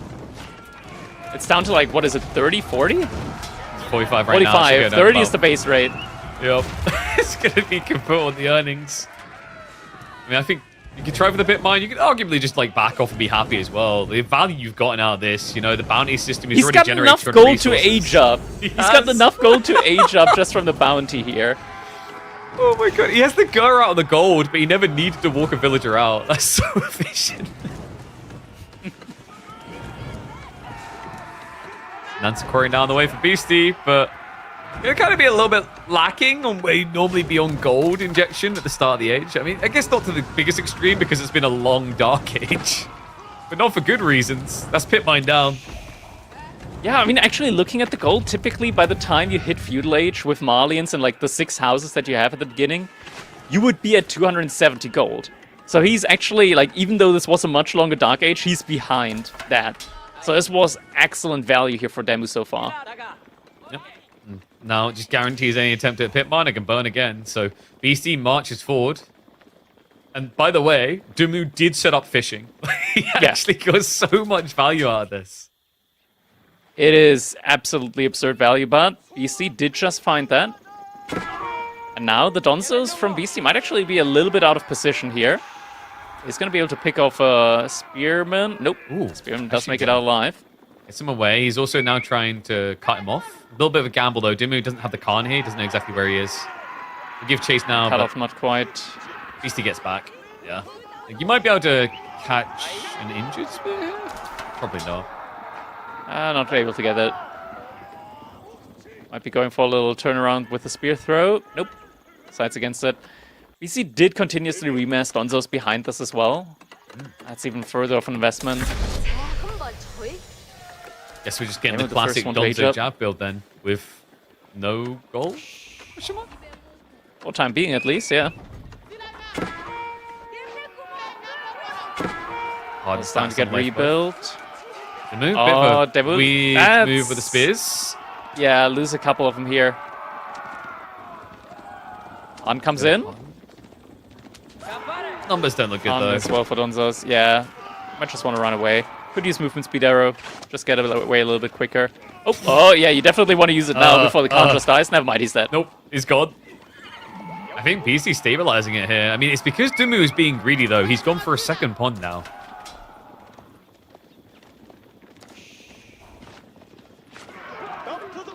Hey, do you wanna see someone that's gonna break the heart of Marlene players? Have a look at Beasty's tree line. Look at those houses. Ah, look at those houses. Yeah, it's that's some interesting housing situation there. Villager from Demu makes it out alive-ish. Yeah, okay. Yeah, oh, but Nadir, so... Hold the jab. No, he doesn't. I think it might have been on cooldown, or he just A-clicked it back. More spearmen coming. Archers as well coming now, in. Demu. Able to chase clean this up away. that he needed. Another villager almost dead. Just come on, just the charge. The Tear Stone. My god, the timing. Threads the needle, avoids any worker losses. Beasty just lost a decent chunk of the Donzos in a situation where he now has to address the pawns. Yeah, this is a difficult situation to say the least. Donzos here also very weak. More reinforcements coming in. This is Demu's base territory, and there's such a long distance to walk as well. Beasty losing his entire army here, just getting cleaned up for free. That's crazy as well. Like, Beasty, technically, well, even numbers at best there, but he tries to run past the spearmen, just giving them free hits on the way. Demu just gets the reliable stand ground there.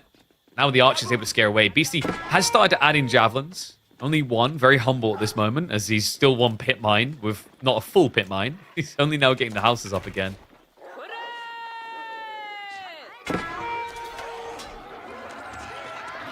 Nice acca on the ball. Wonder, does he switch Keshiks? We do have the Khan Hunter, which is a little bit sleepy on showing up there. So a little bit of extra range, but Javs still do outrange you here. Or is he going to refocus on the Beasties? Oh, he's just going to peacefully walk back now. Khan Hunter getting sniped out. Woof. Good Best trade on. out there for Demu. He's getting a lot of info from that sky, actually. He just ran getting a straight lot of past information. Yeah, I want to say, not that there's too much information to be gained. I'm looking at the economy from Beastie behind this. He hasn't invested that much into cattle yet. We don't see any pawn play either, but he did rebuild both of the pit mines. Mm-hmm. And Demu has stabilized himself at just the 2 pawns. Is now going to be sneaking out towards the deer. Good choice here as well, actually. Like, normally against Marlins, it's very difficult because they play Sofa. But this is not a Sofa comp. We can see it's just classic Marlins. Pokey sticks and more pokey sticks.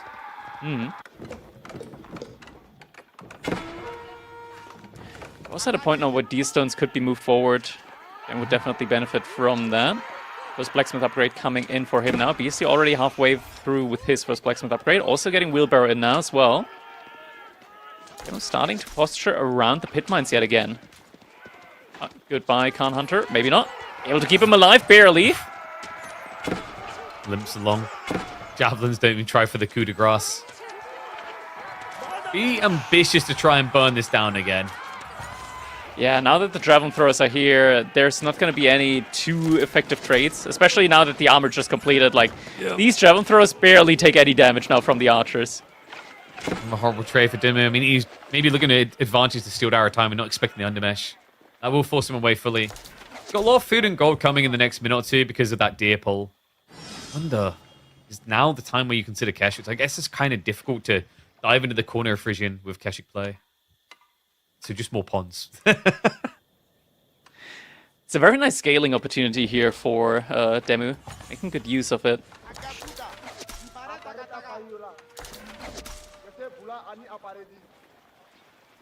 Stable now being added in by Beastie. So he's going to try to lean towards the sofa. That's quite desirable. Interesting if so, considering Demu is still scaling Spearman. And Beastie stopped with the counter to that, right? He only built a few archers and then never continued.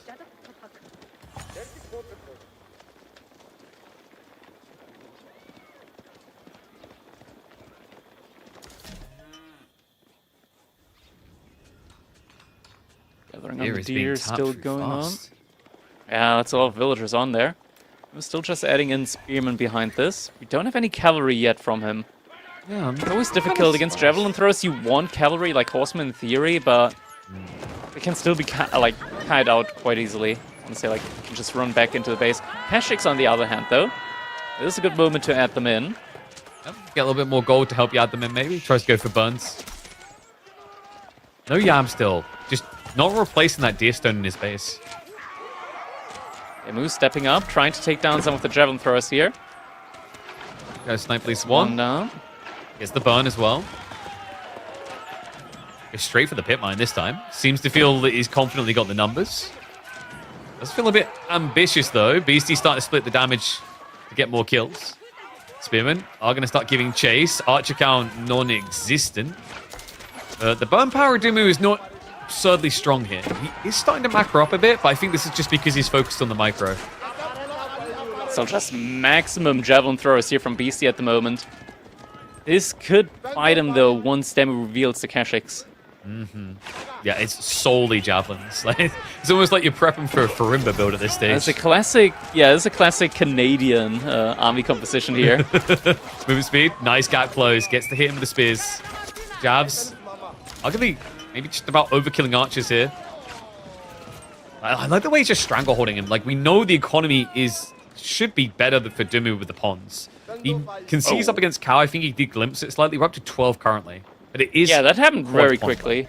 Yeah, I think he's been actively gathering on the back goal with, like, what, the full 13 workers the whole time. I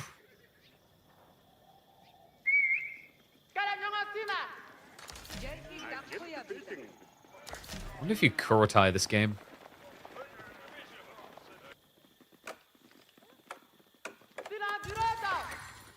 I mean, it does feel like Kurotai has been growing in popularity again, actually.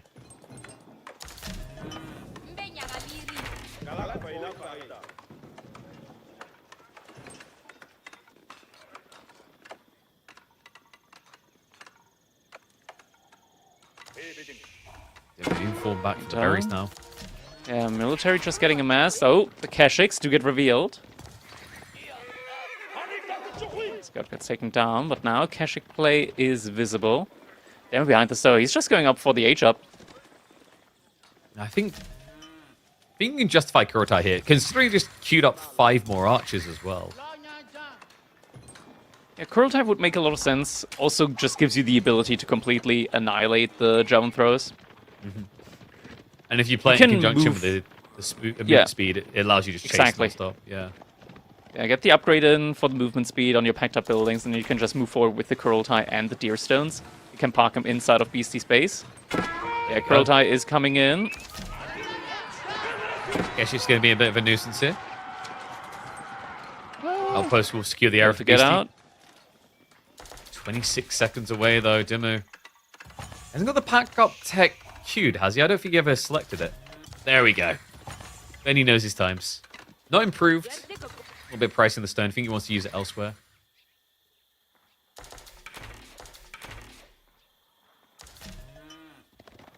A little bit surprised we actually don't see the improved mobility more often, actually.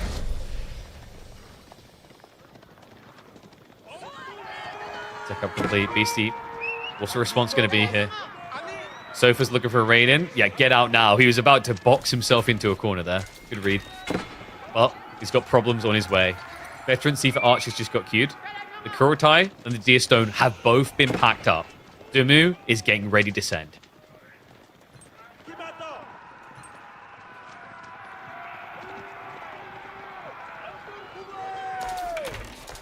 It's going to be a Fulani if he can get to it. But for now, Beasty just needs to add in so much more military here. Hey, it would be at least an entire minute out for it. All the veterancy upgrades are on the way already for Demu. He invested a lot into them. The buildings are all moving forward as well. Pit mine under pressure here as the houses are getting burnt down. Tries to poke forward. Going to learn the hard way that it's not going to trade well, though. I mean, you know how this story can end if Beasty's not careful. The classic jam the Deer Stone where the Fulani's meant to go. Yeah. Oh my god, that could happen. That would be devastating. We're really not that far away, actually. It's cover and fire. The Deer Stone now moving up. Kurotai rejuvenating all. It's coming in. Yeah, just start it before he gets it there. Grab Fulani. Moves 45 around. seconds out. Sofa. Oh, sofa play. There is an outpost response. with spring on placement. That's not going to be enough, though. Yeah, we'll pull away now. Finally realize what's happening. Pulls the crossbows across as well. But the dive comes in. Looking to return some pain. I think he's just one cruel time move up from where he needs to be for the full dive. But I think maybe this distraction here buys Beasty the time he needs. Instead, He's Demu housed again. is going to play it safe. He goes to the houses. Oh my god, this is like one of the most frustrating Marlian games I've seen. It's a ton of infrastructure damage here, and it's just so much gold that's coming in to Demu's side just when he hit his H up, right? Like, this is the moment where he actually needs it. He's about to be able to hit the blacksmith upgrade for +2 pierce damage, just courtesy of the houses that he's burnt down here. And he just does it so much faster with the Kuro time range. And well, all the stables here as well is another thought. I mean, those Sofa, when they initially come out, could be in danger.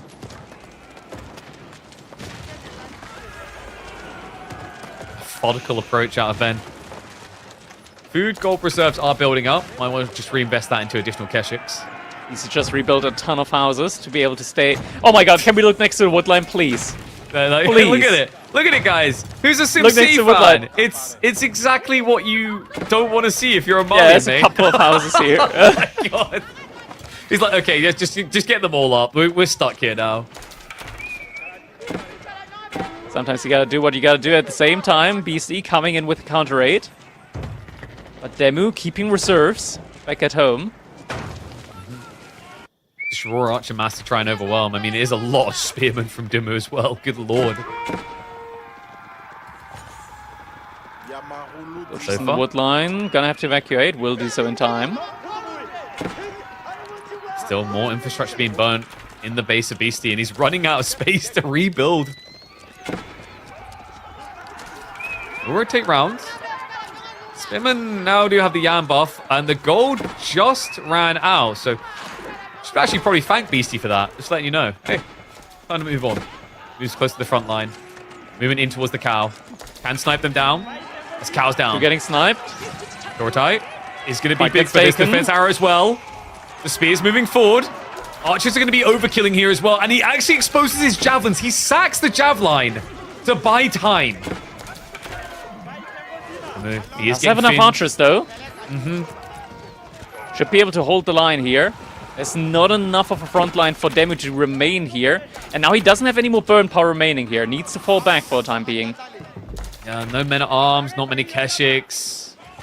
I mean, Demu doesn't really have a real front line. If he had the full army here, you can see a way in which he can push this still, but Beasty, he has the numbers. The damage buff just doesn't matter in this type of quantity. Yeah. Needs to fall back. Has some crossbows now as well, but just the pure mass of archers and Sofa, the main Marlian army composition is just going to work so well here. Poison arrows now in queue as well. I'm not sure if imported armor is already in for Beasty. It is not. No. So in theory, at the moment, the archers can still take a fight. He's going to unpack Getting Kurotai for replaced. it. Needs a fight soon. This is not looking good right now for Ben. Reinforcements Second arrive. Just to run away. Actually, Beasty is okay. Don't want to play my hand. Just backs up. And I can look to resecure the gold. There hasn't been... This is kind of crazy. There's been insane infrastructure damage. But, KP, it's Marlians. Look at the total income. It's insane. You know, I'm like looking at it, I was like, okay, where did it really go wrong for Demu? I mean, you know, he started to pick up relics, he's got fishing, but the Sofa race slowing him down a bit. It felt like he was forced to keep a lot of army at home when he needed it on the front. Now the fishing is falling apart as well. Sofa raids getting the hits necessary to get Beasty in control.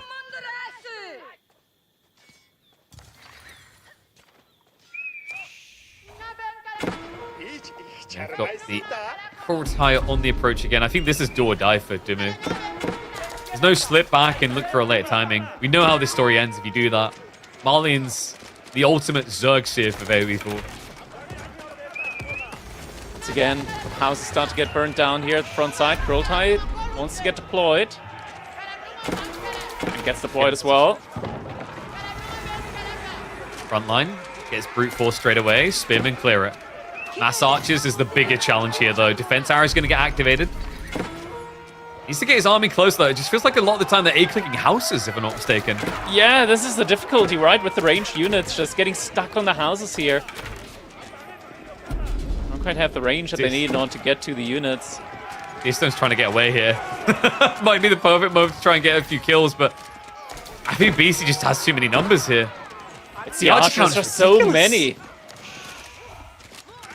Now he's brute forcing the fight. I mean, if only there was a siege weapon that could clear these up. Sadly, mangoes just don't really hit like they used to anymore.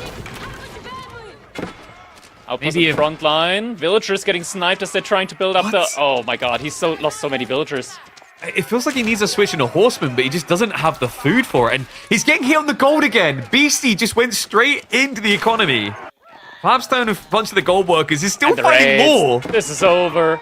This is done. This is crazy. The Malian king coming in here. Unbelievable.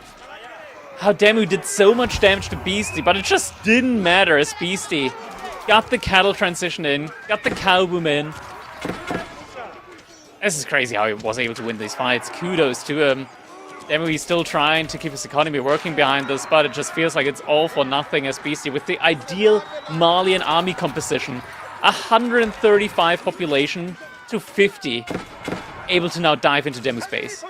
Demu not able to make the Mongols feel like gods. Looking more like a mongrel now. Despite a fantastic effort, he cannot close it out. Beasty holds on, bounces back, and takes the lead in this critical best of 5.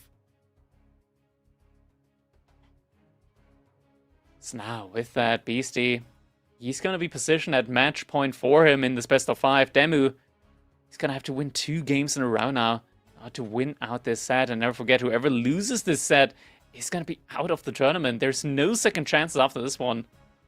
The players have to give it their all if they want to proceed into the playoffs. Pretty brutal as well. I wonder, looking back on that, what Demu thought went wrong. Like, where did it not hit? Like, did he need to go in sooner? Did he maybe instead need like a Keshik switch? Maybe was another thought there, because there was a big gap where Beasty pretty much only had archers in a small sofa group, and it felt like Demu, like, he went a lot of spears. I think at one stage it was like 35 spearmen, 35 archers. He saw that Beasty was just spamming out javelin throws nonstop, and for that, it is the right reaction to just go into mass spearmen, because spearmen, of course, they don't take any bonus damage. At least they can do some bonus damage there as well. But there weren't any Dunzos, so in theory, the better play would have been to just make mass horsemen. But they're very food intensive as well. I don't know, it's difficult to judge for sure what was or what would have been the right play. I think it's not necessarily down to army composition, but also down to timing. Demu wasted a lot of time destroying the houses, which is nice, really nice for the bounty. But Beasty, he just rebuilt all of them, and the cow boom just kept ticking behind this. Yeah, I mean, it's the power of the Malian economy. It's the point where most people feel defeated. It's like there's just no hitting back against it eventually, right? Unless you've got like mass pashes prep. But Demu took a different approach, right? He went for the fishing. He played out onto the map, which I don't think was the wrong call in the moment. But I'm impressed, actually, like how convincing he made it look for a moment. I mean, it made you look at this and wonder how much of this could have been avoided with like an outpost opening. Because I was a little bit surprised Beasty didn't do that, considering that the majority of pros have been doing that poppy paw build. Next up, we're going to be moving over to Lipany. The next game is going to be the Delhi up against the Byzantine, something we've already seen today. Question is if it's going to work out the same way, because this time it's not going to be on Coastal Cliffs, but on Lipany, which in theory, I want to say, favors Delhi more than Coastal Cliffs, courtesy of having 3 sacred sites and a good couple more berry bushes as well. Yeah, I think like this map has always historically been pretty good for Delhi. It feels like Delhi had choice paralysis where there's so many maps where they could work, they didn't feel shoehorned into, say, a Lipany anymore. But Byzantines, what's interesting to me is if we're going to get the back trade post spawn right close to the TC, because that's when you open up some variant options that can catch your opponents off guard.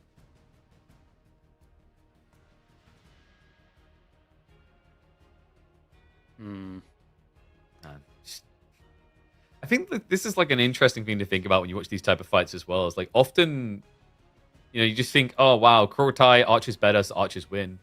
But I think the best way I've ever heard it put is like, getting vet Archers isn't all it's cut out to be. Sometimes just having more feudal Archers wins. It's that type of feeling, right? The There's damage doesn't overkill. spread. Yeah, there's overkill that at a certain army count, it doesn't matter that much. And when you're with unarmored units, getting veterancy in, sure, it's gonna be nice because you need fewer archers to kill a unit. But when you're already at like 40 archers, chances are you're gonna be overkilling multiple times over anyway. So it's not the biggest deal at the end of the day. Wonder what the snipes were actually. We should see in a second. Like Lipany and what they have left, because I'm trying to think what they draft. The Sengoku probably got banned again. Hey! Oh, Ottoman another Sanctuary. Lancaster. Oh wait, never mind. That's the wrong map. For some reason, I looked at Frisian Marshes because the sniped out civilization from the Winters are also highlighted. But no, it's Lancaster and Sengoku banned out. Yeah, this is what we kind of expected though. Like Lancaster, I don't want to say it's a free win, but it doesn't feel far off when played in the right environments. And I can see Lipany working there. And then Sengoku is alongside it. Like Sengoku can actually, I've seen them just crush Delhi in one fight. Like Yadi Cavalry can actually beat Ghazi because of the ninjas, and it's not even close. Yeah, the Shinobi are... They're a little bit disgusting, I want to say. Like, have you ever tried playing with lags against, like, sudden lag spikes up against Sengoku? It's very frustrating. I had it happen to me the other day, where I saw the Shinobi in, disconnect, 5 seconds later, villager's dead, I reconnect, and yeah. Maybe most unfortunate timing I could have had. Maybe they were just recruiting your villagers to be Shinobi, you know? And because like yeah, they can't be seen. They're in the Hidden Leaf village right now, training to become the very best. Yeah, it's kind of crazy though. Like, I think Sengoku. One recommendation I made is, you know, obvious change. It should not have 100% uptime. That's insane. The other thing I said though is like, I kind of like the ideas, this movement speed, this damage, but I think the damage should only buff bonus damage, which is a bit complicated to understand, but it's kind of cool that way in that if you are countering the unit type correctly, now with correct skill expression, you're doing insane damage.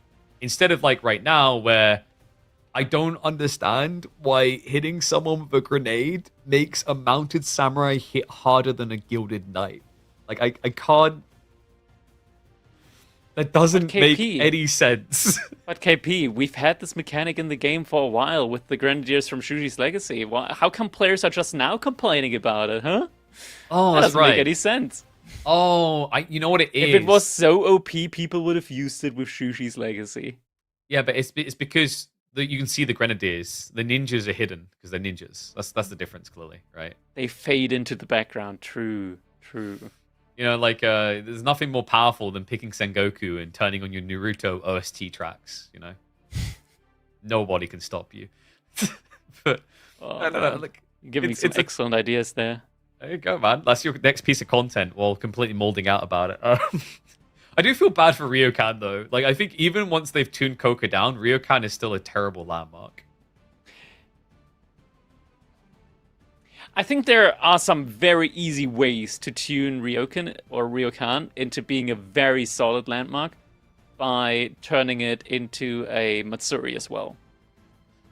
Yeah, I can see that. I think that makes sense. Because like the problem right now is that I find is that you heal free every 5 seconds while out of combat. So that's actually longer than 5 seconds then, because you have to be out of combat. And then on top of that, you'll only get the free health if you hit the 5th second. It's a really, really bad version of Chivalry when you realize that. It's cool for the savings, if you think about it. Like, the amount of houses you save is, like, half your tech, but it's not good enough. And we'll probably not see him anyway. I mean, let's see if we can see a game number 5, though. We head into the 4th. It's Lipany time. Beasty with a Delhi in the yellow, and Demu looking to try and get all the way with his Byzantine pick in the red. All right, so classic Byzantine versus Delhi game that we're going to be seeing here. Looking at the sacred sites where they're set up, relatively even split right through the middle. One favoring each player there. Looking at the spawn overall, Demu, he's got some very nice berry spawns to the right side of his base. There's also berry spawn above his base there. Trapos are horrible, though. They're so far away. I mean, you could use them to creep a surprise, I guess. Yeah, I don't think it's necessarily meta here to be going for that in the first place. That's the curveball, my friend. They never expect this Sipahi.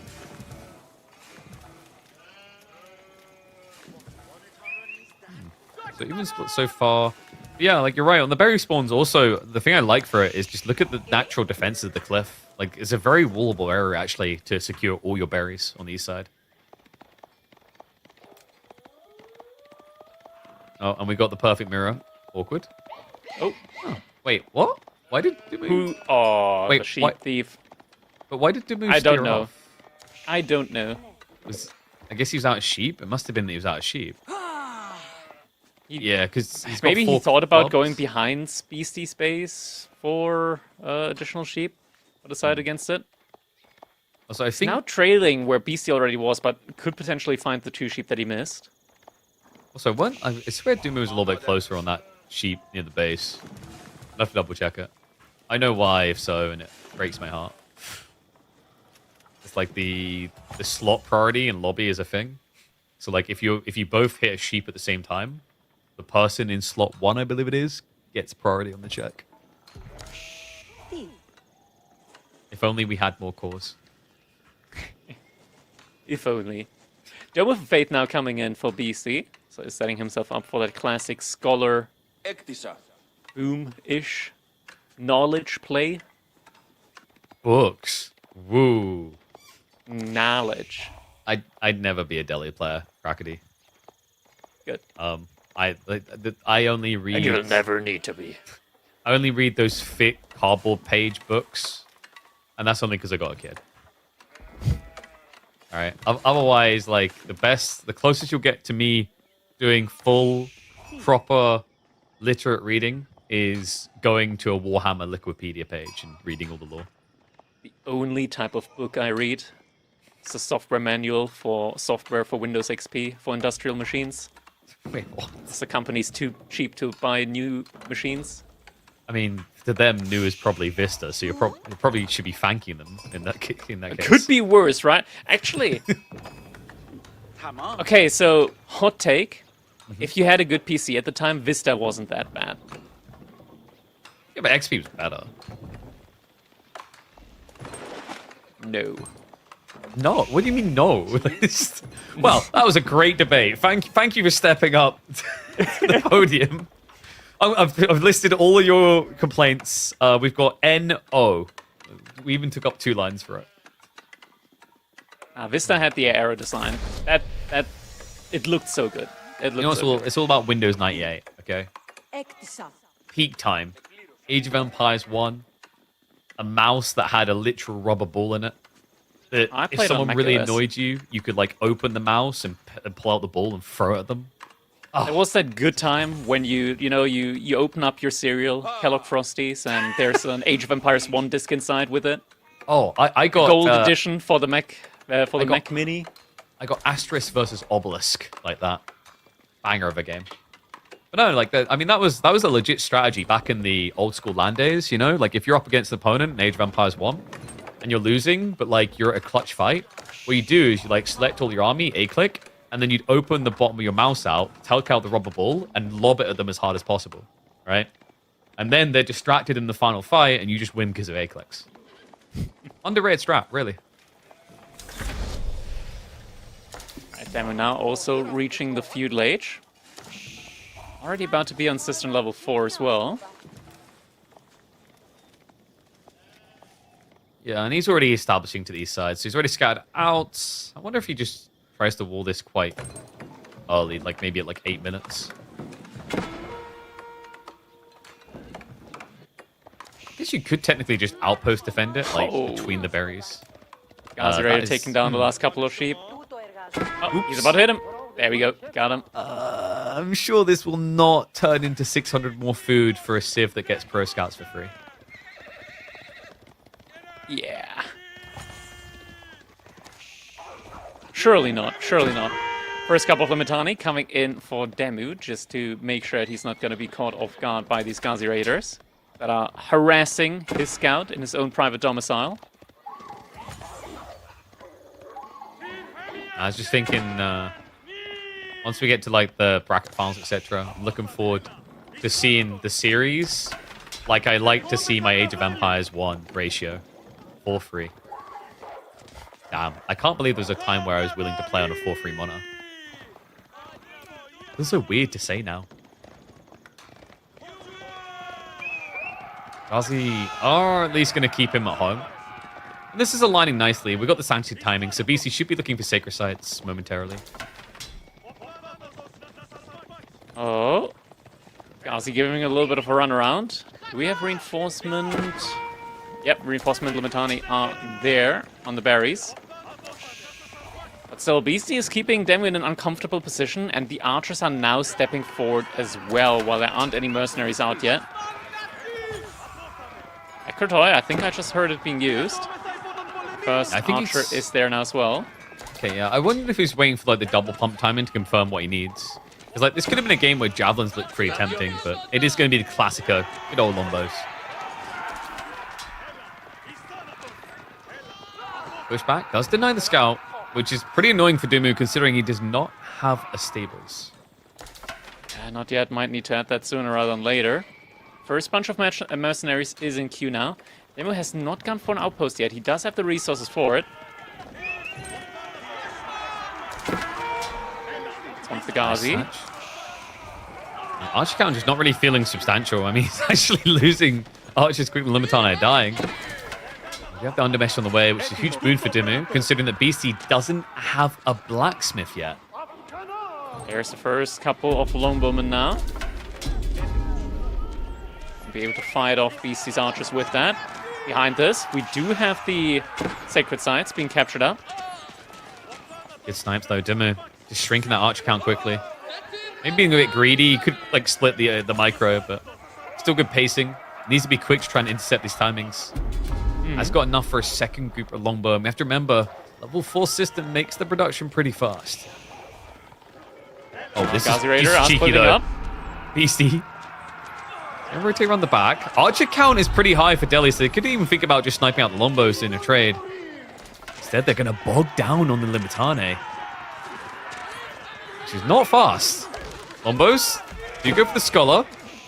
Which is an interesting choice, considering the amount of units trying to beat their faces off right now. But the Gazi get cleared. So Archers, best thing they can do here, just try and shrink that longbow count.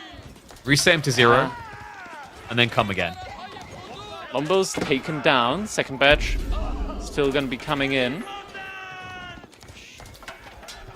Damage has been done here, and Demu, he kind of needs Horsemen now to blow up against this. Triple Sacred Sites taken at the moment by Beasty. And sure, Demu is on triple Cisterns, but this still does not feel that good. His current position. I mean, he's on quad, right? Like, it didn't finish off the level 5. He actually could. He's got 250 stone in the bag. Might actually need that on the berries to skew outposts, but I don't know if there's time to play that defensive right now.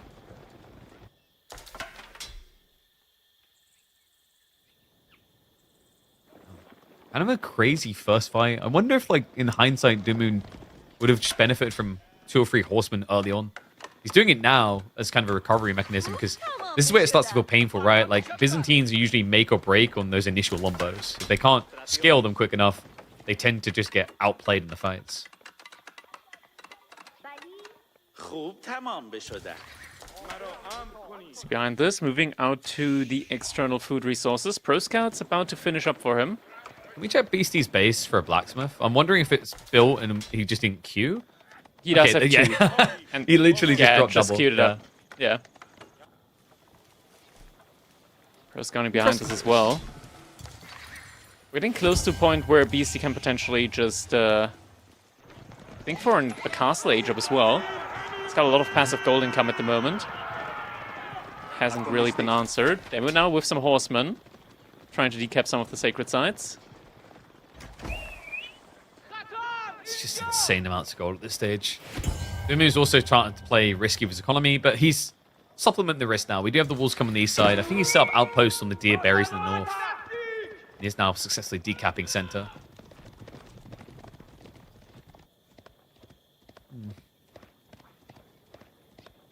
It's a good choice here for Demu to decap the middle with his main army. because that way it's going to be difficult for Beasty to run through the middle to the other sacred sites to deny that there. But Beasty is trying to go for a little raid on the wood line. Is Demu going to see this in time? He does see it. As Archer's in position. Good blocker there, just shoves him out. Horseman trying to be cheeky on the other side. Beasty is getting the textiles just to be safe. That's a good timing as well, considering Demu is going deeper into Delhi territory. Looks like Beasty hasn't decided to go for the castle age up, instead still massing more Ghazi Raiders, more archers for the time being. But with the amount of food income that he has, he could definitely just make a very fast transition into something else. I mean, now's potentially a good time to fight. He just got the double upgrade, which Demu wouldn't have seen. Yeah, he didn't have eyeballs on. Oh, he's out of position. Demu's so out of position here. Yeah, the Lombos, you can't run away either. Archers are just going to move in. Spreads the line. Ghazi just get pulled back. Good trade for him, and he's even going to look to sneak by. Demu tries to block them, but the Lombos are going to get cut down. Beasty now with a double up on the military. I think Demu thought that Beasty was going to go for the castle age up, want to go for a timing push into it, but this is the difficult issue when you don't have a scout. You can't just send your scout out for the information. He went with his military instead. Now Demu just lost his military and is trying to go for his own castle age, potentially. I mean, the other problem is Lombos, right? Like, this is always the problem, is like Lombos is so hard to counter-press with Lombos. Like, you misstep once and you're dead. It's why most English players just don't even try it anymore. Real timing. Demu will at least be able to harass the berries a little bit, slow down the timing, as it now feels like it's a castle race for both players.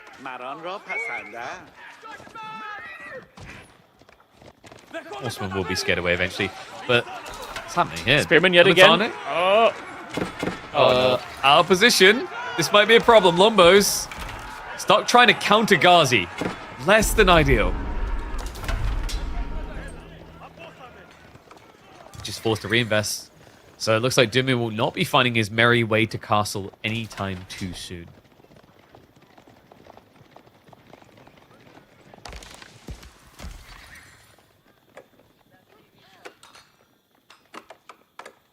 Beast behind this is going to find his way up to castle age all the sooner. Now even sending villagers out to gold. Still has one of the sacred sites. Is now also trying to capture up the second and third. And Demu, even on deer, at this point you just need that urgent timing. Instead, actually, just bulks more army. I mean, makes sense when you look at the army counts. He doesn't have the full picture that we do that Beasty is actually packing. House of Learning now on the way. 11 villagers working hard on that. Be a time to take a fight right when the age up comes in. This could be a good backstab, but it needs to be a bit quicker about it. He's across now. Beasty will just break off Limitani. He couldn't wait for them to get closer. We're about to see a polar opposite in this series. You know, we had the Beasty House of Learning Tuklat game. Now we get the Beasty House of Learning Delhi game. I know which one I put money on. Yeah, one House of Learning is a lot better than the other. Demu behind this could also soon get his own age up in. But all the relics are going to disappear now. Vacuum mode ready?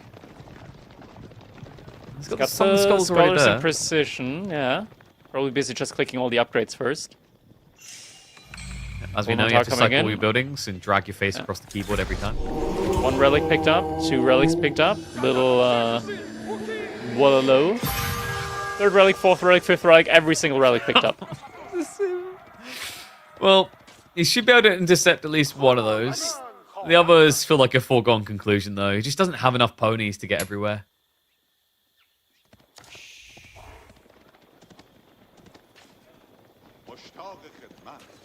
I'm not backing this horseman to get the kill. I think he has a small arrow to the face problem. An arrow to the knee. Don't you start. And he can't get up. You know, there's a great mod for Skyrim where anytime a guard says that, a dragon spawns. Oh, God. It's the finest mod you'll ever find. Yeah, especially when you try playing Skyrim on Legendary difficulty, you know that a dragon spawning without you being prepped for it just means, okay, you're not gonna live. I'll always fondly remember the time that I heard the dragon music playing and couldn't find the dragon. And then I looked in the air really far away and there was a dragon flying away from me backwards. Ugh. They just don't make bugs in games like they used to, you know? It just works, KP. Yeah. It just works. Why don't we have Michael Jackson Horseman moments here? Instead, we get wave over the UI and we'll crash. It's just not funny. If it was funny, it'd be hee-hee. Okay, I'm sorry, I had to do that. Anyway, Vet Archer's on the move. War Elephant has been queued up as well. This is looking tough for Demu.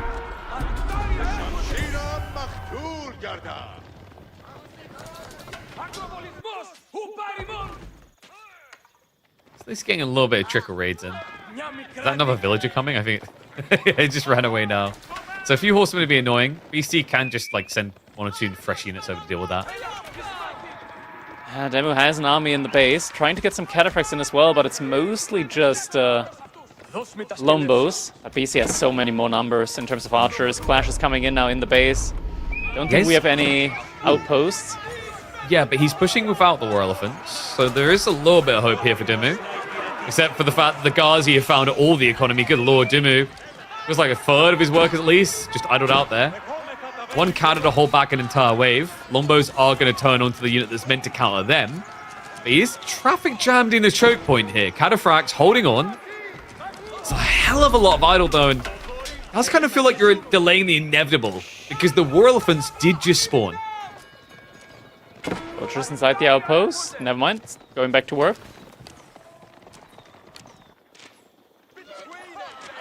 Lombos, though, taking good trades. Terrible fight, actually, the way it splits up there.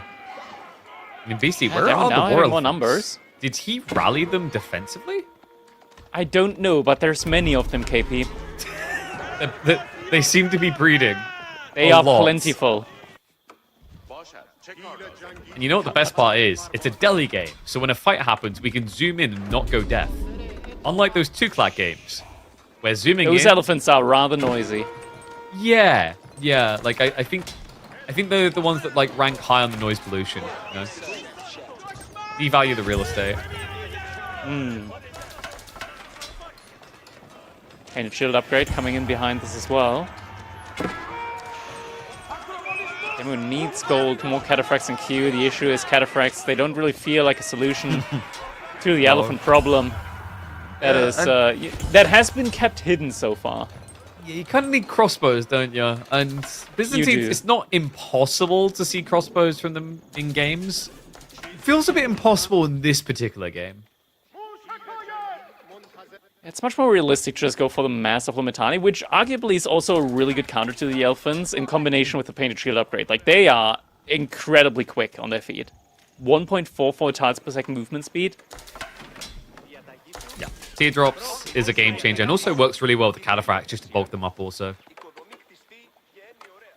But we're on chill pill mode. I mean, Demu...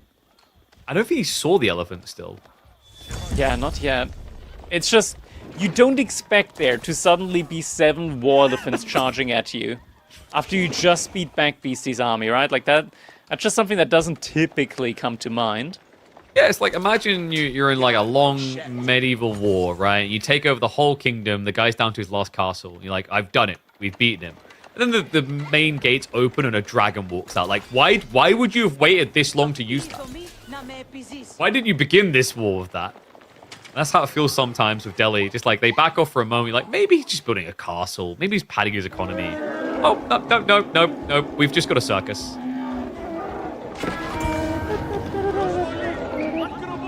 Oh, might have spotted the elephants there. If not, you probably heard him. Think through the stealth forest. Land snakes, you're up. You've got this. There's 7 war elephants, which means you can hit multiple war elephants. Why are you running, cowards? At the same time.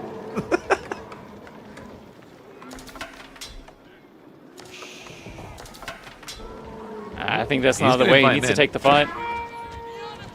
The mango's another additional problem to worry about here. gonna march up from behind, and hello! He noticed you. More elephants! They're Come to just say killing hello. the cataphracts by just standing there. Oh, the poor elephants! Takes so long to die. I mean, he's actually spread them out Yeah, quite a that's lot. bad. This is like a good trade for Demu compared to what we normally see out of elephants, and it's still catastrophic.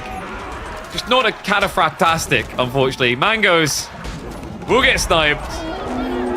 Maybe, but these guys are going nowhere. Demu, however, looks like he's about to. I mean, he's starting to macro up. I don't even think that was intentional here. Beasty is just going to plow him out of this game the classic Microsoft way. Zoo Tycoon. Yeah, elephants. Yeah. They're a whole Sorry. thing, KP. I'm sorry, I can't hear. I'm still like, my ears are still muffled from the loud noises the elephants make. Oh, the reinforcements cleaned up the villagers on the deer. I think that's just the most amount of damage that we took here in a while. It lost like 10 villagers there on them. Yeah, the only like negative we've seen from Beasty is no scholar pull, really. A little bit surprised he didn't do it, because if he did, It's almost 30. it wouldn't even look close, right? He's got 24 scholars and there's nothing to research anymore. And even without them, he's just taking a giant crap over the Byzantine base. Yeah, Delhi, when they get to do what they do best, taking Oh, the yes. sacred sites, making elephants. Suffocating They're you just out built of the different. game. Yeah. Yeah. Demu, I mean, props to him. This will be the end of his run in the EGC Masters Finals. He won't make it out of the group stage. But I think we can all agree we're looking forward to seeing how Demu continues to improve into 2026. But Beasty will be emerging out of the group alongside Puppy Paw. Indeed, he will. So Beasty, yeah, gets a 3-1 victory over Demu in this one. Some really close games in there as well that had a conclusion that, honestly, I didn't expect, especially just looking at the Mongol-Malian game. I kind of felt like Demu had it in that one, but Beasty just excellent survivability, as we know, and hit from him, and yeah, managed to stick it through that one. Realized his win condition. In the end, beating out Demu 3-1 here, able to continue his path onward in the EGC Masters Finals. Yeah, I mean, looking at the stats here, I'm disappointed that Beasty didn't find more olive oil in this game. Just really. We blame plenty of players for this, right? Like, Yeah. it's the folly of many players. They just don't gather enough olive oil, and I mean, it just, you know, it shows you that Delhi needs some buffs if they just can't get more oil than that. But yeah, I don't know. It's a what little bit can of you a. do? It's a hard pill to swallow, right? Like, you know, I thought we were going to get that game 5. I still think the Sengoku's like, maybe there's some mind games of it being a bait in the way you have to try and use it and get blocked out. But Beasty does make it through, survives the brutality of the group stage. And we are down to just one last set. That's right. We've already concluded 3 players' fates here. Numadon, Scarlet Devil, and Demu are now all eliminated. But we saved the best story till last. Marine Lord, the most decorated Age of Empires 4 player, is at risk of not making it out of the groups if B can provide an upset. All of that to come after a short break. Reminder, Anachad came out tops on both, and you see it in the scores there. B gave him more of a run for his money than Marine Lord did, which has huge question marks over this final set. So make sure you tune in just a few minutes to find out how it will play out. See you in a bit.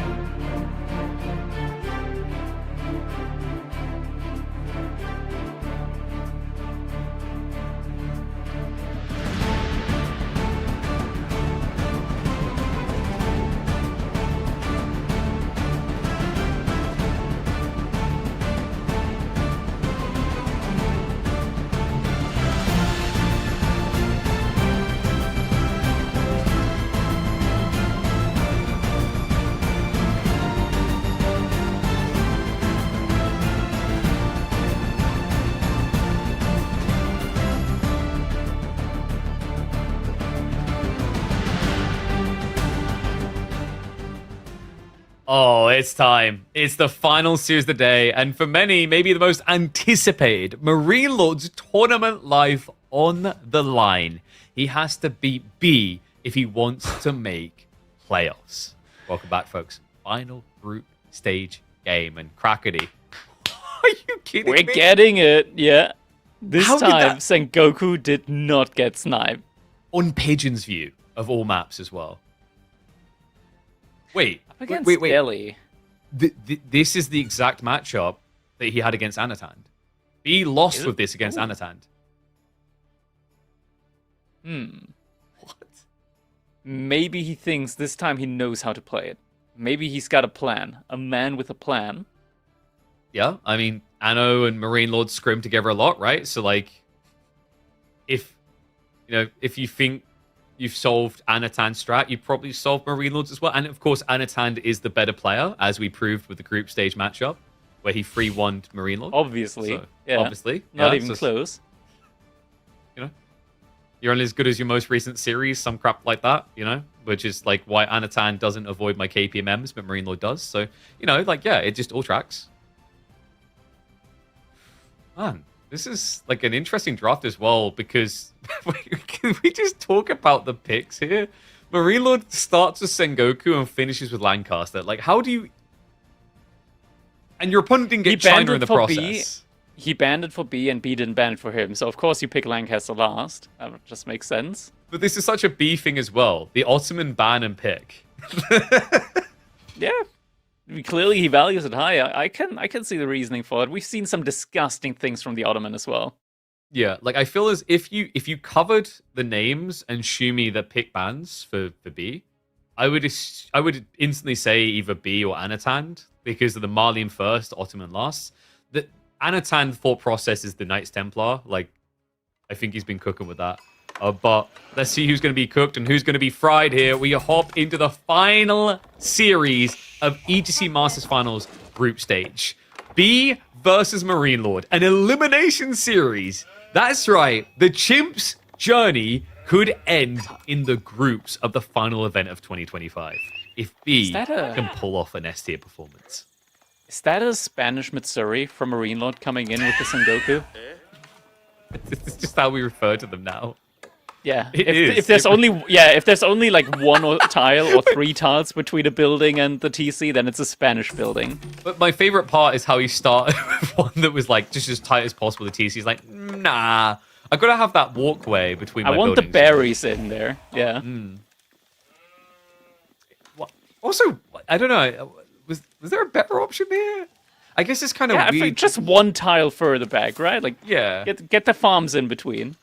Like, it's kind of a sucky spawn for Matsuri's because his gold spawned really far forward. I mean, you could also get the deer in range. Because I wonder if there's ever a world in which you could have like done far. the southern tree line, and then that reaches the gold, but you'd be really far out of your base with the Matsuri. Yeah. All right, first hot dog stand is moving out now towards the board.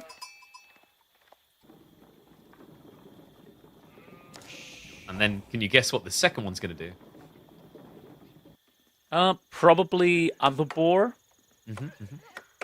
Or And then we don't stop there. We go berries for and third. deer. Yeah, because the berries and deer at the back are going to be gold, and he did scout them, I believe. Just didn't reveal the full tile, but you see some of the deer. You do see the deer baseline just because That's Sengoku right, gets all huntable. So yeah, Boars and deer, they right? do Yeah, so you see see him straight all away. huntable animals. Yeah, I do like that he goes there He's first. going to go for that. Yeah, because like Just even for the if you go quicker for the food. boar, exactly, you get it sooner.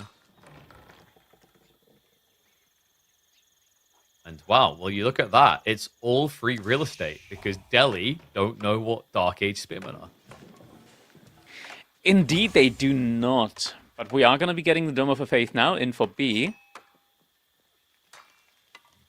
With the villagers on the berries. But, the thing we have to keep in mind in this matchup, the biggest challenge you can come over is, there's a very clear way to beat religion, and it's ninjas. So keep an eye out for that. Can ninjas Are not ninjas be... Yeah, like beating religion with ninjas? I'm quite sure ninjas can also be religious. I don't think that's an exclusive thing. But you know what you can definitely do to beat religion? you can use grenades. That's true. You know what's the interesting part is like Shinobi Holy were a hand mixture grenade. of Buddhism, Shinto, and Taoism, and Buddhism is meant to be peaceful. So this is very confusing. I don't know what's meant to be peaceful about grenade. I guess after it explodes, everything's peaceful. Exactly. Yeah, That's how it works. we've solved You've got chaos, and then you've got silence. I knew we'd solve it. All right, so Forge Drop already kind of feels painful, right? Having to do this like this. I don't know about these Matt Series. Does feel like a bit of a sad one. He does at least get the berries to buff Gaveron later, which I mean, Matsuri buff plus farmhouse with the wheelbarrow tech. It's kind of like letting Augustus glump into the chocolate room at Willy Wonka's chocolate factory. You know, the food just disappears straight away. Oh look, ninjas! I could not have predicted. What a he would pick- coincidence! Yeah, like, considering he could have had a big house, Crackety. Like, what? Why wouldn't you want a big house? You're building a house right now. Of course you choose a house. Of course. No other way around it. They're going to get nerfed, right? They've got to get nerfed. Yeah. I mean, there's no real way to keep them the way they are at the moment. It's just incredibly punishing. Like, you look away for a second in Castle Age, and it's just, you're dead. You just lose so many villagers, and it's not just the potential for randomly raiding villagers anywhere on the map at any given point in time, especially on this one, because KP, there's a couple of stealth forests around there. Really? Can you point them out to me? They're right there, and I don't even need to point anywhere for you to see them. That's not a stealth forest. That's a stealth jungle. I want to say is, it's not even necessarily the strength when it comes to raiding, but also, if you're an H behind, and your opponent attacks you with few armored units, the additional damage debuff that they dish out, it's ridiculous how strong it is. Yeah, like watching a Yumi hit you for 9 damage is quite the experience. A feudal Yumi. Or Yari Cavalry, like hitting you for... I think it can end up being 16.5 damage. It's pretty good. And, speaking of, it is indeed going to be Yari. Spearman plus Yari coming in from Marine Lord. I don't know why he subjected himself to this. Like, you highlighted it with the map. Like, this is probably Sengoku's best map because of, A, the stealth forest for ambush of ninjas, but B, also, it makes it easier to sneak your ties. Speaking of which, first one has at least been scouted out, will be chased away. Spearman on the way. So we'll make it back safely. That's only one spear. In theory, the Gazi could easily fight that. Especially since there was a trickle. That could have been a pretty good trade for B, but decides to pull back instead. He's not getting max for that, is he? Oh no, he's only on the deer, not on the berries. Oh, he didn't send the third Mitsuri. Yeah, he sent the third Mitsuri out next to the TC. No, he sent the other one to the other deer. So he just wasn't getting the berries and the sheep? In that case, it's just inefficient for no reason. Maybe he got ahead of himself. He's like, that one's going to come back, and or is going to get lamed. This is great. Oh, this is dirty, actually. It is pretty dirty when you consider that if it was any other civilization, the boar would just still be there and would still be able to gather with the Yatai from it. Because it's Delhi, and boar meat is haram for them, that boar gets disintegrated. It's not being left behind. As we know, pigs have a lot of fat, so they burn fast. So just disappears straight away. Marine Lord is going to be blobbing a lot more spearmen. Is today the day for the Hojo clan? Probably not. The boy can hope. Oh, tries to body block the scout, and is going to get the kill in. Shinobi. Shinobi. Where were you guys when we were needed? Like, come on. Oh, they miss. They do. It turns out that they may have invented grenades, but they're a few years early for heat-seeking grenades. You need a sniper scope on a grenade. You do, yeah. Like, and maybe a bipod. Maybe a silencer. Silencer would actually pop pretty hard, and don't forget the fast mag reload. You know, extended mag even. Yeah, that's the tech. The Coca Township should have an extended mags tech. The modular holy hand grenade. Comes with a free cup holder.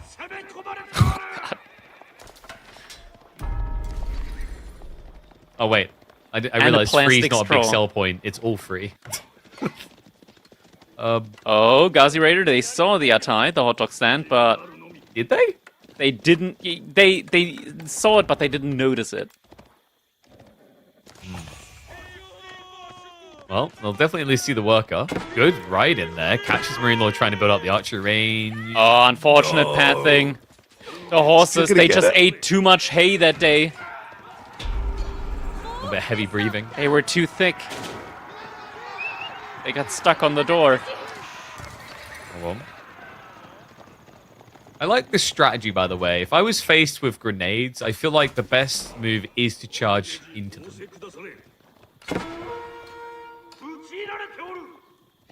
Ah, Yatai has been found out. Yet Ooh, again. What if we change the grenades so that they actually hit the ground and then, like, they detonate after a few seconds? Ooh. I mean, then they... They're just bad then, right? But Yeah, it's just bad then. Because Well, then, like, we any could moving unit would dodge 100% of the time. but then we could steal, like, the Bomberman animations. Steal them. Yeah, it's like, you know, the big Isn't throbbing Bomberman bombs. from Microsoft? No, it's from Ando Namkai, which is now known as... Or Bandai Namco, rather. Wait, is it? Pretty sure it was. Or was it Sega? Might have been Sega. Isn't Konami? Oh no, Hudson Soft and Konami. That's right, Konami. There you go, yeah. Oh yeah, I remember because we had the weird squeaky Hudson Soft intro. When you said Bomberman, for some weird reason, I thought about, like, the free bomb game that's, like, on any Windows PC. Oh, Minesweeper. Yeah. That's a very different game. It's a very different game. Alright, well, the Bomberman Spearman getting cleaned up. are gonna be available again soon, but in the meantime, the Ghazi try to be annoying, raiding the economy. Marine Lord hasn't really taken any fatal blows so far, though. Pretty kushki. Oh, Scholar's getting found out. It's gonna be a snipe them down, so Marine Lord just denying the Scholar scaling. The Ghazi have just not really been impressing me. They haven't really gotten too much damage in. They've been out there, but they haven't really brought anything home. Yanni, of course, will solve for that problem. Also, we have to remember the Shinobi. All it takes is one big fight, one grenade, and it turns out, like, I don't know if you knew this, grenades tend to have a better KDA when everyone's clustered together in close quarters. Yeah, explosions are more impactful like that. Oh my god, this Nice hot dog job. stand is so tanky. I shall not die! Okay. Typically, all it takes is one construction crew at lunchtime, and then hot dog stands just get completely obliterated. That's true. I find also driving a 4x4... Oh, there they side of are, them Shinobi. It's quite effective. And wait, no. No, Oh, he he got dodged. one. They're all slowed. Ah. Oh no. Follow-up is going to clip now. Yep. It's going to make it worse. Even target fires deeper, so that's going to be minus 3 Ghazi. Grenades. That's a lot of damage.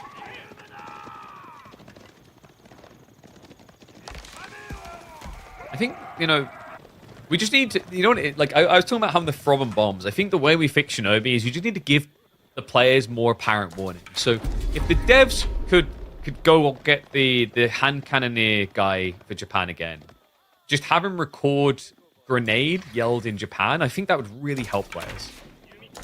But, like, really loudly, you know, like Chuklak Raider Elephants levels of loud. Yeah.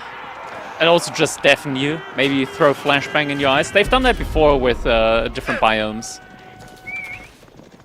Ah, there we go. Maybe yeah, that's what we need. We need to hybridize Counter-Strike. Let's actually add flashbangs instead of, like, main grenades. That's actually just hurt players IRL while they play. Yeah. No? And then they can weigh up what hurts more, the real-life pain or having to queue into Tuklak every game. Speaking of pain, there's about to be a lot of pain coming in. These players are getting ready to throw down. He's got Getting the upgrade from Marine Lord. Lord. Yeah, about to be getting the upgrade for the Yumi Archers. which basically turns them into normal archers. Just slightly less health, while costing considerably less. Also being quicker, but also having less health. Yeah, I see that. Yeah, you only have 6 less health though, like because of the. We can get even It's lower. one these shot. states. Yeah. Yeah. Like, these are substantially better than Japan's Union. And here comes the clash. Ninjas. Oh, they're winding up their pitch and arm. It's not going to be a home run.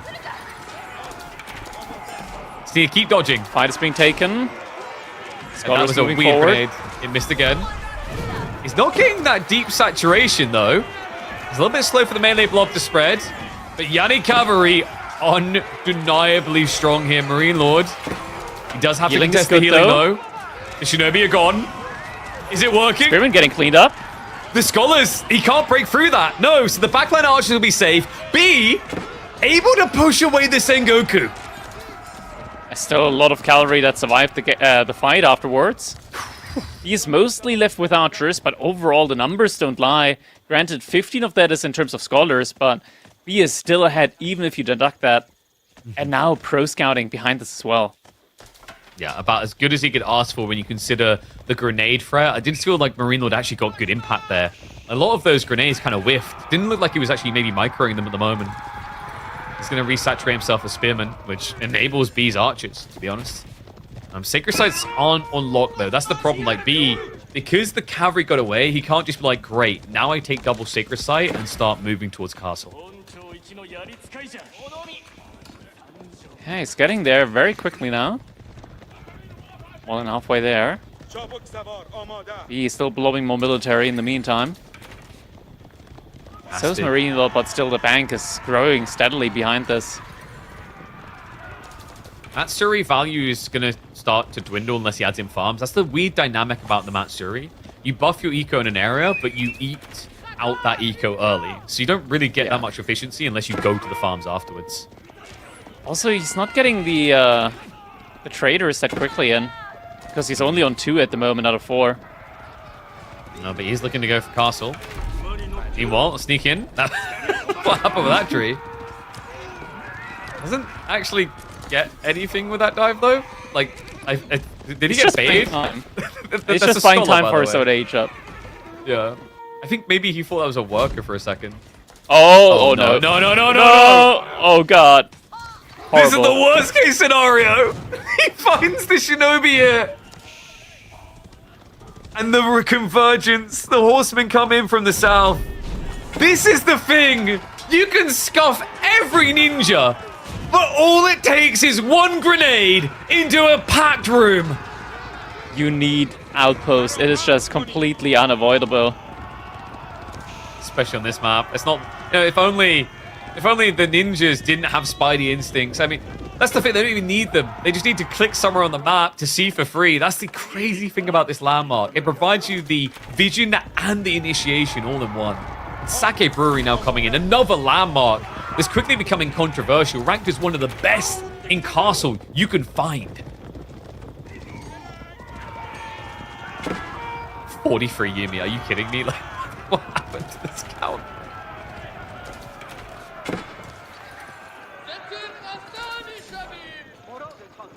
The Asia veterancy coming in on the Yumi archers. He's called Archer level for a reason, already up to 43 of them. He's still very far away from his own potential age up. First mounted samurai in queue. We talked about this. Archers, sure, when they upgrade, it's quite good to have them upgraded, but it's not the be-all, end-all. It's a little bit different here because of the grenades, though. That's where it does feel like it matters for the spread damage. It's going to be dive in. He needs damage now. Cannot afford to wait. Cannot afford to bide his time here. The ninjas are coming off cooldown, and there it is. Frag grenades get thrown. Looks like he actually dodged it, so does actually stagger away, but gets clipped towards the tail end. That slows down every single archer selected with those few. Gives the gap closed. Marine Lord already faster anyway, and the maim, it connects 20 again. scholars. It's the staggered grenades. Yeah, but the scholars aren't, they're not helping right now. They're not healing, not actively. 26, 25 archers. He's lost so many numbers. I mean, the Gazi just are not strong enough here. No, it's only a few left over. The Mad Samurai are going to fall. But Higo Yumi, veteran Yumi archers with +2 damage. It's simply too much. Be behind us. There's nothing left in reserve resource-wise in order to go for a castle age up. Just not possible for him. Almost 60 archers now. The Koiki monks now coming in as well in order to start securing some of the relics. He went up to 20 scholars, but didn't plan on going to castle age from the looks of it. Turns around, goes for a fight. I mean, what? Ninja's in another 30 seconds, I think. So he has to make the best of it while he can. A beast fully reinvested. And they're just filling the herd on each side, which is a problem because Marine Lord has got mounted samurai now starting to add into the equation, which B has 0 answers for. He's sacrificing all scholars. Even if he was to survive this, there wouldn't be a castle play behind it. Yeah, there's no play left in order to do anything here in this game. B, he's getting taken down. There's a Shinobi now. 6 of them suddenly spawning in. And GG comes in. Marine Lord with the Sengoku Dynasty. Now we see the reason why they've been sniped out in every single draft so far. The 2 times in the same group stage loses the same matchup on the same map. He thought he'd solved it. He thought he got the piece of the puzzle. And admittedly, this game looked substantially better than his Anatan one. The outcome's still undeniable. You walked into the ninja jungle, you don't walk out. Yeah. You take a grenade to the face. The pin has been pulled. Chances are you're not going to do that again. Except he did do it again. Oh, Jesus. Straight up. Wait, oh my God, this is such a B maneuver. So he allows the Lancaster pick, gets his Malians in response. I don't dislike Malians against Lancaster. Okay. You've gotten... Like, it's a typical... You've got an answer to just about anything in that situation. And the Sofa plus Archer play is actually quite decent. It's like one of the main reasons why I think French is also pretty decent up against the House of Lancaster. How do you feel about how you deal with the Lords early? That's a similar thing, right? Like, the Lords just die hard to Sofa play, so the Lords can't move out early on anyways. Okay. And then, like, even if it becomes weirdly overwhelming, I guess you always got Musafadi. Because Musafadi can deal with, like, Hobbler Lords, which then and forces Spearmen Yeoman, as well. but you have Javelins, yeah. Like, as long as there aren't, like, the Yeoman, you can just literally make only Musafadi, and that works as well. And then I think the more long-term army composition, of course, is just Sofa and Archers, and that's something that you can do in Feudal Age as well, and that works with most of the things that Lancaster can do. The issue, of course, is always it's a little bit hard to judge how many Archers you need to kill the Spearmen, because a lot of Lancaster block the HP pool. Yeah, and it's also a dynamic effect as the Lords are in or out of range, so just, you don't even, I feel like that's the other weird thing, is like, you don't even feel like you get a good muscle memory of like count, right? Like, it doesn't become instinctual because you're like, oh, okay, 1 extra Lord came in range, so now my kill threshold is completely different. It's very weird. It's like a warped form of the old Royal Bloodlines timings. You remember where you're like, people would always say, how do you know you're up against Royal Bloodlines? I realized after the fight. Oops. Yeah, just some of these things that you don't immediately notice there. But in general, House of Lancaster vs. Malians, I think it's fine. I think you can't go for an immediate second pit mine. The timing's just very clutch when you're up against the current House of Lancaster, especially, where they don't want to go for the 3 manners. Instead, it's just 1 manor, and then they just don't step off the gas pedal for the rest of the game. Yeah, and that first manor is just more impactful, right? It scales really nicely to the 20-30 mark. Usually adding a second then. And the crazy thing is, like, we're constantly seeing these timings where on 2 manas, you're more efficient than 3 manas at that burst point. You know, the trade-off now is arguably Lancaster's mid-game is weaker, which is exacerbated by the fact that technically the castle landmarks aren't very good. You know, the White Tower stops you dying, gives you a bit of tempo units for free. And then I think King's College is the big problem right now. I don't know if you've noticed this as well. Like, it used to need 6 manas to work, but you can't really build 6 manas in time anymore. So, like, how do you afford that landmark? King's College? Why does King's College need manors? Because like the strategies are usually like mass knights, mass hobbler, and also you're not going to be protected because you don't have That's a what white you tower. meant. Yeah. Yeah, I think we might see more of a play into the hand cannoneer upgrade there The on the Gungeons, King's College. Yeah, Pretty that's cool. an option to go for. But yeah, it's one of those situations where you need to like kind of adapt into how you would play with them nowadays. Of course, like the just all-in feudal age strategy is incredibly strong, still is incredibly strong. Castle Age has, I want to say, like it's been a good point for them off of the mass manor play.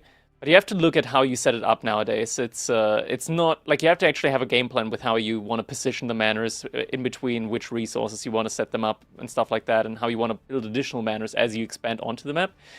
It's no longer a civilization where you don't need to think, but when you think, it's a lot stronger than it used to be. And now we're jumping into our game number 2. Marine Lord currently leading 1-0. Score is going to be flipping around in just a little bit here. And he's going to be opening us up with a Dark Age barrack. So immediately wants to put some pressure on that pit mine from B, who's playing as the Malians here.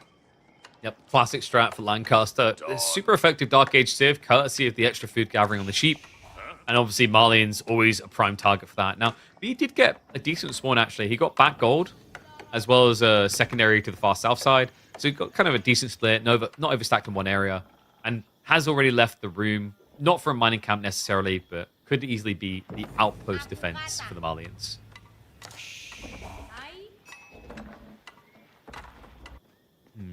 Did Marine Lord get a good spawn? Of course. I mean, that just goes without saying, right? I mean, presumably. I'm just like looking at it now with the stone berry. Okay, the gold plus the wood being set up as it is really good for the mana strategy. Yeah, you can get the sheep around there as well. Yeah, it gets better though. Look at the deer and the boar beyond. Like if you start playing pocket economy, which is not uncommon for Lancaster, you've got tree line, deer, berries, boar, which sets up perfectly for like the second or third mana. Yeah. It looks like he saw the barracks play. Is getting an outpost up next to the pit mine. Yeah, and now you just bail. Like 2 spearmen, okay, it's a bit of an investment, but you don't feel like you've broken your economy to do this. Might even be able to force more villagers to rush it up.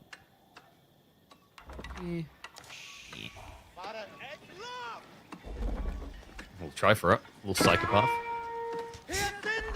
Oh, and it was not worth it. Yeah, lose a couple of limbs for it. Starts waving his hands around. I can do this all day. Surprised he actually tried for that. It was quite an ambitious dive.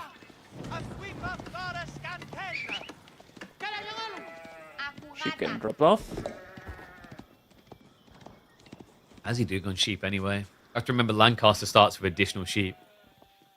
I mean, he has got priority on the north side here, but the difference between having this map with all the sheep showing and being actually there scouting.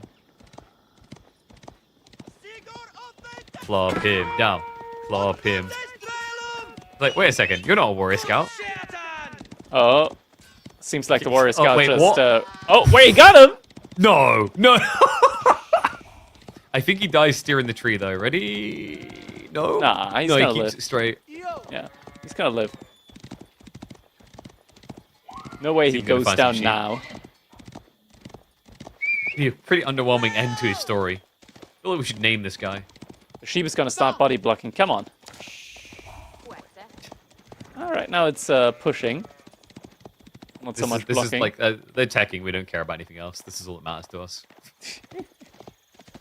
Oh, ankle breaker. Well, pay attention. Snooze, you lose. B will keep the scout alive. Now Abbey of Kings is going to be coming in here for Marine Lord. Man's a quarry for B, so everything as expected. Yeah, and Abbey of Kings, the predictable outcome. Overall sheep haul, though, didn't look that great for B. Nice sheep. Yeah. Nice sheep. Not the nicest, but it'll make it a little bit better. In fairness, Marine Lord did start with more sheep, but he also ate through them quicker. It just means you're going to have to strain your gold more to add in the cow to eat. Yeah, it is what it is. It's not the be-all end-all here, especially. He's got enough sheep to be fine.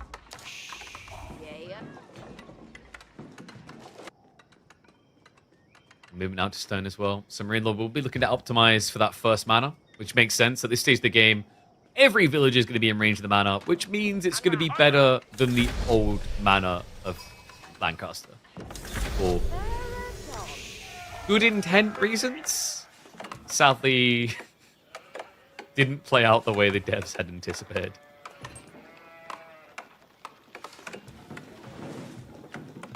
So, where's the mana going to be positioned? I mean, it has to be... yeah, he's already set up sheep around there.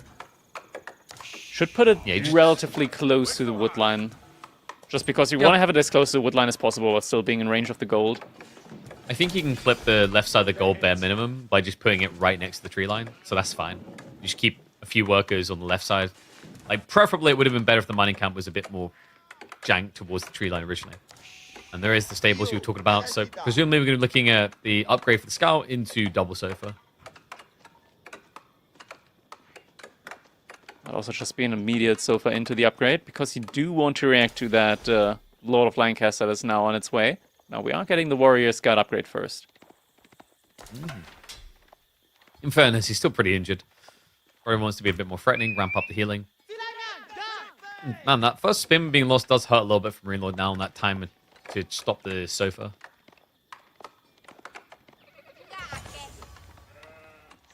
Greedy boy, goes to the pit mine straight away.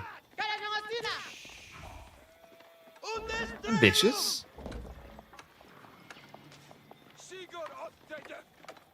We'll walk away in time before the Lord starts to flex his ridiculous 16 damage per strike.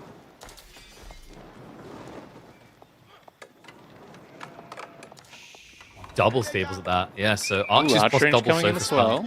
spell. Yeah. Makes a little sense. For a setup like that. It's the composition that you want to go for later on line anyways, and it's probably your best feudal age answer to what the Malians have to, what the House of Lancaster has to offer.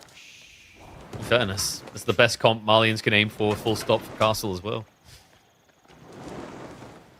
So nice transitional opportunity. Archers are going to make the Lords out of position. Focus on the pit mine, a bit ambitious for Marine Lord. Good micro so far from B. So Marine Lord, they just have to think about whole retreat here. He's got a lot of spears, but they're not here.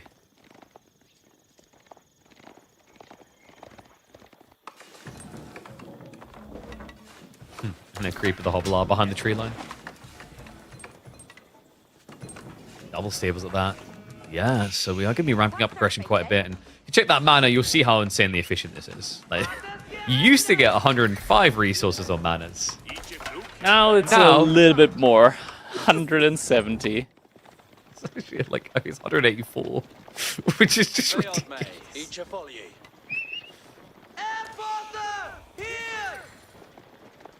Is he moving for a second mana already? I think he is. He's set it up next to the berries and the deer. That's a good spot. Yeah, so it's a brilliant spot. Like, he can lure the boar in afterwards. This is a dirty spawn. This is definitely a Marine Lord spawn. Oh my god. Yeah, Marine Lord behind this, just pumping out more and more units, but B has been able to secure the pit mine so far. Cow count not crazy. Only 2 so far. 1. Okay. We're not even going to try to ranch them, are we?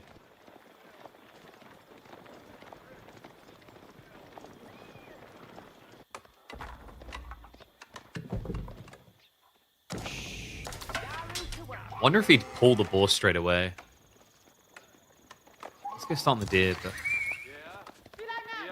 I guess when you run out of sheep, it's worth just going straight for the boar. Before that, though, like, wheelbarrow isn't in yet. Nice intercept. Cuts down a few of the hobbies. Need an ambush, but quick adjustment out of B will save his bacon.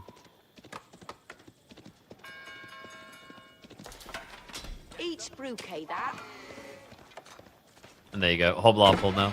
Such a dirty freaking spot. Seriously. I mean, this is hangs it up with him as well. Yeah, and just micro back and Abbey of Kings afterwards. Yeah, he's setting himself up quite nicely here now. This is gonna be rough one. Hobbler's in now as well. But Hobolars are very expensive. I'd be surprised if you can really like. We know Marine Lord as the Archer Lord, but Hobolars are the premium Archer unit. Like you have to pay quite a bit for them. Oh, you mean Yeoman? Yeah. Oh my God, why am I saying Hobolar? Yeah. I meant the. When you said Hobolar expensive, I was like, where's the pun? They cost gold. That's true. Honestly, I can't believe it. A Wood's so much premium cheaper than unit. How would SAS say right now? Oh yeah, they're meant to be very, very strong because they cost gold. Gold is a premium resource, so they deserve all the stats. Yes. Yeah. That makes sense. Yeah. I mean, this is the beauty of doing Yeoman plus Hobolar, though, right? He's cheap horseman to supplement, so you can afford expensive bows. He's walking quite far away from his spearman with them. Gives the opportunity for B to do a good amount of damage to them. Yeah, pulls back. I think the optimization in Marine Lord's brain there is like, I can risk it a bit because I can go heal. Right? Like, it's actually preferable to take the damage on the Hobolar than the Spearman because you can circulate them back to base quicker.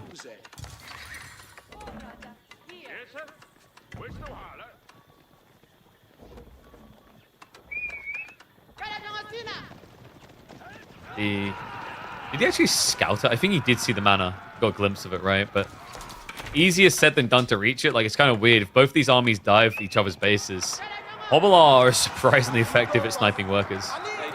Yeah, I gotta move around here, separated from the Spearman. I'm gonna go for the Pit Mine again. Pit Mine was never repaired either, which... Oh, yeah, it's like a bit of a gotta be set mistake. straight on fire. One more hull. We'll just then pull away. Spearmen have already steered wide because the archers are pursuing. Bit greedy, hangs around trying to get the finishing touch. The worker, Just come on, that's in going to time. make it so much worse. Oh, is it? Yep, he gets he's it! got it. He actually that was gets so it. close. That was is greedy. crazy how good that was. And it's crazy as well. Marine Lord hung around so long. Took a lot of damage on those hobbies. Speaking of which, up to 21 already. The hobbits come in swarms.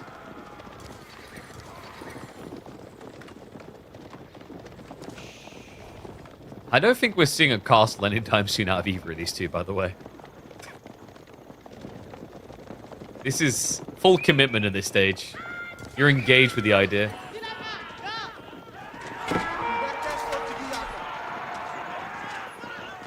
Tries to creep in again. Nice grab. Catches a Snatches couple to of the sofa. sofa. Oh, multifaceted raid. He sent troops into the pit mine as well. Just splitting B's attention. Few sofas enough to scare him away. A little bit surprised actually because it was mostly archers defending there, which made it essentially delicious fight for Marine Lord. He's just going to bide his time, adding in the yeoman now.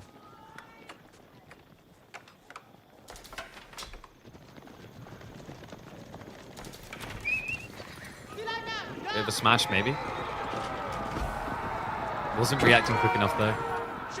There was a potential grab there from Marine Lord if the Spearmen are coming in straight away, but he's just able to keep posturing.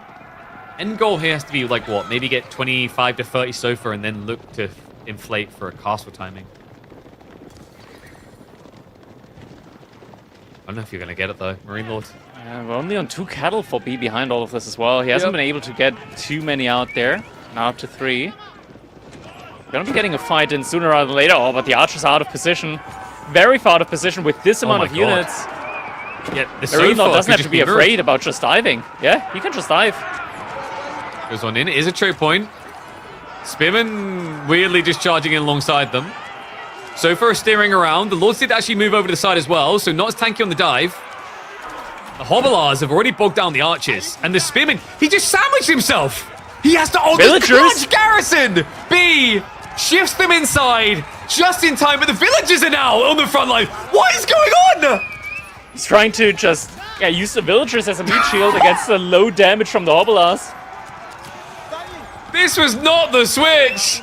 Sofa now going to come out. Oh my god, but they're not even attacking the archers, the villagers. He needs to get them out of the way. Pulls them back now. But the aftermath is going to demand Lancastrian blood if you want to feel good. B, down by 12 workers. He needs a counter-offensive. just take down a good couple of military units from Marine Lord, but yeah, this definitely hurt him hard. He needs to find more units here on the retreat as Marine Lord is falling back behind this B. Now has the opportunity to heavily invest into cattle. He's got a lot of gold in the bank that he needs to spend on cattle right now. Marine Lord, though, able to regroup with his reinforcements. B hesitant to take the fight. Such a B maneuver. Who does that? Who garrisons sofas and pulls villagers out as a defense strategy? It has got him a reprieve on execution, but not for the 11 souls that went down. Marine Lord scaling more yeoman, more hobbler. Not really even fixated that much on getting spear count up high. He looks for the surround. Overflow. Starts to reach in. B, he can't retreat anymore. The hobblers crush him from all sides. And that should be conclusion point for game 2. What a crazy game. Yeah, the cleanup is coming in. B, the Malians, nothing left here. Stand in Marine Lord's way. Cattle, I mean, he's got so much gold in the bank, just wasn't able to spend it on cattle here so far. Oh my god, he Marine Lord, he's adding in farms now as well, yeah. The permanent value on the manas. I mean, it's already such a good mana. And then, of course, on the north side, he's shifting more workers up there. And look at this! Look at that!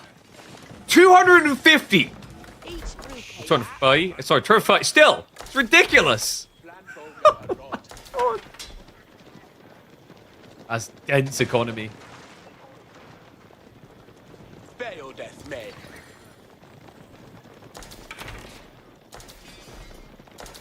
Oh, Marlene Cow meet Lancastrian manners, I guess.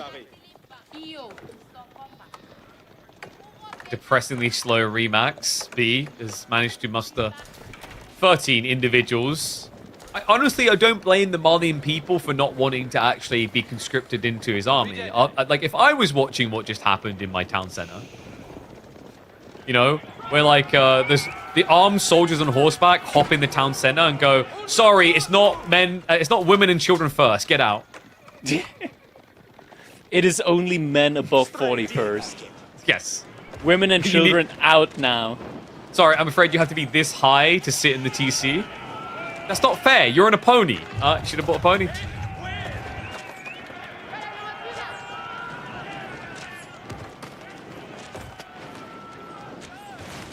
Just trying to do the only thing he can. Trying reinforcements, but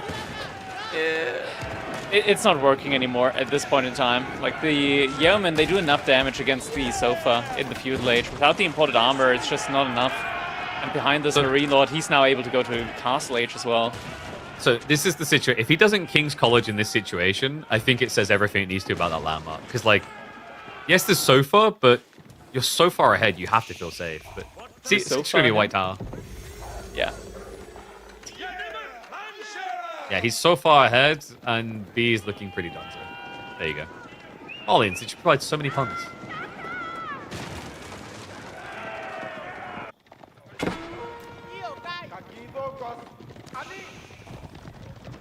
Get march into the base. I mean, farm area is exposed, especially that white tower placement. Just prioritizing the gold. Uh-oh. Oh, Sofa's going for another dive. Screw the gears on. Yeah, that wasn't what we were looking for, though. One spearman kill's not really going to cut it. It's killing some units, actually forcing Marine Lord's army back. Okay. Stack execution, but White tower complete. White tower's up. Yeah. And he will discover it straight away. Still, idle time at the start of the age. The problem is B has only got 3 cows still. He needs kills. It's not really an amount of cows that he can work with as the Malians at all. No, Beasty also taking units down. Yeoman about to be upgraded. Yeah, all I'm going to say is if that is meant to sustain a whole kingdom, you're going to milk that cow so often, it will not be milk coming out anymore.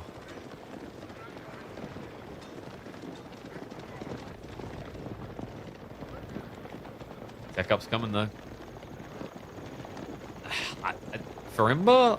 Like, no, there's nothing that does for you, right? It has to be Fulani.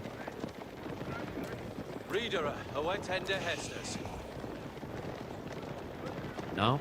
March on the way. I mean, sure you delayed the timing, but congrats. Now your opponent is going to have his veteran seas when you next fight.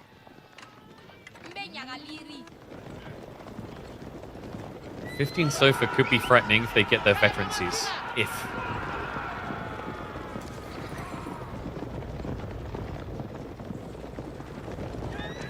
He's actually doing a really good job of just keeping Marine Lord thinking twice.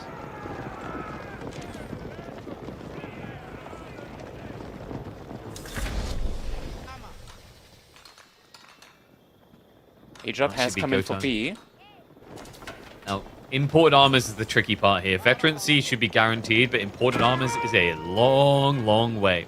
That's right, they got caught up with the Trump tax. Oh, B. He's jumping inside the TC now. Not the Sofas this time. Not this time. The upgrades wrapping aren't in yet. wide. Think of the strike in. Sofas are about to be tiered up, but there's going to be tears in his eyes. There's not many of his precious Sofas left here, really. Like 11 of them in total, but I don't think they're all here. What's going on? Nah, they are. It's just the overlay's a little bit slow. Yeah. Yeah, he's just cooked. All right, so Archers left over to get cut down. And that should be the cut simply too deep for a guy who has Fulani with 3 cow. Oh. It's just not enough food income now, and the Hobblers, the Spearmen, the Lords, just torching down the outpost now, cracking open that nut that's keeping the last couple of villagers alive there. GG comes in. It's a 2-0. Marine Lord building up his lead 2-0. Yeah, so far, he's been getting, I want to say, civilizations that we've been seeing banned left and right so far in this tournament, and he's kind of showing us the reason as to why they've been banned in this tournament so far. Yep, Sengoku into House of Elves. I mean, you can't really ask for much more than that, but he will ask at least one more victory of B. He's going to attempt it, and we have to remember, B hasn't exactly been throwing weak punches himself. You know, the Delhi's maybe not your highly desirable pick. It's a decent pick, but not crazy. The Marlians, however, I mean, this is B's pride and joy. One of them anyway. He has still got Ottomans in the bag, which is his usual ace up his sleeve. He's going to need more than one of those up against a player of Marine Lord's caliber. Yeah, so now we're finding ourselves at match point, and next up, it is going to be Gorge, and we're going to be seeing Byzantines up against the Ayyubids. This is one that I want to personally say I think Ayyubids are a very strong civilization, but like, honestly, like Byzantines into Ayyubids, I don't really understand the. Okay, I know highlights are great and everything, but can we please move over to the lobby scene, because I want to see what got sniped out. We already watched him get beat down. Like we need to delve into the brain of B, and then we can decide if we need to like leech our eyeballs, headbutt screen, or stroke our chin. So he banned Shushi and went for. Oh, you stroked the chin. I was getting ready to headbutt the keyboard. I would have rather played versus Shushi. Yeah, I mean, Shushi... Like, both with French and with Ayyubids. Both with French and with Ayyubids, I would much rather play versus Shushi. Am I crazy here? I mean, he is. We know this historically. He doesn't really play everyone else's meta. What? We call him Archer Lord for a reason. Shushi doesn't have archers. Surely that's like the kryptonite for Marine Lord. Oh, so I'm just gonna... No, Freya doesn't look like a Byzantine flag. Oranos doesn't. Well, he plays Age of Mythology S-tier tournaments too, so I'm trying to figure out if there's like a flag or a god that looks like the Byzantine flag, and he's getting his games mixed up.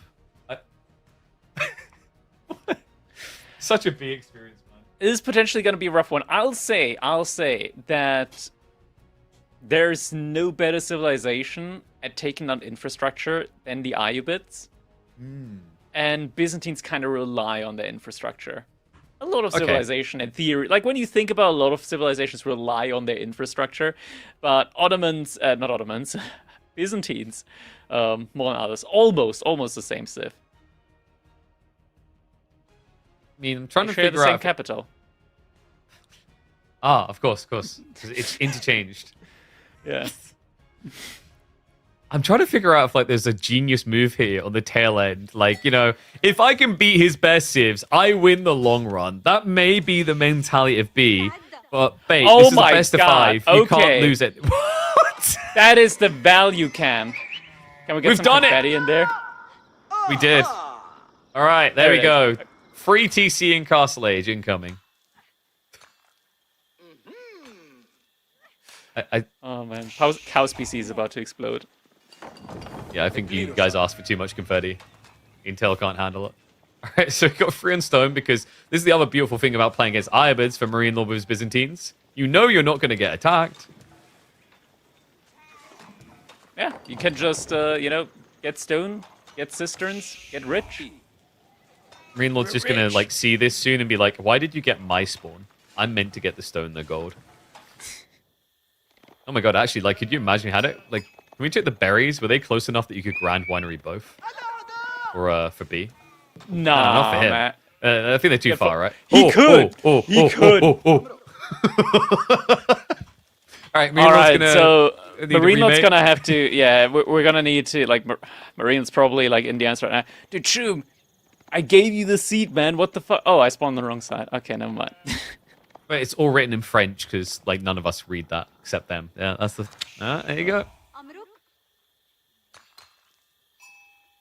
And then, also don't forget, like, you know, even if it is written in English, you always read it in a deep French accent. You know, like all those movies, where like the World War II movies, where the Germans speak English, but they speak it in a very German accent. Which I feel like nowadays we've gone the other way, and for some reason all the villains are just British accents. All right, logistics wing is on the way now for B. Dervishes. The OG healer elephant. You don't want to build a Desert Raider in this matchup, though, do you? You can build one just to like be annoying, right? Like harass on the berries, on the gold. Force your opponent to go javelins. Surely. Yeah, the question is if B is just gonna go for like a fast castle approach here, or if he's gonna actually make some units in the feudal age. It's not really one of those matchups where you necessarily need the logistics wing to protect the gold. So, would like to see him do a little bit of aggression. Maybe just poke at Marine Lord, slow him down a bit.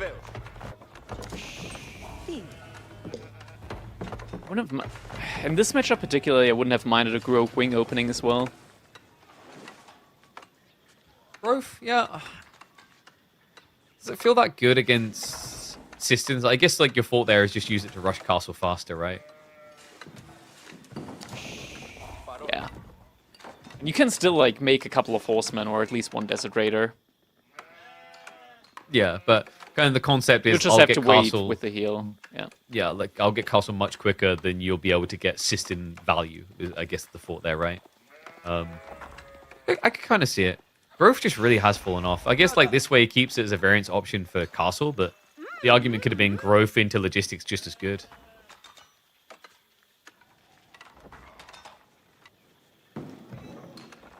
I'm just trying to figure out what B's curveball is going to be here, man. Like, he's played this series so weird.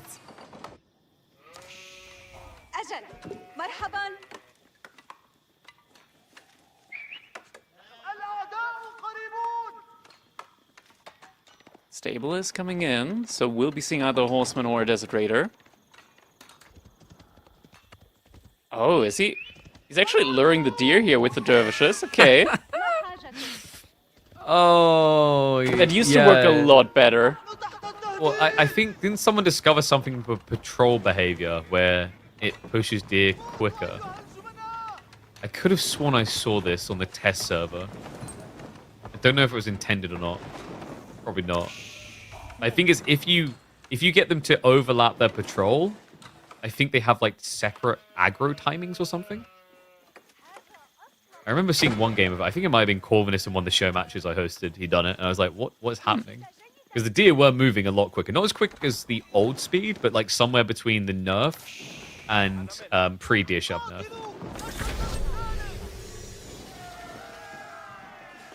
Deck up complete. Limitani going to be coming in to defend Marine Lord. But yeah, B is just straight up slamming it towards castle. 19 sheep as well. Sheesh.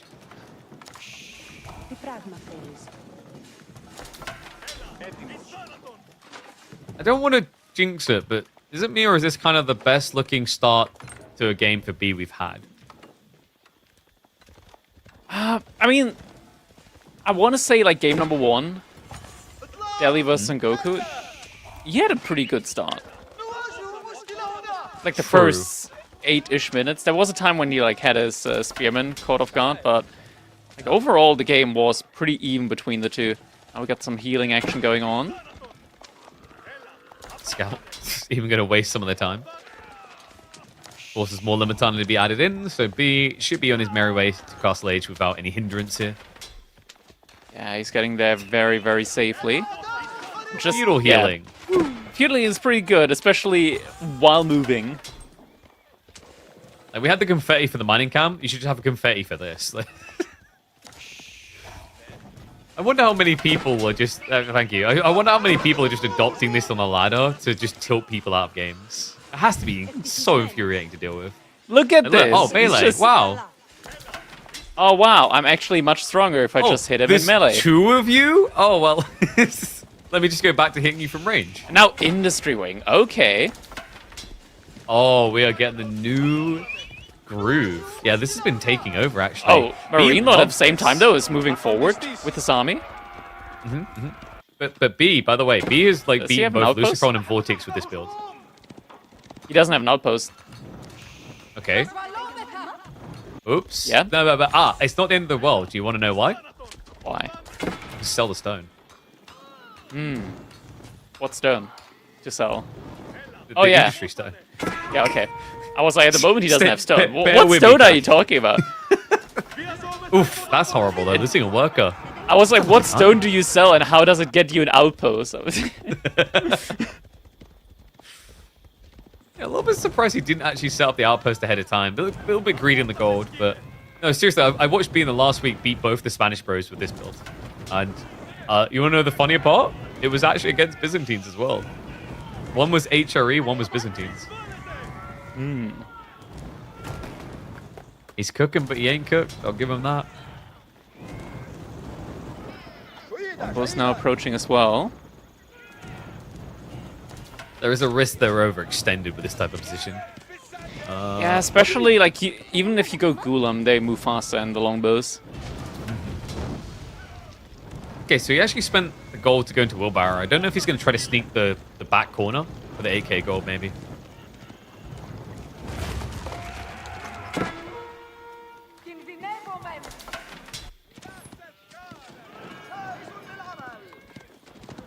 Marine Lord, of course, not slowing down with the tempo. Just continues to spam more spearmen, plus the second group of longbows on the way.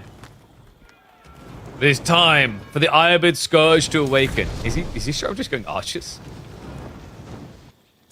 He's queued one. Yeah, I mean, makes a lot of sense with the additional wood that you have, right? Like, you can afford it very quickly. Yeah, look at all the production. Like, if we go down a bit, there's even more production than this. Oh, wait, what? Industry Yeah, and he builds it much quicker as well. Yep, you're Mr. Monopoly Man over here. Building a new New York. And yep, look what happened to the Much on the stone. stables. The stone is gone. Yeah, everything's sold up. It's as you said.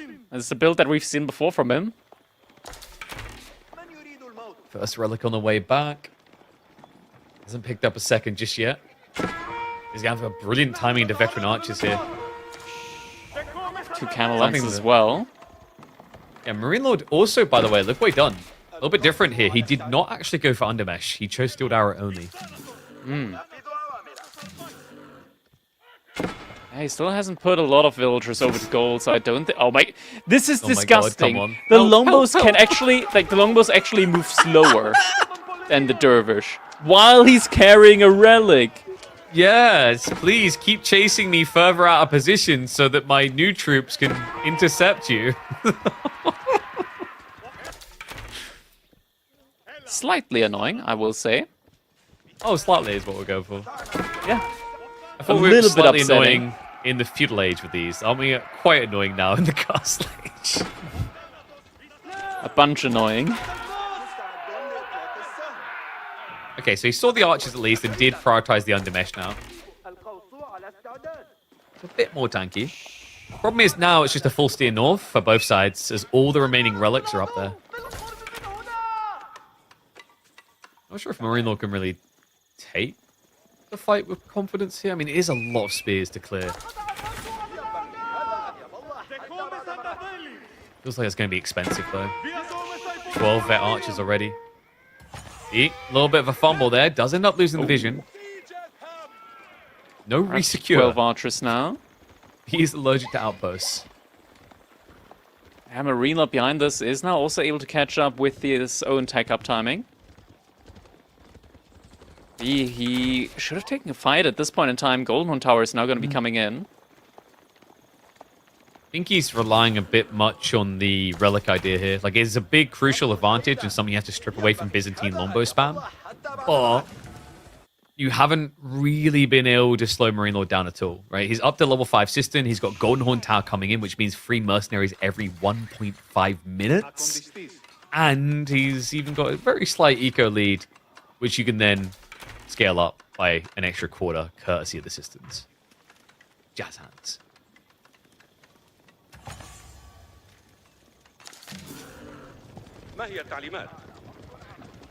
Demu now moving forward. Marine Lord has retreated so far. Golden Horn Tower still needs 20 more seconds, but we know just how quickly the Byzantines can get the upgrades in. As long as he's got There's the a gold, you can reinforced see. outpost as well. Yeah, he's rushing the gold as well. 500 gold income a minute, so he'll have the upgrades necessary in time. Let's waste time on this. Oh boy. Archers dive past. Slightly premature engagement from Marine Lord, considering it's a fortified outpost, but seems to feel confident about it. Pinches the Lancers, chases them away. Veterancy is on the way, and Dialecticus is being used. So Lombos will be upgraded soon. B backs off. Yeah, upgrade coming in incredibly quickly, of course, for the Byzantines. Barracks coming in as well, but all the relics have been picked up, or about to be picked up. He's going for the last one, but Marine Lord has his army there. Wait, for God's sake. Yeah. Yeah. It's a whole thing, KP. We don't talk about... Oh, wait, he's trying to go for the body block. Oh! This is gonna end well. Never mind. Camel's stronger to get... Oh my god, that's the come on, that was greediest thing unnecessary. ever! That was... Yeah. Sorry, B, but that was not it. It's like, if I can just get 10 Limitane, I mean, it changes everything against these longbows. Wait a second.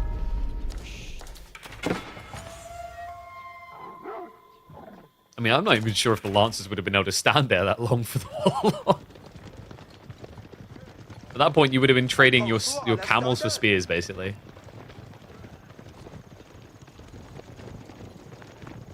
So, what's our upside here for B? Because I don't know right now. This I'm getting a sinking feeling real fast, Crackety.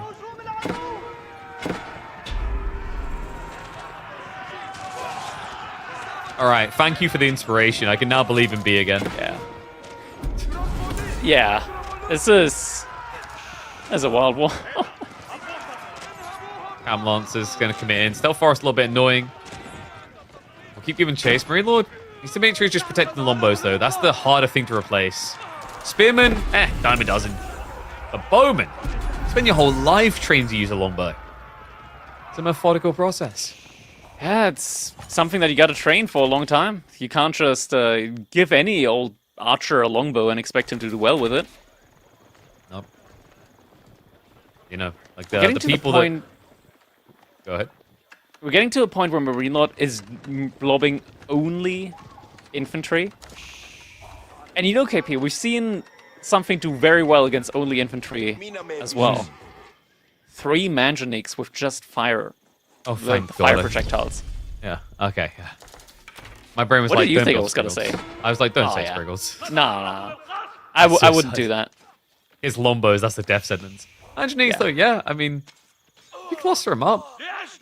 I've seen time and time again. You go to like 3-4 Manganiques, like nothing can stand in their way. Nothing infantry-wise as well, and you can't split up your army as well against them. You know, this was a good idea up until we remembered that he's against Byzantines. Why? Because, well, they have someone that's cataphractastic. At the moment... Oh! Looks like one of the villagers got left behind. Finds an unfortunate demise. He's on the deer. Look at the mini-map from B. He's playing a very wide game. He didn't... This is the thing with industry. It gives you flexibility at the start. Like, you can use the wood for all this production, or you could have used it to set up some farms for safety. Marine Lord so far has been putting so much pressure on B, though, that B has not found an opportunity at all to try and go for raids.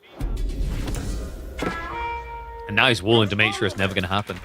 It just kind of feels like by the time the Camel Lancer count is going to look threatening, it's only going to be able to fight a direct army. And he scouted him out. He found the deer. Uh-oh. The full army is on the way for this. They're biting at the bit. B is going to look to rotate around the back. Has got the archer lead. Not like he's going to have the position though. Wait, guys. Wait, really? I can't believe he got away with just going back to work there. But he's going to scare him off. Combos. Now B, is he trying to push this fight? He's losing a lot of units, just posturing. What? I think he got distracted on the deer. The deer are getting dove elsewhere. Like, Marine Lord's hitting multiple locations here. Not just here. The opposite deer. He's got a second wave coming in there. Oh, no. Oh, no. It's just so much. He's getting completely overwhelmed now. I mean, Limitana, I think you could maybe just hard commit them here. Just the damage, even in the archers. Lombo's going to have to start a step back. Spearman. He realizes because Marine Lord is stretched thin at the moment as well with his military force, this is a fight that he needs to win. If he's not able to win versus few of Marine Lord's units, he can't win versus the other as well. Spearman. I'm going to get a few trades here. The paling drop was intriguing from Marine Lord. He will just walk it off. It forced him to steer wide as well. So Lombo's in retreat, but he's got a second wave coming. There's more Limitane coming to assist, so if Beat keeps pursuing this, it's likely to backfire because the archers have bailed on the camels. Oh my god, yep, second wave. How do you come out worse than the Lombos from that? He's everywhere. It's just the mercenaries, man. In theory, what has Marine Lord produced so far? It's like, with his own resources, 40 Limitani, 50 Limitani, the rest is all mercenaries. It's like people come of age, you just throw them a spear. Congrats, you're in the army, go. More spears, and more spears. And those spears have been better raiders than longbows in this game. Better raiders than camel lancers. He's got the painted shields as well on them. So they're moving really, really fast.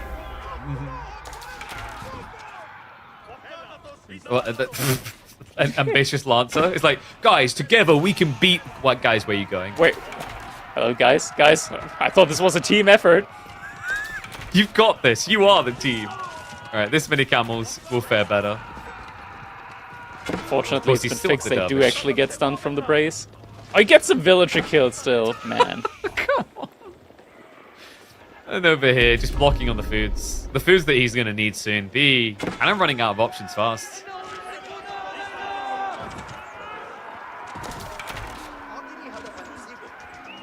Well, I think it's fair to say that the Marine Lord is looking okay at the end of the group stage. Yeah, he's not looking bad. He feels somewhat in control. Oh my god, might no. say. The Limitana, I mean, he wanted to just A-click into that. The Lancer's going to force him back a little bit. Here's a concave, but a fragile concave. Son's Mameluke's coming in to try and assist. It doesn't look like there's enough camels left. Yeah, you got half the military force. There's no way back. All the camel lances go down. Marine Lord, he's just A-moving. Actually... Hold on. Holding. He split up the army to Where's raid the rest again. of the Limitani? There's like 20 Limitani somewhere else. There's like 4 on the flank. The rest are just on coffee breaks right now. So he will get the pushback, but time still not on his side. Remember, olive groves have been set up. B doesn't have a farming economy. I think he's added in a few farms, nothing major. And with the second Limitane wave arriving, Lombo's going to be fine. Like, he's holding fairly stable 15 to 25 range on archers.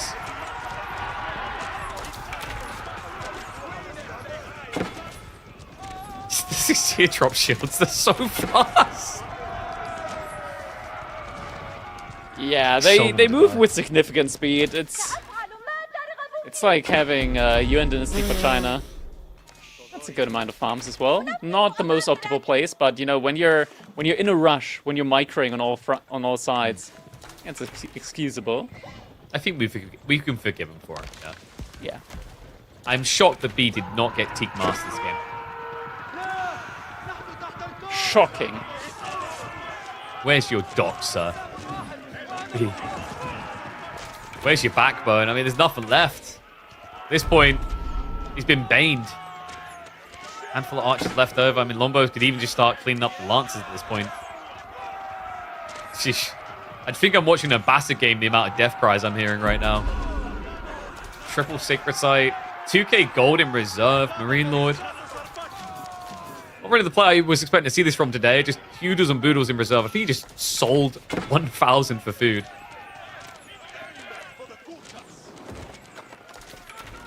Now, maybe the break Outpost point. getting burnt down. He has got farms now. B is set up, I think, 2 farm clusters in this time. But Imperial's coming. I Yeah, think we can see the Imperial's story. coming. The income is like... Marine Lord has more than twice the income of B. Yeah. He's ahead by 5,000, over 6,000 resources. Hey, but look at the bright side. B can build 40% faster. Yep.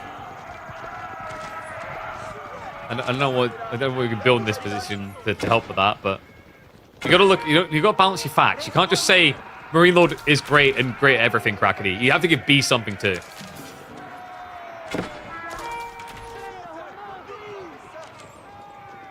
He has Now nice foreign hair. engineering companies coming in.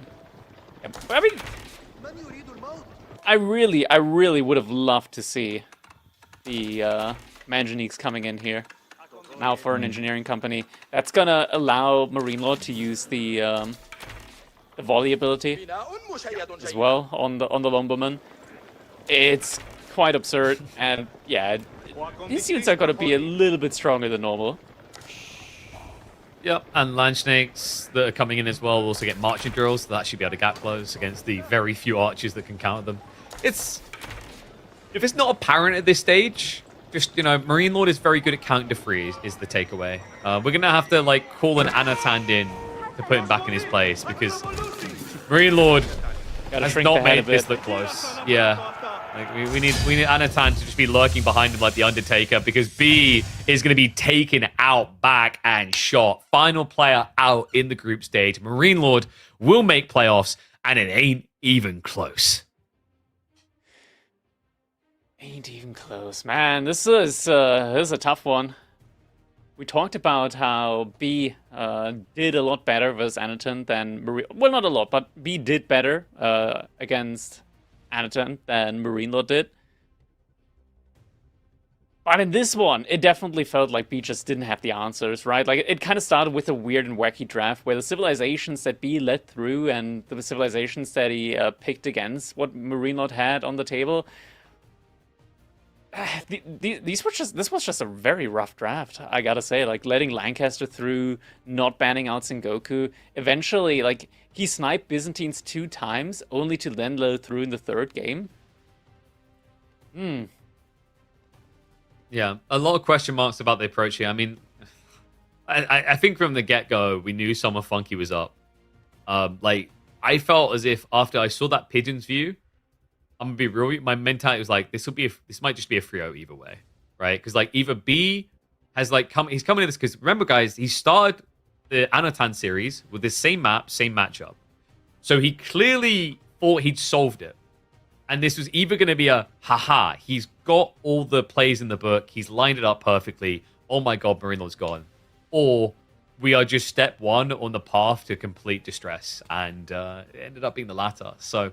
It doesn't mean we say farewell to B. We actually have the full roster of eliminated players now. We've spent the day saying farewell to a bunch. Scarlet Devil, of course, opened the day with loss. Numadon to follow up. Demu, and now finally B will be the 4 players on the sideline. They will not be seen any longer in the EGC Masters Finals 2025. Well, I do believe we've got a bracket that we can at least go over. yeah, they're cooking it up. They're sorting it out quickly. But it's, you know, so I think realistically, most of the outcomes here is kind of what people expected going to the groups, though. Some really good performances along the way, though. And it kind of shows you the importance of group stages for playstyles, because sometimes it does come down to who you face, right? Like, I'm reminded of the 3-1 victory for Louis over Numadon compared to the 3-2 that Vortex had to fight a lot harder for. Yeah, it's we had a pretty interesting group stage here overall. I want to say, like, a lot of upsets in the regards of like just Anaton versus Marina. I think that's like the key takeaway that we had there. Like Anaton, he came out to play. He did absolutely incredibly there, winning up against him. Puppy Paw beating Beasty. I'm not sure if that's considered an upset. I think it would have been an upset like a couple tournaments ago. At this point, I think Puppy Paw's like just established himself as an incredibly dominant player to the point where I look at this and like my mind kind of looks back and it's like, is that an upset? Nah, it's not an upset anymore. That's a fair game for sure between them. And same with like Wham beating Lucifron. I'm not too surprised by that. I think Wham has been having a hell of a year.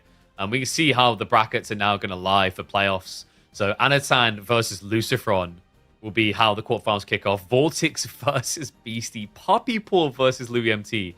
And Wham versus Marine Lord. I mean, they can't shake off that curse. They just can't shake off that curse. Like the brothers potentially like finding themselves in the semifinals time and time again.